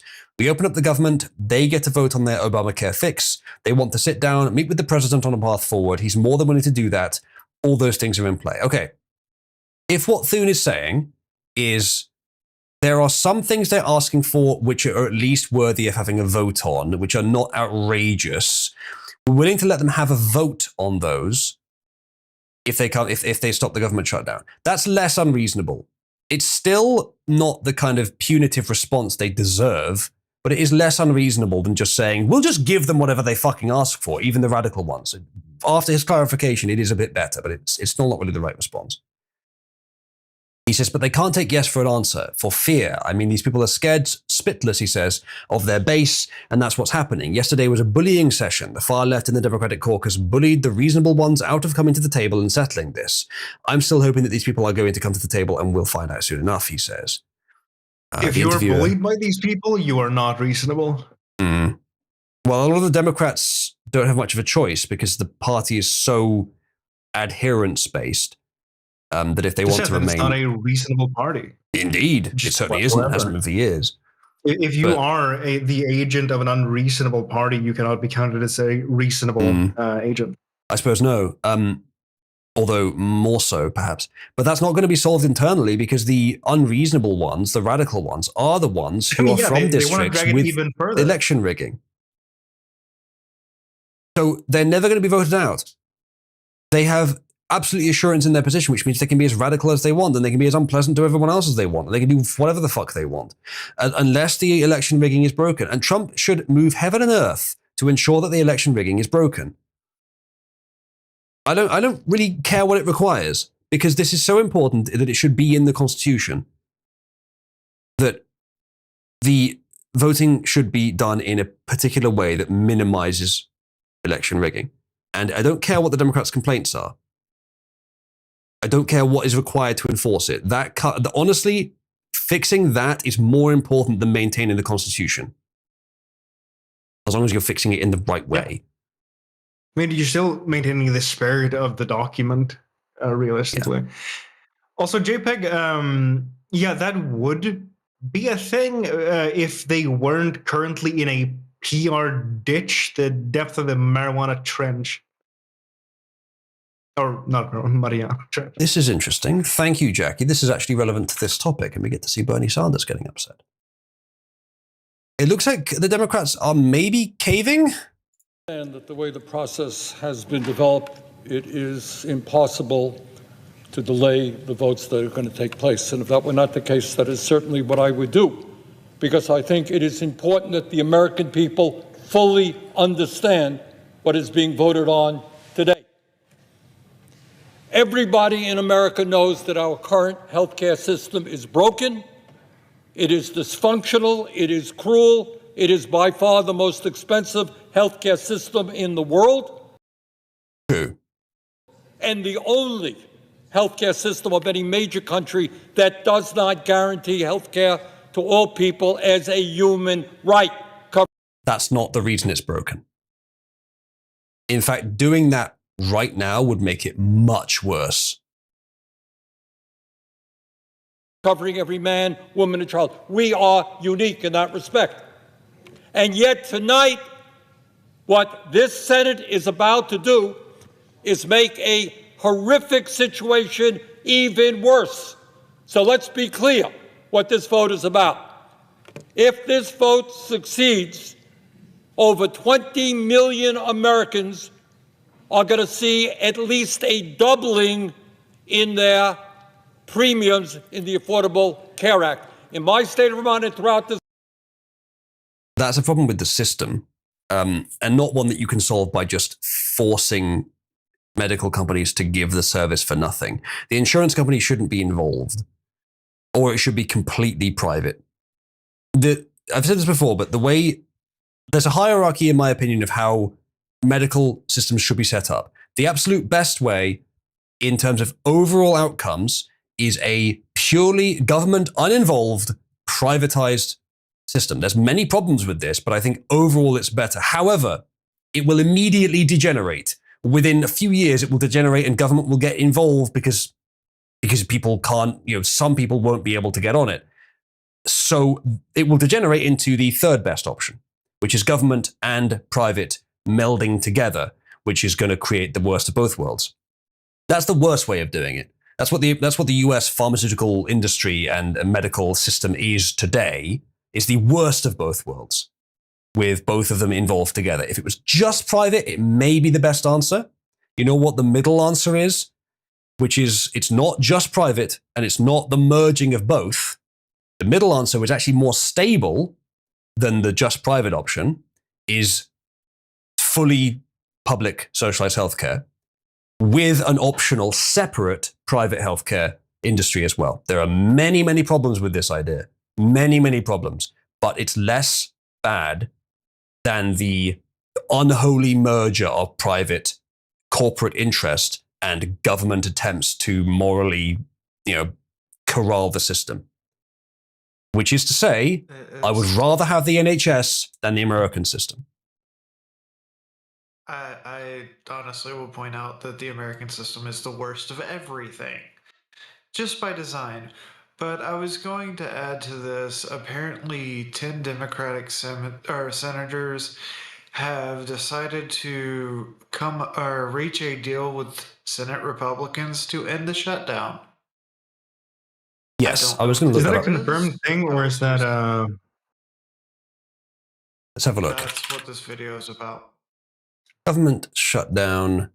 Senators reached deal that could end longest government shutdown in US history. And that, I believe, is Thune, isn't it? So I guess he has been involved. Well, hopefully, all he's given is some basics and only votes on them as well.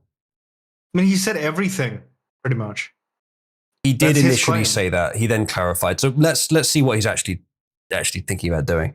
Because, yeah, he may have just betrayed the American people. Let's find out. Summary. US senators have agreed a deal that could end the longest government shutdown in history. A group of Democratic lawmakers are poised to vote on an agreement negotiated with Republicans. The BBC's US news partner CBS News understands. If the vote passes, it could pave the way for government services to resume in full across America, but a number of hurdles still remain. It's not yet clear how long it will take for the agreement to be implemented in full. This is a breaking story. So, negative outlook, Thune has cucked. Positive outlook, not that likely, I agree, but positive outlook potentially is that a portion of the Democrat Party is breaking from the radicals. And this may be the first indication that the party structure is less reliable. But I don't know, that'd have to be a majority of them, and I don't know if they can do that. And they're going to screw themselves if they do as well.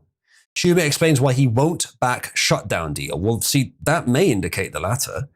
Says, earlier we heard Senate Minority Leader Chuck, if he's not happy about it, then I'm happy about it, or happier anyway.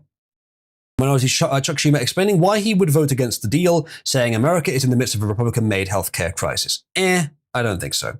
He continued, Democrats have been fighting to end this crisis over and over again. We offered Republicans a compromise, a proposal that would extend the ACA tax credits for a year and open up the government at the same time. They once again said no. They showed they are against any healthcare reform. I frankly just don't believe you at all. I believe that they were all of a sudden additional strings attached, and I don't even know exactly what that means anyway.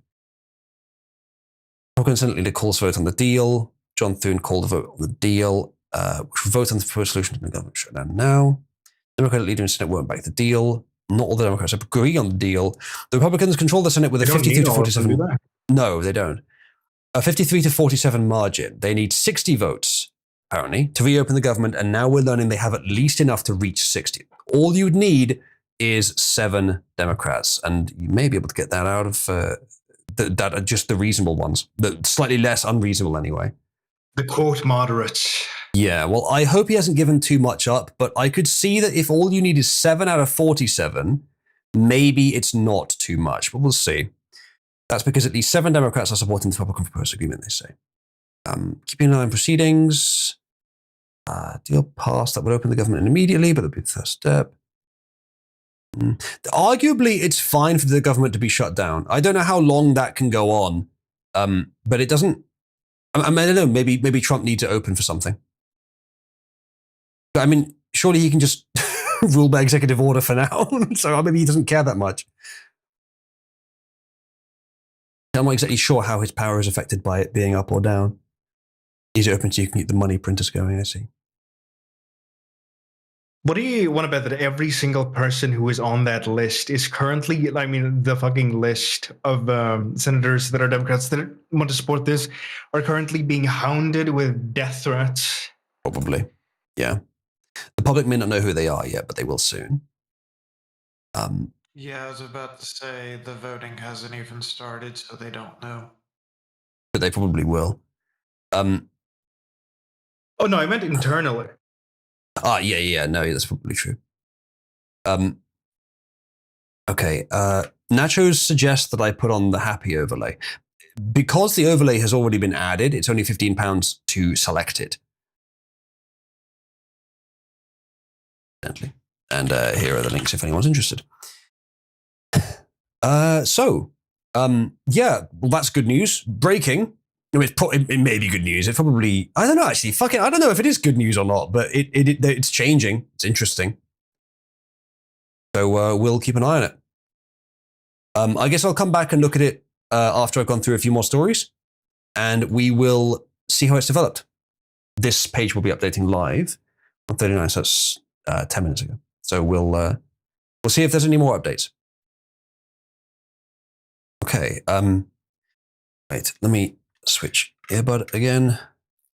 These are comfortable, but the battery life kind of sucks on them.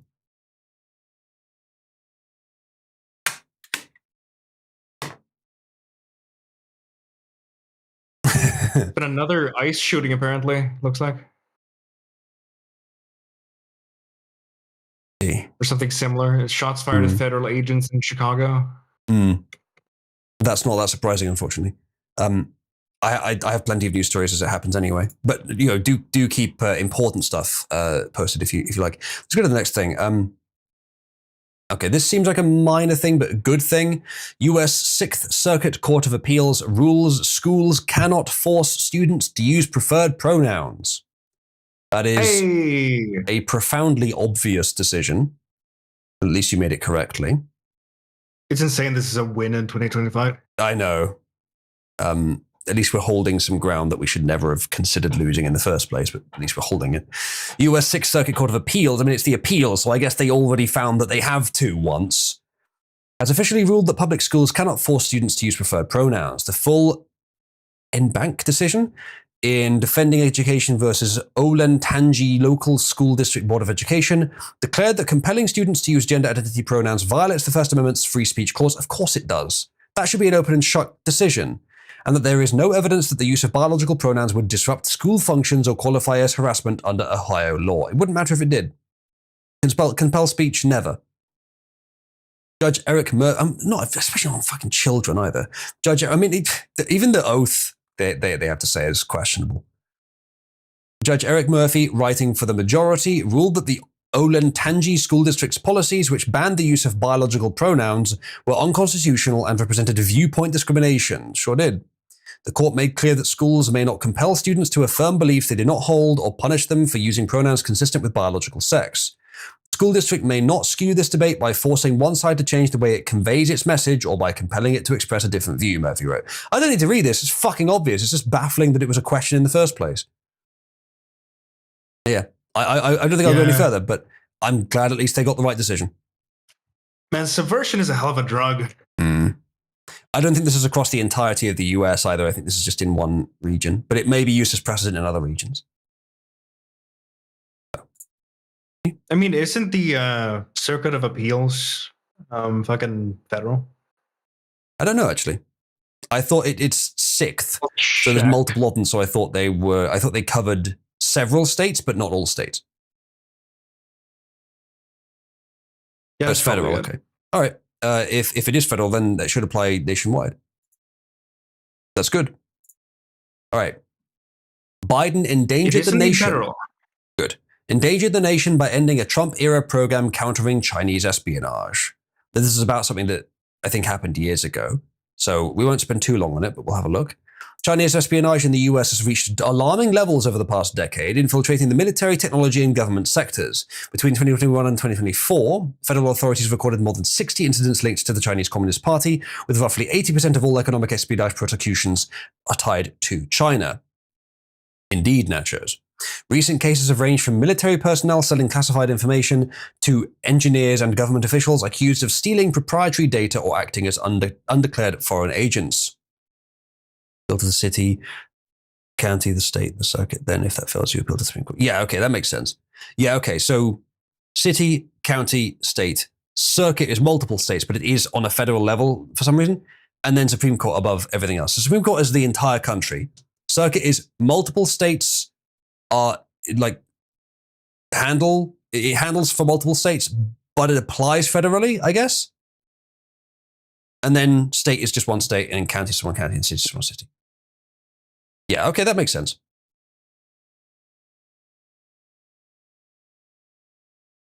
Only applies to the circuit.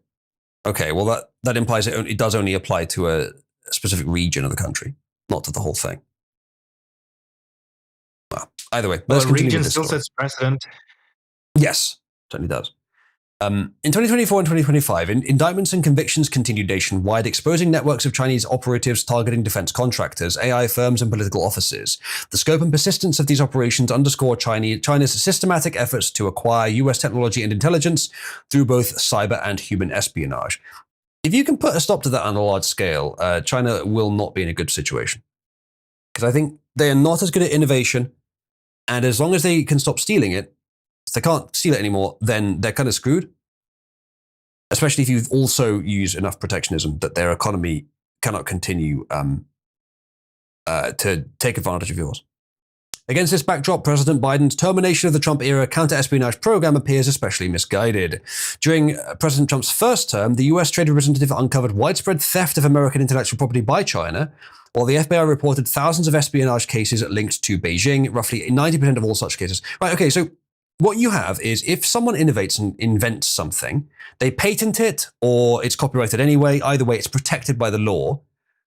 That means that no one in the nation can use it themselves until a certain amount of time has passed. Now, patents are sometimes abusive and that's going to be a problem, but if you don't have anything to protect innovation like that, then it can just be stolen by anyone and it significantly reduces the incentive to innovate in the first place, so you may get less of it. A nation should protect innovations like that for a short time, not for 10 years in most cases, but at least for 5, at least long enough to make some profit from it. What do you do if you're dealing with a nation that is civilized enough to replicate the technology, but does not respect those intellectual property laws? Either you die because your innovation is no longer protected, only really in part of the world, but someone can always go to the cheaper, crappier, copied source, which is in many cases about as good, to get it, but you get no reward for your innovation, or much less reward for your innovation. Or you protect yourself as a nation. As a nation, you punish them for doing that, to discourage it from happening in the future. And you implement more protectionism to make sure that your market is not corrupted by their immoral or unethical economic practices. China has been doing this for decades, and the US has been doing nothing or very little about it. Trump has been doing more, still not probably enough, but more about it. He just needs to continue. That's the natural, correct way to respond to that kind of attack, is to just protectionism. Punish them for it economically. More tariffs on all copied goods, for example. So, I mean, yeah. Oh, what happened there, Nomon? Fucking cable again. That would require a copying verification program, and that would be exceptionally difficult to do. At a large scale? Not necessarily. You wouldn't have to verify that they copied it directly from someone in the West. You just have to verify that it's similar enough. And then to say, not only does our patent cover our nation, it also covers the entire world, but obviously outside of our country, we employ that via protectionism. Tariffs. So if it's similar enough, you do that. Now, you wouldn't have to do this if the country had a good patent respecting policy. But because China doesn't, you overcompensate. You assume if it's similar enough, it's copied. I mean, China just doesn't, in general, respect any authority but their own. Exactly. You heard about them trying to set up fucking essentially secret police stations to govern Chinese people in America, etc. Yeah, it's a real thing. It's emblematic of the fact that they just do not respect any sovereign authority other than their own. Corinne says embargoes and sanctions aren't a good idea. I'm not necessarily suggesting sanctions, but sanctions and embargoes are similar things. And some mix, some combination, some permutation of them is what I'm suggesting, mostly tariffs. Hey, the Democrats all think it's a surrender. Governor Newsom thinks it's a surrender. So, you know what? It could even be if they worse. Don't think that, so even if they don't think that they want to frame it that way? Yes. So it could be worse, probably. Now, they could all be lying and exaggerating because they're getting what they want, but they still want to act like they haven't got everything, and they would do that. But still, they're speaking quite forcefully about it being a bad thing, which not only means that it's about to break, most likely it is about to break, but also Democrats probably are not getting everything they wanted from it. So, okay, don't know. Maybe it is still bad. We'll see. What I've gathered is they're going to have a vote to extend the American whatever Obamacare Good night, Corinne. in December. Yeah, I don't mind for some of the reasonable asks. having a vote on that, I mean, that's what you're supposed to do anyway. So I don't think that's a problem. But that's what they're always bitching and whining they lost on, and how they've got backstabbed by 10 people that are slowly getting named now. Let's have another look at the live coverage here. All right, so we have a bit more. I've got quite a few more things, actually. Okay, from here, Thune promises Democrats he will call healthcare vote in December. The major sticking point for Democrats in this government shutdown battle was securing an extension on healthcare benefits for millions of Americans. As part of the deal that was negotiated, John Thune promised Democrats he would hold a vote on extending those healthcare benefits by the second week of December. Thune spoke on the floor just before the Senate began voting to advance the first part of the deal. Quote, I'm thankful to be able to say we have senators, both Democrats and Republicans, who are eager to get to work to address that crisis in a bipartisan way, Thune said. We also have a president who is willing to sit down and get to work on this issue, so I'm looking forward to seeing what solutions might be brought forward. Thune did not say exactly what. I don't mind letting them have a vote. That's not so bad. Democrats getting little in return for shutdown, this analysis says. History suggests that the party that triggers a government shutdown tends to get very little in return for their efforts. That's interesting. On Sunday, it appears history will repeat itself. Senate Democrats, who had prevented Republicans from passing government-funded legislation for 40 days, demanded an extension of health insurance subsidies for more than 20 million Americans. But with this deal, which a handful of their number appear to support, all the party gets is a chance to vote on an extension with no guarantee of success. Voting is still underway. Yeah, I mean, I hate to be so brash about it because 10 of them are willing to do this, but they're not going to win that vote. They're just going to lose that vote. True. It's pretty much guaranteed. The vote is a big moment. It does not end the shutdown for good. I mean, they may be able to do it again. If they lose that vote, they might just do it again. But that at least gives a couple of, a few more weeks of the government being open, if that's a good thing. Yeah. You could probably make some preparations then. Yeah, maybe. If you're very quick. The Senate vote is However, the first and some would argue biggest battle to reopen the US government, but the fight is not over yet. If this procedural vote should pass the Senate, as it appears it will any moment now, it still needs to go to the House and to the president's desk.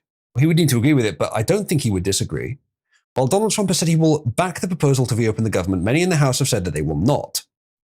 Well, it's a majority Republican, but does it still need 60% in the House? If so, we get to blame the Democrats even harder for it.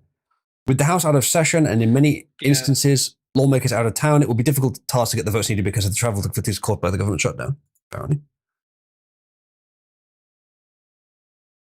That's the latest from the BBC at the moment. We will keep checking on it, though.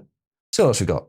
I mean, what they like if they keep going with this, even just intermittently, it still leads to the same bad outcome for them in the long run.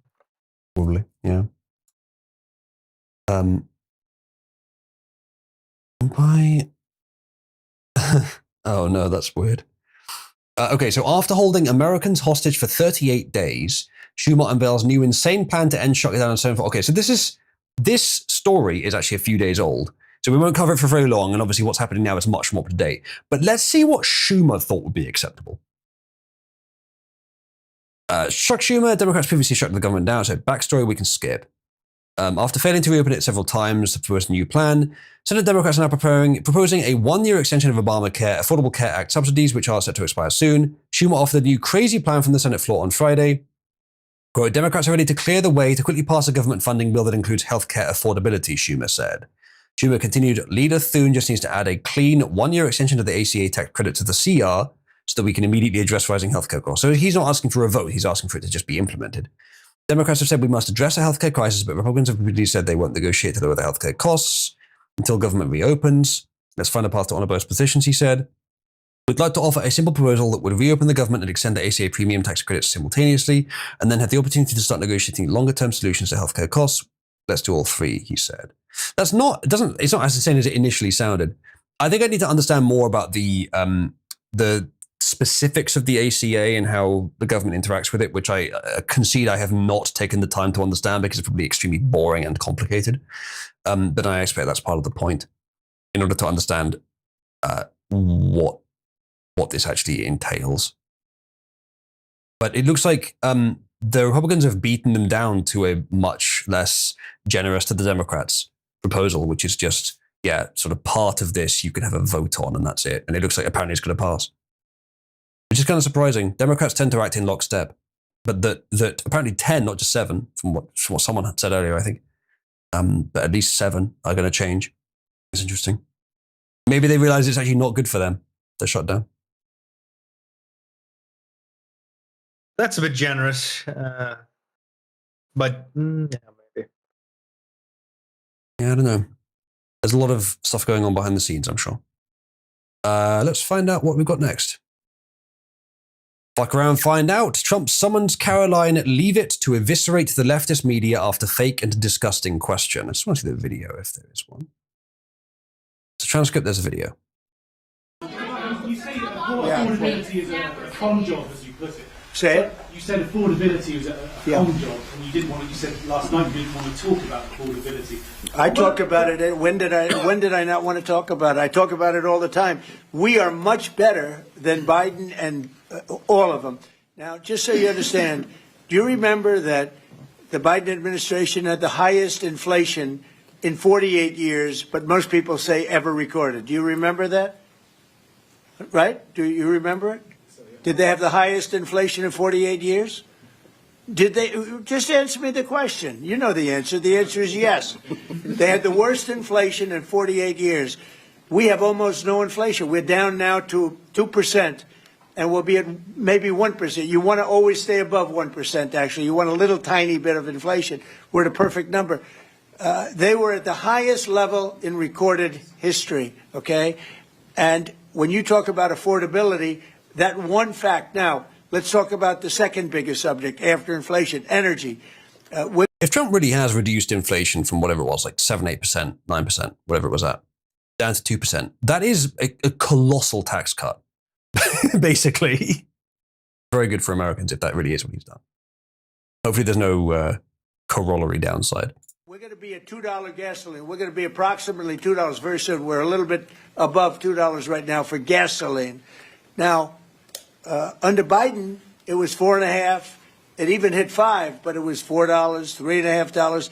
We're going to be at $2 a gallon. So gasoline's much less. Energy costs are less. When you have energy and when you have gasoline less, everything else follows. It's such a big category. So when you have lower energy prices, which I think you admit we do substantially, that means everything else. So we are the victors on affordability. But if I watched that election, which I was not much involved in, I didn't support Virginia, the candidate, didn't do a lot of support for the other candidates. They asked me about Cuomo, and I said, well, it's a question, do you want a thug or do you want a communist? I mean, that was my response. So I wasn't involved in that stuff too much. But I will say this, if you look at affordability, which they campaigned on, they lied because they talked about, oh, prices are up. No, prices are down under the Trump administration, and they're down substantially. Energy prices are down by 30, 35, 40%. Gasoline is way down. And the other big thing is inflation is way down. The biggest thing is inflation. The second biggest thing is energy. Energy is way down, and what's also down? Gasoline. Also, the biggest thing is inflation, and it's way down. We took over a mess, the highest inflation in recorded history. Some people would say 48 years. I'll take either one of them. But I believe it's the highest inflation in recorded history.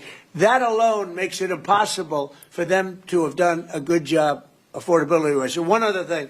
When I came into office, Victor, 2 days into office, they were screaming at me about the cost of eggs. I was there for 2 days. Eggs had quadrupled. And I said, listen, I just got here. Let me check it out. And they were right. Eggs had gone up by 3-4 times. Within a period of a few months, we had eggs down to a normal cost. We did a great job on groceries and affordability. The only problem is the fake news. You people don't want to report it. And, in fact, I'd like to ask Caroline. Where's Caroline? I'd like to ask Caroline a question. Where is she? Did she? Uh-oh. She deserted us. She deserted me. Our great Caroline superstar deserted me. Anyway, she's right outside. She was going to talk about, because the fake news yesterday, they talked about that. They said, oh, I don't want to talk about affordability. The reason I don't want to talk about affordability is because everybody knows that it's far less expensive under Trump than it was under Sleepy Joe Biden. Yes, and the prices are way down. Caroline? Yes, sir.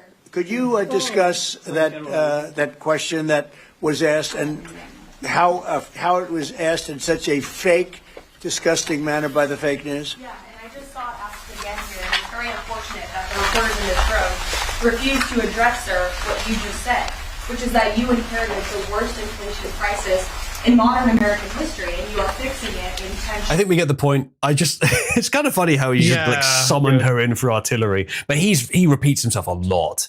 Yeah, he is a master of saying very little with an awful lot of words and an awful lot of the same words.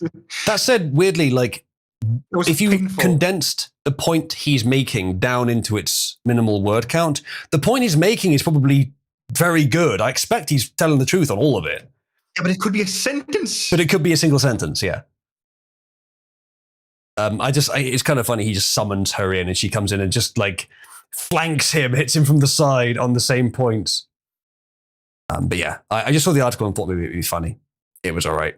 Let's move on to the next thing. I have some UK stories here. We might skim them quickly because I looked at them and I wouldn't think any of them was really that interesting. We'll have a quick look at them for those of you that are interested in UK news.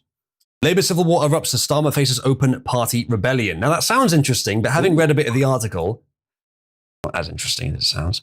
4 suspended MPs who repeatedly rebelled against the government will return to the Labour benches.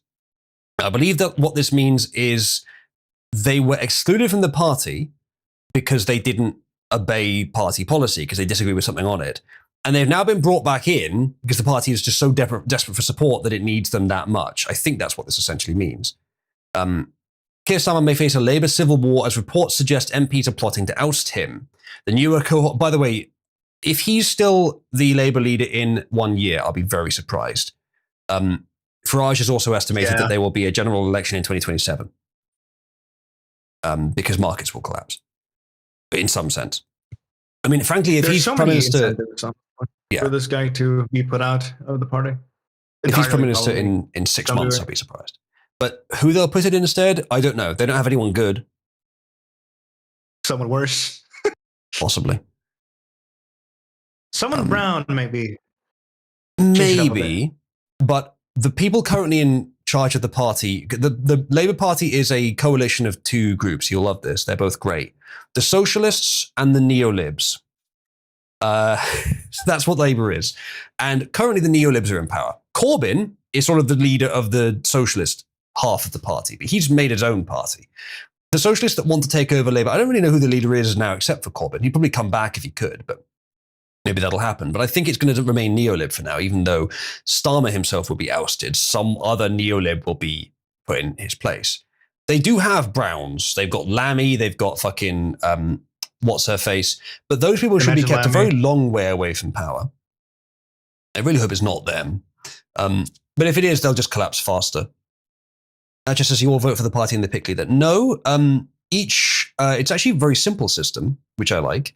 Each region votes for a member of parliament, and then whichever party in parliament has the most members, the leader of that party becomes the prime minister. And prime minister is actually an informal title. No one is officially prime minister. It's just the minister of the most powerful party who is selected to lead it in parliament. And in order to form a government, they have to have a majority with their own party. So if you have like 40%, 30%, and you know a 20 and a 10 and something like that, you can't do it because you don't have over 50%. You have to then coalition, and coalitions generally don't work out very well. But it kind of moderates what each party can do because they all have to vote and they have to secure the votes of the other party that they're coalitioned with. But first past the post actually helps with this a lot because it means more often you'll get a single coherent plan, which I've said before. A single coherent mediocre plan is better than 6 decent plans taken in parts and mixed together because they're inconsistent. Now that said, I would rather have Labour's, Labour's not dealing with a mediocre plan here. It's just a shit plan all around. So I think I'd rather have the piecemeal plan just to slow things down compared to Labour, but whatever. Yeah, that's roughly how the system works. I'm actually not sure if it's party based. If you would instead just have every member of parliament. I think you have to, I think technically, is it always a coalition? It's just that when that parties do stick together in practice, but technically it's always a coalition of just MPs that agree to vote together.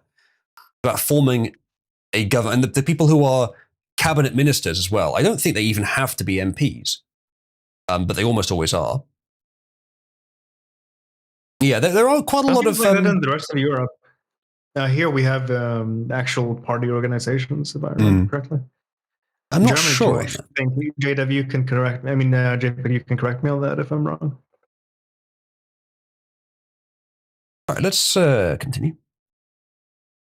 Keir Starmer may face Labour civil war, as suggests MPs plotting to oust him. The newer cohort of parliamentarians are among those said to be discussing the idea of a future coup, according to the I paper, which is a left-wing paper. This comes as the Prime Minister extends an olive branch to the rebellious backbenchers. And backbenchers usually are the less powerful ones in the party who usually rebel against the leadership. But if there is if there's a switch in the party's primacy of leadership, it tends to be the backbenchers that take it. Though that's rare historically, but much more common these days. Olive branch to the rebellious backbenchers and welcomes 4 MPs who had their whips suspended back into the fold. I believe what that means is that what is it? If you have the whip, that means that you're part of the party's sort of social in-group, but you also have to vote as they vote. I think if you lose the whip, I actually don't know exactly what the downsides of that would be, but I guess you would have less support from the party if there's an election. But if you lose the whip, you don't have to vote with them, but you've got no chance of rising up the party's infrastructure. I think the Americans also use the term whip as well, but slightly different. JPEG, I believe no one was just asking, you could correct him if he got something wrong, but that was something else.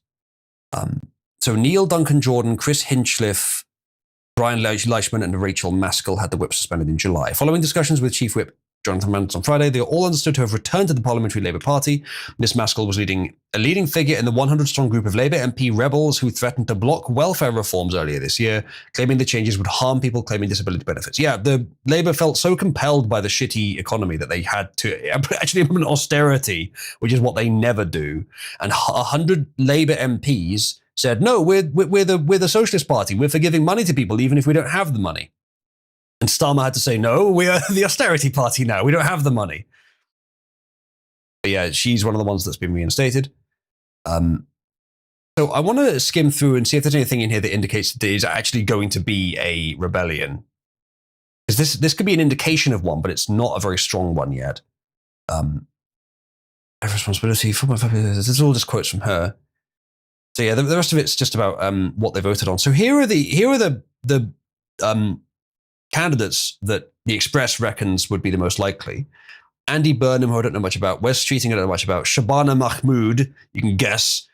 Yvette Cooper, she's been around for a while. She may be less bad than the others, but she's still pretty bad. Angela Rayner she sounds like she's working class. She sounds like she's deeply unpleasant. Not quite as bad as Jess Phillips, perhaps, but not far off. And she was the right-hand man to Starmer for a while, but I don't think she's that well. Actually, I don't know. Maybe she is that somewhat well liked. Ed Miliband is a charisma vacuum. I believe he was the leader very briefly as well years ago, but he's still sticking around for some reason. So yeah, they've got pretty much no one good. But I believe these are all the neolib side of the party. None of these are the socialist side of the party. If you ever hear the organization Momentum mentioned, they are the socialist Labour sort of activists who want to take over Labour, and much like they did with Corbyn, and they're deeply unpopular. The proportion of the nation that wants them is very small, and it's not very regionally centralized, I don't think. So they're not going to get any power unless things massively change. So you don't have to be too worried about them, but they're actually going to do more good for us, if anything, by hurting the Labour leadership and possibly triggering a general election. Let's see what else we have. Question time viewers fume. Why do I pay license fee over Fiona Bruce bias? Fiona Bruce is this woman, and I remember her seeing her on the news loads as a kid, and I didn't have much to think about her, but she seemed to be good at the basics. But she is biased, possibly because the BBC forces her to be, but I think she wouldn't have a job there if she didn't agree with them. BBC Question Time viewers have criticised the latest instalment of the political programme hosted by Fiona Bruce. There is a video, but do we want to subject ourselves to Fiona Bruce speaking? I don't know. Why are fucking publicly funded news channels or whatever doing political content in the first place? Because the idea is it's unbiased in that... yeah, lol. Yeah, I know. But it's not like this is our opinion. This is an opportunity for the public to ask all political parties. So they just get all the major political parties, one representative from each one, sit them around a table, wait, it's a specific thing. Okay, and then the audience asks questions of them. So inherently, it's not that biased. But of course, the person running the show, Fiona Bruce in this case, can bias it. And if you give all the parties an equal amount of time to talk, and your party composition is Conservative, which are establishment, vaguely right-wing, Labour, establishment, left-wing, Greens, left-wing eco-activists, Lib Dems, left-wing activists, and then Reform, a right-wing party, populist party. So of the 5 major parties, maybe others I've forgotten as well, of the 5 major parties, one of them is going to have a sensible perspective. The other 4 will have a mix of shitty perspectives. So that's already inherently biased. If you were to weight the time they got by their current polling numbers and by how many seats they were likely to get at the end of it, that would be fucking different. That would be funny. Yeah. Even just by polling numbers. If you combined the polling numbers of Labour and the Conservatives, it would be equal to Reform. And they're second and third. Then I imagine the Greens would just be a beep. No, they're not doing too badly, actually. And the thing is that even though Lib Dems and Greens don't have as high polling numbers, their regional dominance is more centralized than Labour and Conservative. So because of first past the post, they're going to win a lot more seats, according to most models. It's kind of the opposite here, actually. The Greens are about to lose party status, essentially. The last model I saw said that the Lib Dems and Greens were going to win about 80 seats each, which I'm willing for that to happen on the basis that I don't want a monopoly, and I do want Labour and the Conservatives to be punished. Labour and Conservatives are looking to get 19 and 9 seats out of 650. That's rough. It's fucking rough, yeah. With Reform casually swooping in with 400. Pretty new party, by the way. It's pretty impressive. Question Time fans were less impressed with the episode, which aired last night, with many taking, this is a few days ago now, with many taking to social media to vent their frustrations over host Fiona Bruce. Joining her on the show were Daily Telegraph columnist Tim Stanley, Anna Turley MP, Labour Party Chair for the Conservatives, former Energy Minister Graham Stewart, as well as General Secretary of the TUC, Paul Novak. Yeah, I'm not hearing any Reform UK names there. Oh no, it's not going too well over at Quattro's. Best of luck to him. It's not. Oh shit! What's happening? Power's still out and it's getting colder because he lives in a cold area. I guess he needs the heating. Oh shit! Wait, do you guys have a fucking wood stove or anything that you can use? Oh fuck! I forgot.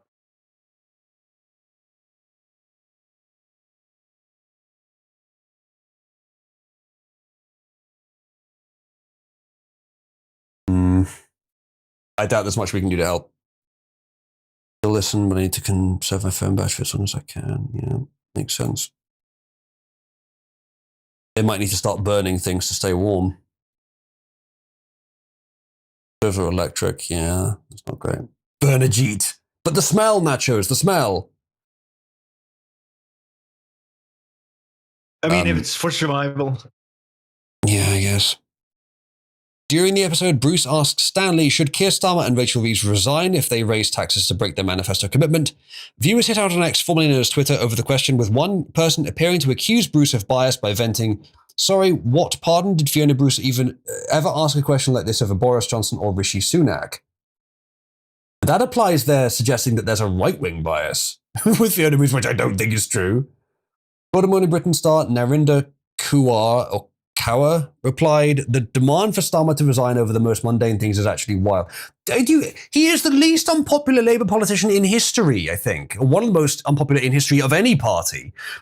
The notion that he hasn't resigned on that basis alone is quite mad. A third added, Fiona, my question to you is, should the BBC rename itself GB News 2? Now, I think it's a bit mad to assert that the BBC has a right-wing bias. I'm surprised, actually, that this is the way it's going. There's no one on that panel will present a populist right-wing position.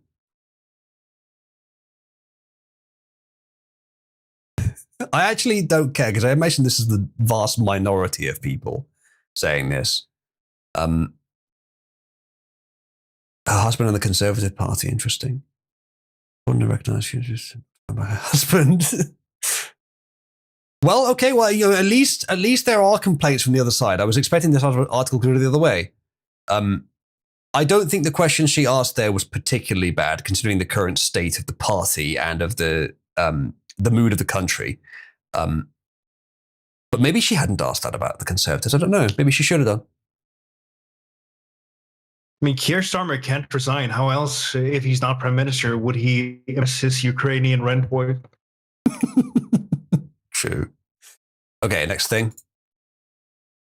Disaster for Kemi Badenoch as Reform mocks Tories after by-election defeats.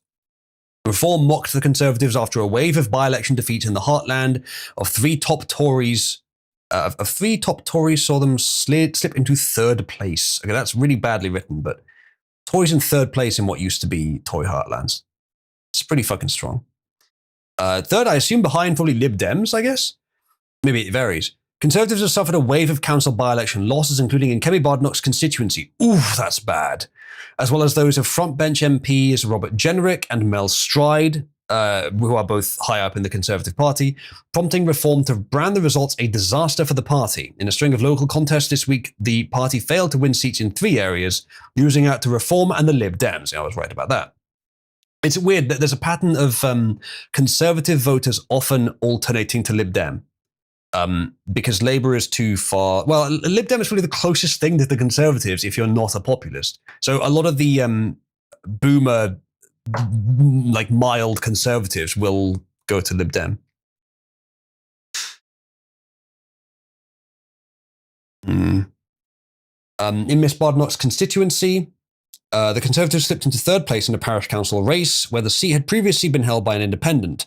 And in Mr. Jenrick's Newark consistency, Reform won 2 local seats, both previously held by independents. One was a close fight, with just 11 votes separating the Reform candidate and the Conservative running-up. That's very close, but it's still impressive. A spokesperson for Reform said, in case the remaining Tories had any hope that a change of leader would change the polls, last night's double Reform win in Newark has stifled that hope once again in Jenrick. For Kemi's Tories to come third in her own constituency is worse than embarrassing. It's a disaster. Yeah, true. Not much more to add to this, I don't think. The Liberal Democrats said that the only sum Mel Stride needs to do now is how long he has until he's out of a job. Lib Dems have scored a hat-trick and are gaining momentum in the Shadow Chancellor's backyard. They're allowed to gloat a little bit, but let's be honest, it's Reform that's creating this change, not you guys. Then again, the Lib Dems may be a bigger party than the Conservatives in 2 years. That would be quite impressive, wouldn't it? Chat, my counter is at 94%. And we only have 16 of you left, but I'm tempted to try and continue until I get it to 100.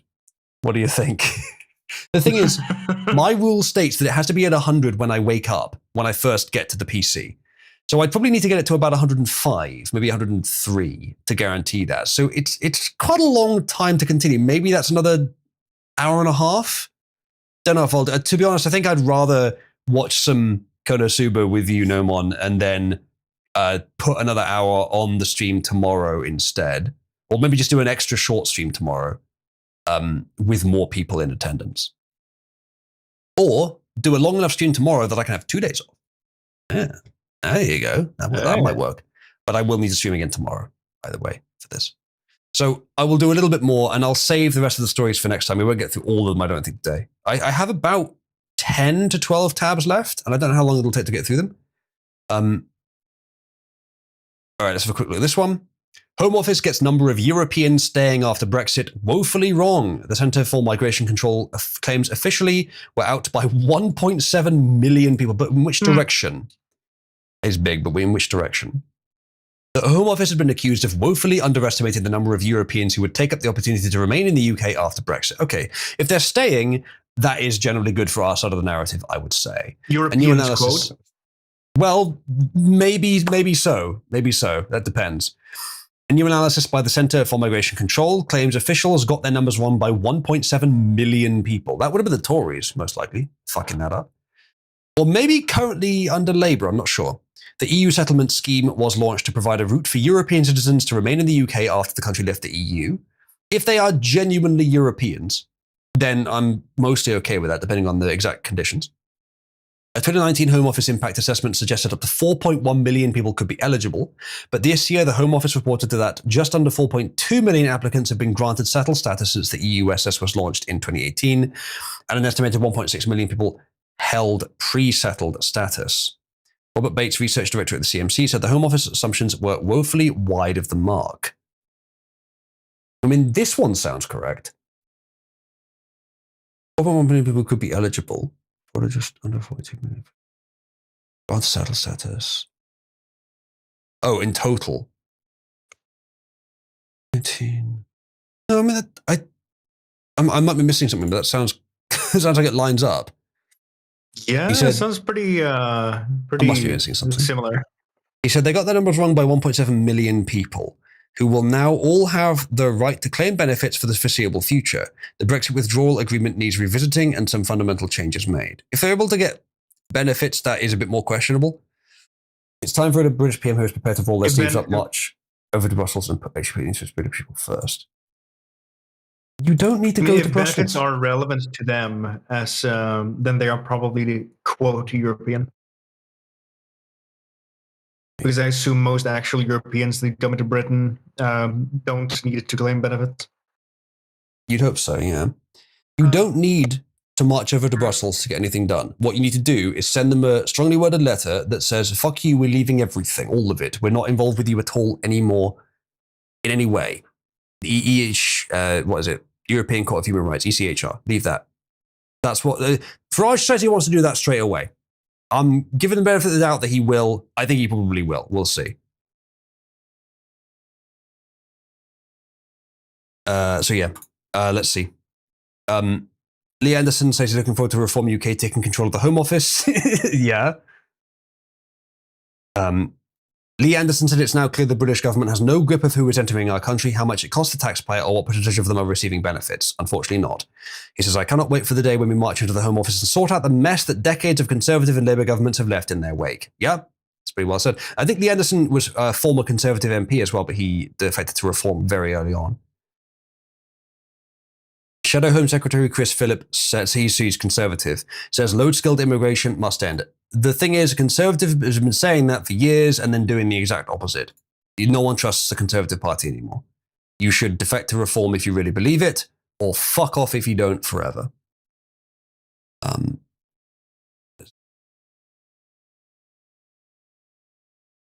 Yeah. Fetterman, that's good. Okay, so the names are known. Fetterman. Oh Fetterman yeah, voted the one quote reasonable guy in. Yeah, yeah, probably the most reasonable Democrat, despite clearly being mentally ill. Wait, Kane? Tim Kaine voted. He looks like an old wrestler. Yeah, Tim Kaine. I assume that's Tim Kaine. Voted with the Republicans. He's fucking Hillary's running mate. Wait, Hillary's running again? Was it Hillary's running mate? Now, I think. Tim Kaine. No, you misheard. Tim Kaine, Hillary's running mate. Think so? Was it Kamala's? Either way, one of the vice presidential candidates for the Democrats in recent years, Tim Kaine. Is that the same Kaine? Is Must him have been Hillary's, voting? because Kamala's was Waltz. Yeah. Kane was Hillary's then. Did Tim Kaine vote with the Republicans? Seems very unlikely, but okay. Interesting. So it looks like they have the vote. I mean, spending time around Hillary Clinton so much must have turned them Republican. I guess. A small group of Republicans holding up tonight's vote. Enough Democrats have voted for the government funding bill to ensure its passage, assuming all the Republican senators vote in favor.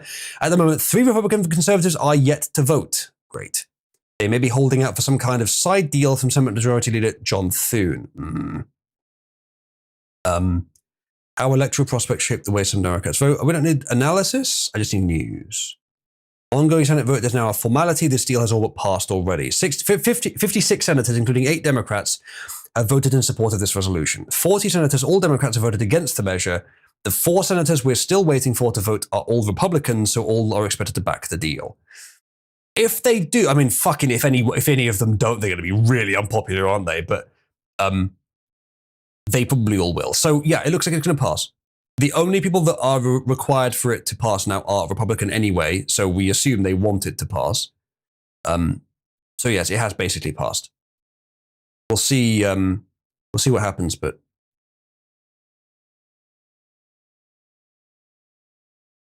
yeah, okay. All right, well, that's, I guess, good. Either way, it's a change worth reporting. Let's continue with the articles. Okay, next. Let's go to the next one. Nigel Farage explodes over grooming gang cover-up after industrial-scale rape committed. I saw a press conference he did a few days ago, maybe a week ago, where he seemed to get everything right. He had someone in there who was a victim of the grooming gangs, had gone through the inquiry process and found it to be a completely rigged game under Labour. So he's definitely making the right noises, Farage. Reform UK leader says thousands of women have been failed, ignored and slandered by every British institution, not just thousands. Grooming gang survivors fear Labour's national inquiry is less about the truth and more about a cover-up, Nigel Farage has declared. The Reform UK leader said thousands of women have been failed, ignored and slandered by every British institution as he accused the government of delaying a probe. On Thursday, Reform UK ramped up calls for a parliamentary commission into the industrial-scale rape of British girls by gangs of largely Pakistani Muslim men. He's willing to say that. As I said, he's making the right noises.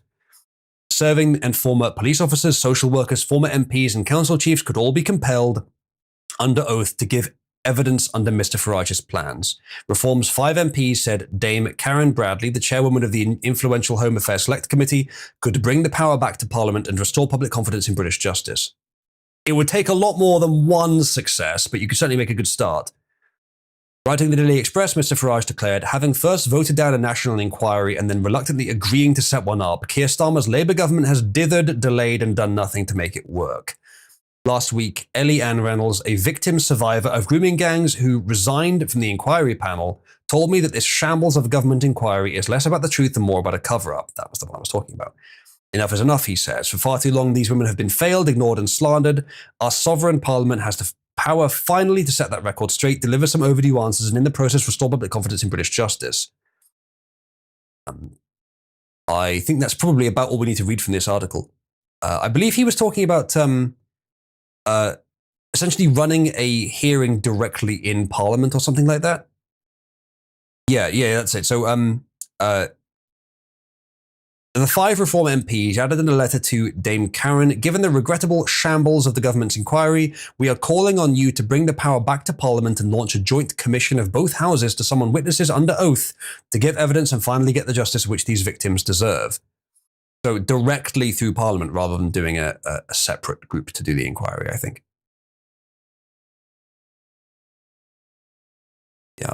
Yeah, this is going to have to come out eventually, and I will be very, very disappointed and ashamed if it doesn't come out early on in Farage's government, which would probably be in 2 years, but will be in no more than 4. Let's see what the next thing is. Yeah, this is basically the same story, it looks like. I don't think it's different. Yeah, indeed, Nachos. Reform's 5 MPs urged a senior Tory MP to back calls for parliamentary probe to question that's involved in the cover-up. I think this is basically the same story, but they've written it twice for some reason. Survivor. Yeah, I think it's the same story. Lawmakers in Congress are increasingly worried and planning for the possibility that Senator Adam Schiff will be indicted for mortgage fraud, Politico reports. Good. Reform civil war now explodes as counselor banned for erotic novel vows legal action. The beginning of this title, Reform civil war explodes, is a lot more serious sounding. Yeah, a little bit sensationalist. This guy maybe who wrote this. Yeah. Fucking Jonathan Walker. Never trust anything he fucking writes. Well, maybe. Let's see what it is. 9 reform councillors in Kent have either been expelled or quit the party group. That's fairly significant, especially with the size the party is now, but with the size the party will be in a few years, it's nothing. So let's see how serious it is. A former Reform councillor has announced he is considering legal action against the party for defamation of his character following his removal. Kent councillor Robert Ford was removed from Reform UK following unofficial complaints from female members of staff. Same shit again. I'm not going to defend this for a second. I'll still say the party's the best chance, but I'm not happy about some of the way they act. Preempting what's likely to be a bad call. Let's have a look. He said today, I'm currently taking legal advice regarding the defamation of my character by Reform UK at Kent County Council that occurred on October 13th, and I intend in the coming months to pursue this with vigour. Mr. Ford claims the complaints relate to an erotic novel he had published, which he had mentioned to people at the authority. No further information on the nature of the complaints have been forthcoming from Reform UK. Most recently, Councillor Isabella Kemp, who represents Sheppey on KCC, not sure what that means, was suspended from the party ahead of a council meeting on Thursday. Ms. Kemp is the latest in a string of suspensions since a video showing Kent County Council's Reform leader Lyndon Kemkaran shouting and swearing at members was leaked to The Guardian. Okay, the best defense I can give to Farage is he is very eager not to give the press too easy a time defaming Reform, because Reform is in a brilliant position right now, ready to fucking rule the country with a massive seat majority. Massive. All they have to do is not fuck it up. Any one scandal from some member who does something which might not be immoral, but just doesn't look good and can cause a sort of cascading effect could sink their chances. All they have to do is hold. Just to hold their current position for a few years. All they have to do is hold it while people don't talk about fucking erotic novels or shout at, even though these things might not be immoral or unethical, they might not be wrong in general, but they just give the press an easy time. That's the best defense I can give to Farage. That defense doesn't cover fucking, I always forget his name, but the guy everyone likes who was kicked out of the party, I think erroneously. That doesn't cover him, but it might cover things like this, where they're minor members of the party who have done something weird, which might give the press an opportunity. So what you're saying is they should hodl. Yes, they should hodl. Yes, all Farage and Reform needs to do right now is hodl, and maybe this is what he's trying to do here. Just get rid of the elements of the party which are likely to lead, are liabilities, likely to lead to press issues. I don't know if that's what's happening here. We'll need more details, I think. Ooh, Kyle Kolinsky is saying that the people that voted with the Republicans are traitors and need to be primaried. It was fucking Tim Kaine. It was Tim Kaine. And Fetterman, of course. Let's see. I don't recognize the others. Sharing anything from Prepare for Fetterman Kaine run in 2020 or whatever. I don't recognize the other members, but I have slightly more respect for them now than I did before, despite them being Democrats. Dick Durbin, what a fucking name. I know who Dick Durbin is. This is actually one of the tamer posts I've seen. No one, have you ever Durbined your dick? Huh? Have you ever Durbined your dick? What the fuck is that? It's Dick Durbin. Have you ever Durbined your dick? What is this degenerate sex act you're describing? Just a bit of a Durbin, you know? So you're feeling frisky, have a bit of a Durbin. Sounds like a fucking... It sounds like fucking... I don't know what it sounds like. It sounds like a turban, but for your dick. Chat, please AI generate a picture of a Dick Durbin. Don't actually do that. They're gonna do it. They probably are, I guess. Doing it right now, I can almost bet money on it. Mm-hmm. Let's continue with the article. Blah, blah, blah. In that video, Miss came across a woman told members to fucking suck it up if they disagree with her on big decisions like the direction of local government reorganization. Yeah, I'm not really too against them getting rid of her That's from a the bad party then. look. It is a bad look, isn't it? Internally too. Yeah. It's been reported by the working under her. Yeah. Well, no, she's been removed, apparently, for that. Good. Or actually, it doesn't say that explicitly, but it implies it. It's been reported by the BBC that Miss Kemp is also considering legal action against Reform UK. Reform UK won 57 of the 81 seats at Kent County Council to take control of the authority in May, overturning a 30-year Conservative majority. Just a little hint, just a little hint at the end of the story of they're completely fucking dominant. Absolute soul crush. There are now 48 Reform councillors, with 9 members having been either suspended or removed since then. In a speech in the council chamber on Thursday, Miss Kem Karan drew parallels between her party and her son's army training and suggested councillors who had been expelled couldn't hack it. I don't know. It sounds like you're not particularly someone I'd want to work alongside either, to be honest. Not an effective leader. Said not an effective leader at all, probably that. Durbin. Some had quit because they couldn't hack it. Others had been thrown out for bad behavior because they weren't good enough or they weren't team players, not of the challenge, or were simply unable or unwilling to accept discipline, she said. Yeah, I don't buy it. Some of that's probably true, but I don't buy it overall. No, this given sounds the video. like a power high. Yeah, it does, to be me. honest. Yeah, I can't really blame Reform as a party too much for that because they've had to expand so quickly. There's little time to temper these people. Yeah, it's hard to be selective when you have so little time and so much to do.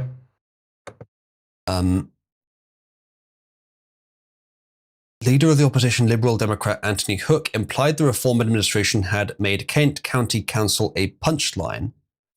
I'm told that people are literally placing bets on whether the administration will last until Christmas or Easter, he said. Maybe. Oh God, there's some hate from Blue Sky, apparently. What else is new? Is the sky blue?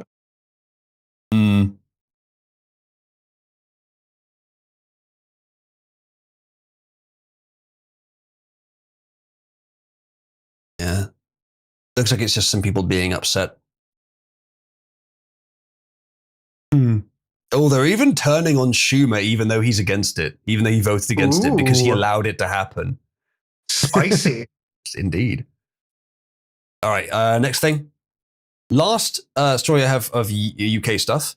Tony Blair warns Rachel Reeves on tax and spend doom loop. So this is just to say, the Labour Party is currently being run by idiots. Tony Blair is evil, but idiot may be the wrong term for him. And he is saying, fucking stop. What the hell are you doing, you retards? How evil he looks. XPM's think tank has called for a rollback of Angela Rayner's plan for workers' rights under major tax hikes to be temporary. Former Prime Minister Sir Tony Blair, oh God, he was made a Sir, has warned Chancellor Rachel Reeves that any manifesto-breaking tax hikes must be temporary and accompanied with action to help businesses left bruised by her last budget. You see, Blair here is a globalist neolib, but he's not much of a socialist. He's a little bit practical. Rachel Reeves is much closer to a socialist, even though she's in the neolib wing of the government, because Labour is more socialist than they were when this neolib was in charge. So what she's doing is mad socialist nonsense. And Tony Blair's just saying, wait, that doesn't make sense. Even to him, it doesn't make sense. The Tony Blair Institute is also pushing Sir Keir Starmer. 2 of them have got it. Institute? Yeah, he runs a think tank. Oh. To scrap plans to give all employees the right to sue for unfair dismissal from day one rather than after 2 years of service. Arguments for and against that. It warns this would hike up employment costs and discourage firms from recruiting, probably true, and instead calls for a 6-month qualifying period. The think tank insists a bold pro-business plan is needed to end the tax and spend budget doom loop. It says the goal of next month's budget should be to bring markets, businesses of the party and voters back on side. Good fucking luck! You could do pretty much anything people want you to do right now and they still wouldn't vote for you. So instead, they're doing nothing people want them to do. I mean, wouldn't Ronald vote for? I think I don't know, but I think when push comes to shove, and when Ronald's at that voting booth, he will probably either he will decide he doesn't give a fuck and just put Labour anyway, or he'll put Reform if he's being honest. Because I'm still not sure what is at the base of Ronald's personality. Does he actually have a personality? Does he actually have a sincere personality down there, or is it all just jokes and memes? I mean, he calls himself the Shaman of Blair. Yeah. But like, like the layers of irony there, is there underneath those layers a real person? Or is it just all irony poison? I'm not sure. That is a good question, though. I hope that there is a real person down there. And if there is, that real person will naturally vote for Reform. Despite the many criticisms, valid criticisms that one can make of them, they are by far the best choice currently. All right, and there's a picture of, never mind, that's not loading. And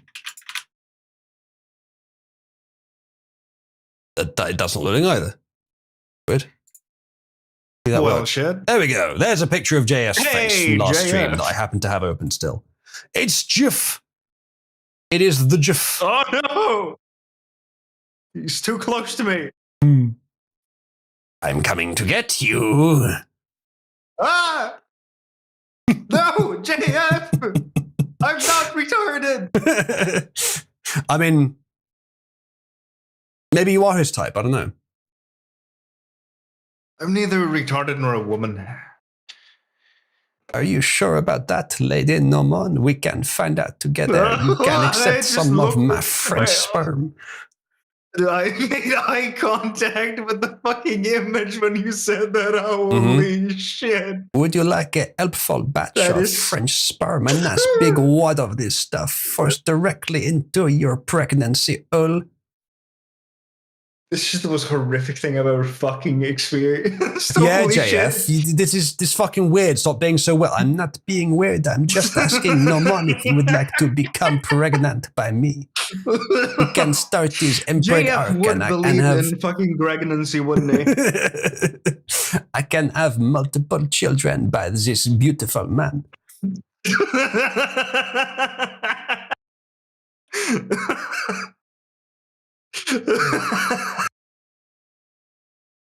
Horrific. Genuinely a crime. Perhaps we have, well, yeah, I mean, my murder.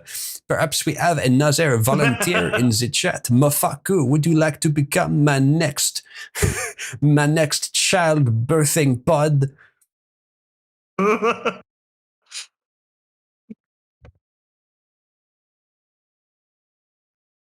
Right, good. Chat, shall we end our lives at that point? I think it might be about time. Seems like a good time. Thank you for joining me, chat. That's the despite worst the fucking fact- thing ever. Holy Yeah. shit.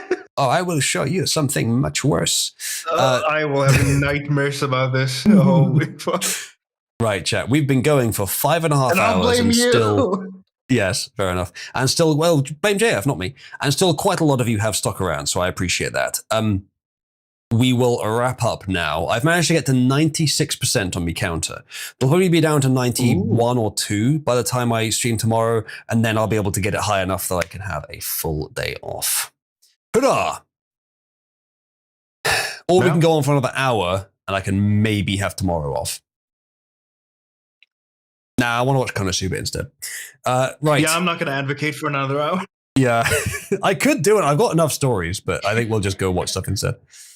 My Discord timer quit running because the server 6 up. Because the server what? Because I've been in this channel for over 6 up. You cut out each time you said that, by the way, but it doesn't matter. Anyway, wrapping up there. Oh, my mic is running out of battery. Oh no, let's put the other one on because I still need it for after the stream. So there you go. Got my little mic breasts there in the wrong place. Rare double mic Usala. Rare double mic Uslu. This system actually broadcasts in stereo. If you do that, I don't know if I have it configured to work like that. Let's see. No, it's just that's mono. I might be able to modify it to do it in stereo. Apparently, the system can do stereo, but I don't have it set up right now to do so. Good stream. Thank you for joining, everyone. I will see you in Cabal afterwards. If you're watching on another platform, if by some miracle there are any of you still left, join on Discord. Let's actually have a quick look just before we go at the vote and see if it has officially passed. Thank God the JF face is gone. Thank fuck.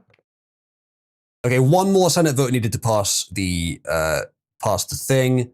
Who is and that it? was a question, actually.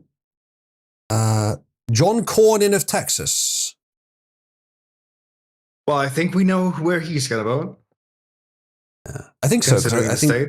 yeah, I think he's actually MAGA, so I'm not sure why he's delaying. Been more than an hour since voting opened on the floor of the US Senate. We know this deal is effectively passed now, but it isn't formally done until yeah, so probably any minute. So we're going to end the stream, and then like 5 minutes later, it's going to pass. So assume it's passed, Maybe- chat. And if he makes an upset, we can certainly talk about it tomorrow. Yeah, true. That would be quite the scandal. Yeah. I don't know. If Maybe the he's one just guy did. gloating a little bit before he does it. Maybe. It'd be quite funny. It could be. You cut out. Jackie. Nachos, I'd just like to inform you of the fact that Mr. Brickles has left Cabal again. Oh, he bitched out once more. Why am I not surprised? One way of interpreting it, I suppose. I'm not implying that you should do anything, Nachos, or anything like that. I'm just letting you know. Yes, All right. kill him. And with that, let's wrap up the stream. Thank you for watching, everyone. I'll see you in Pit 1 shortly afterwards. Good night.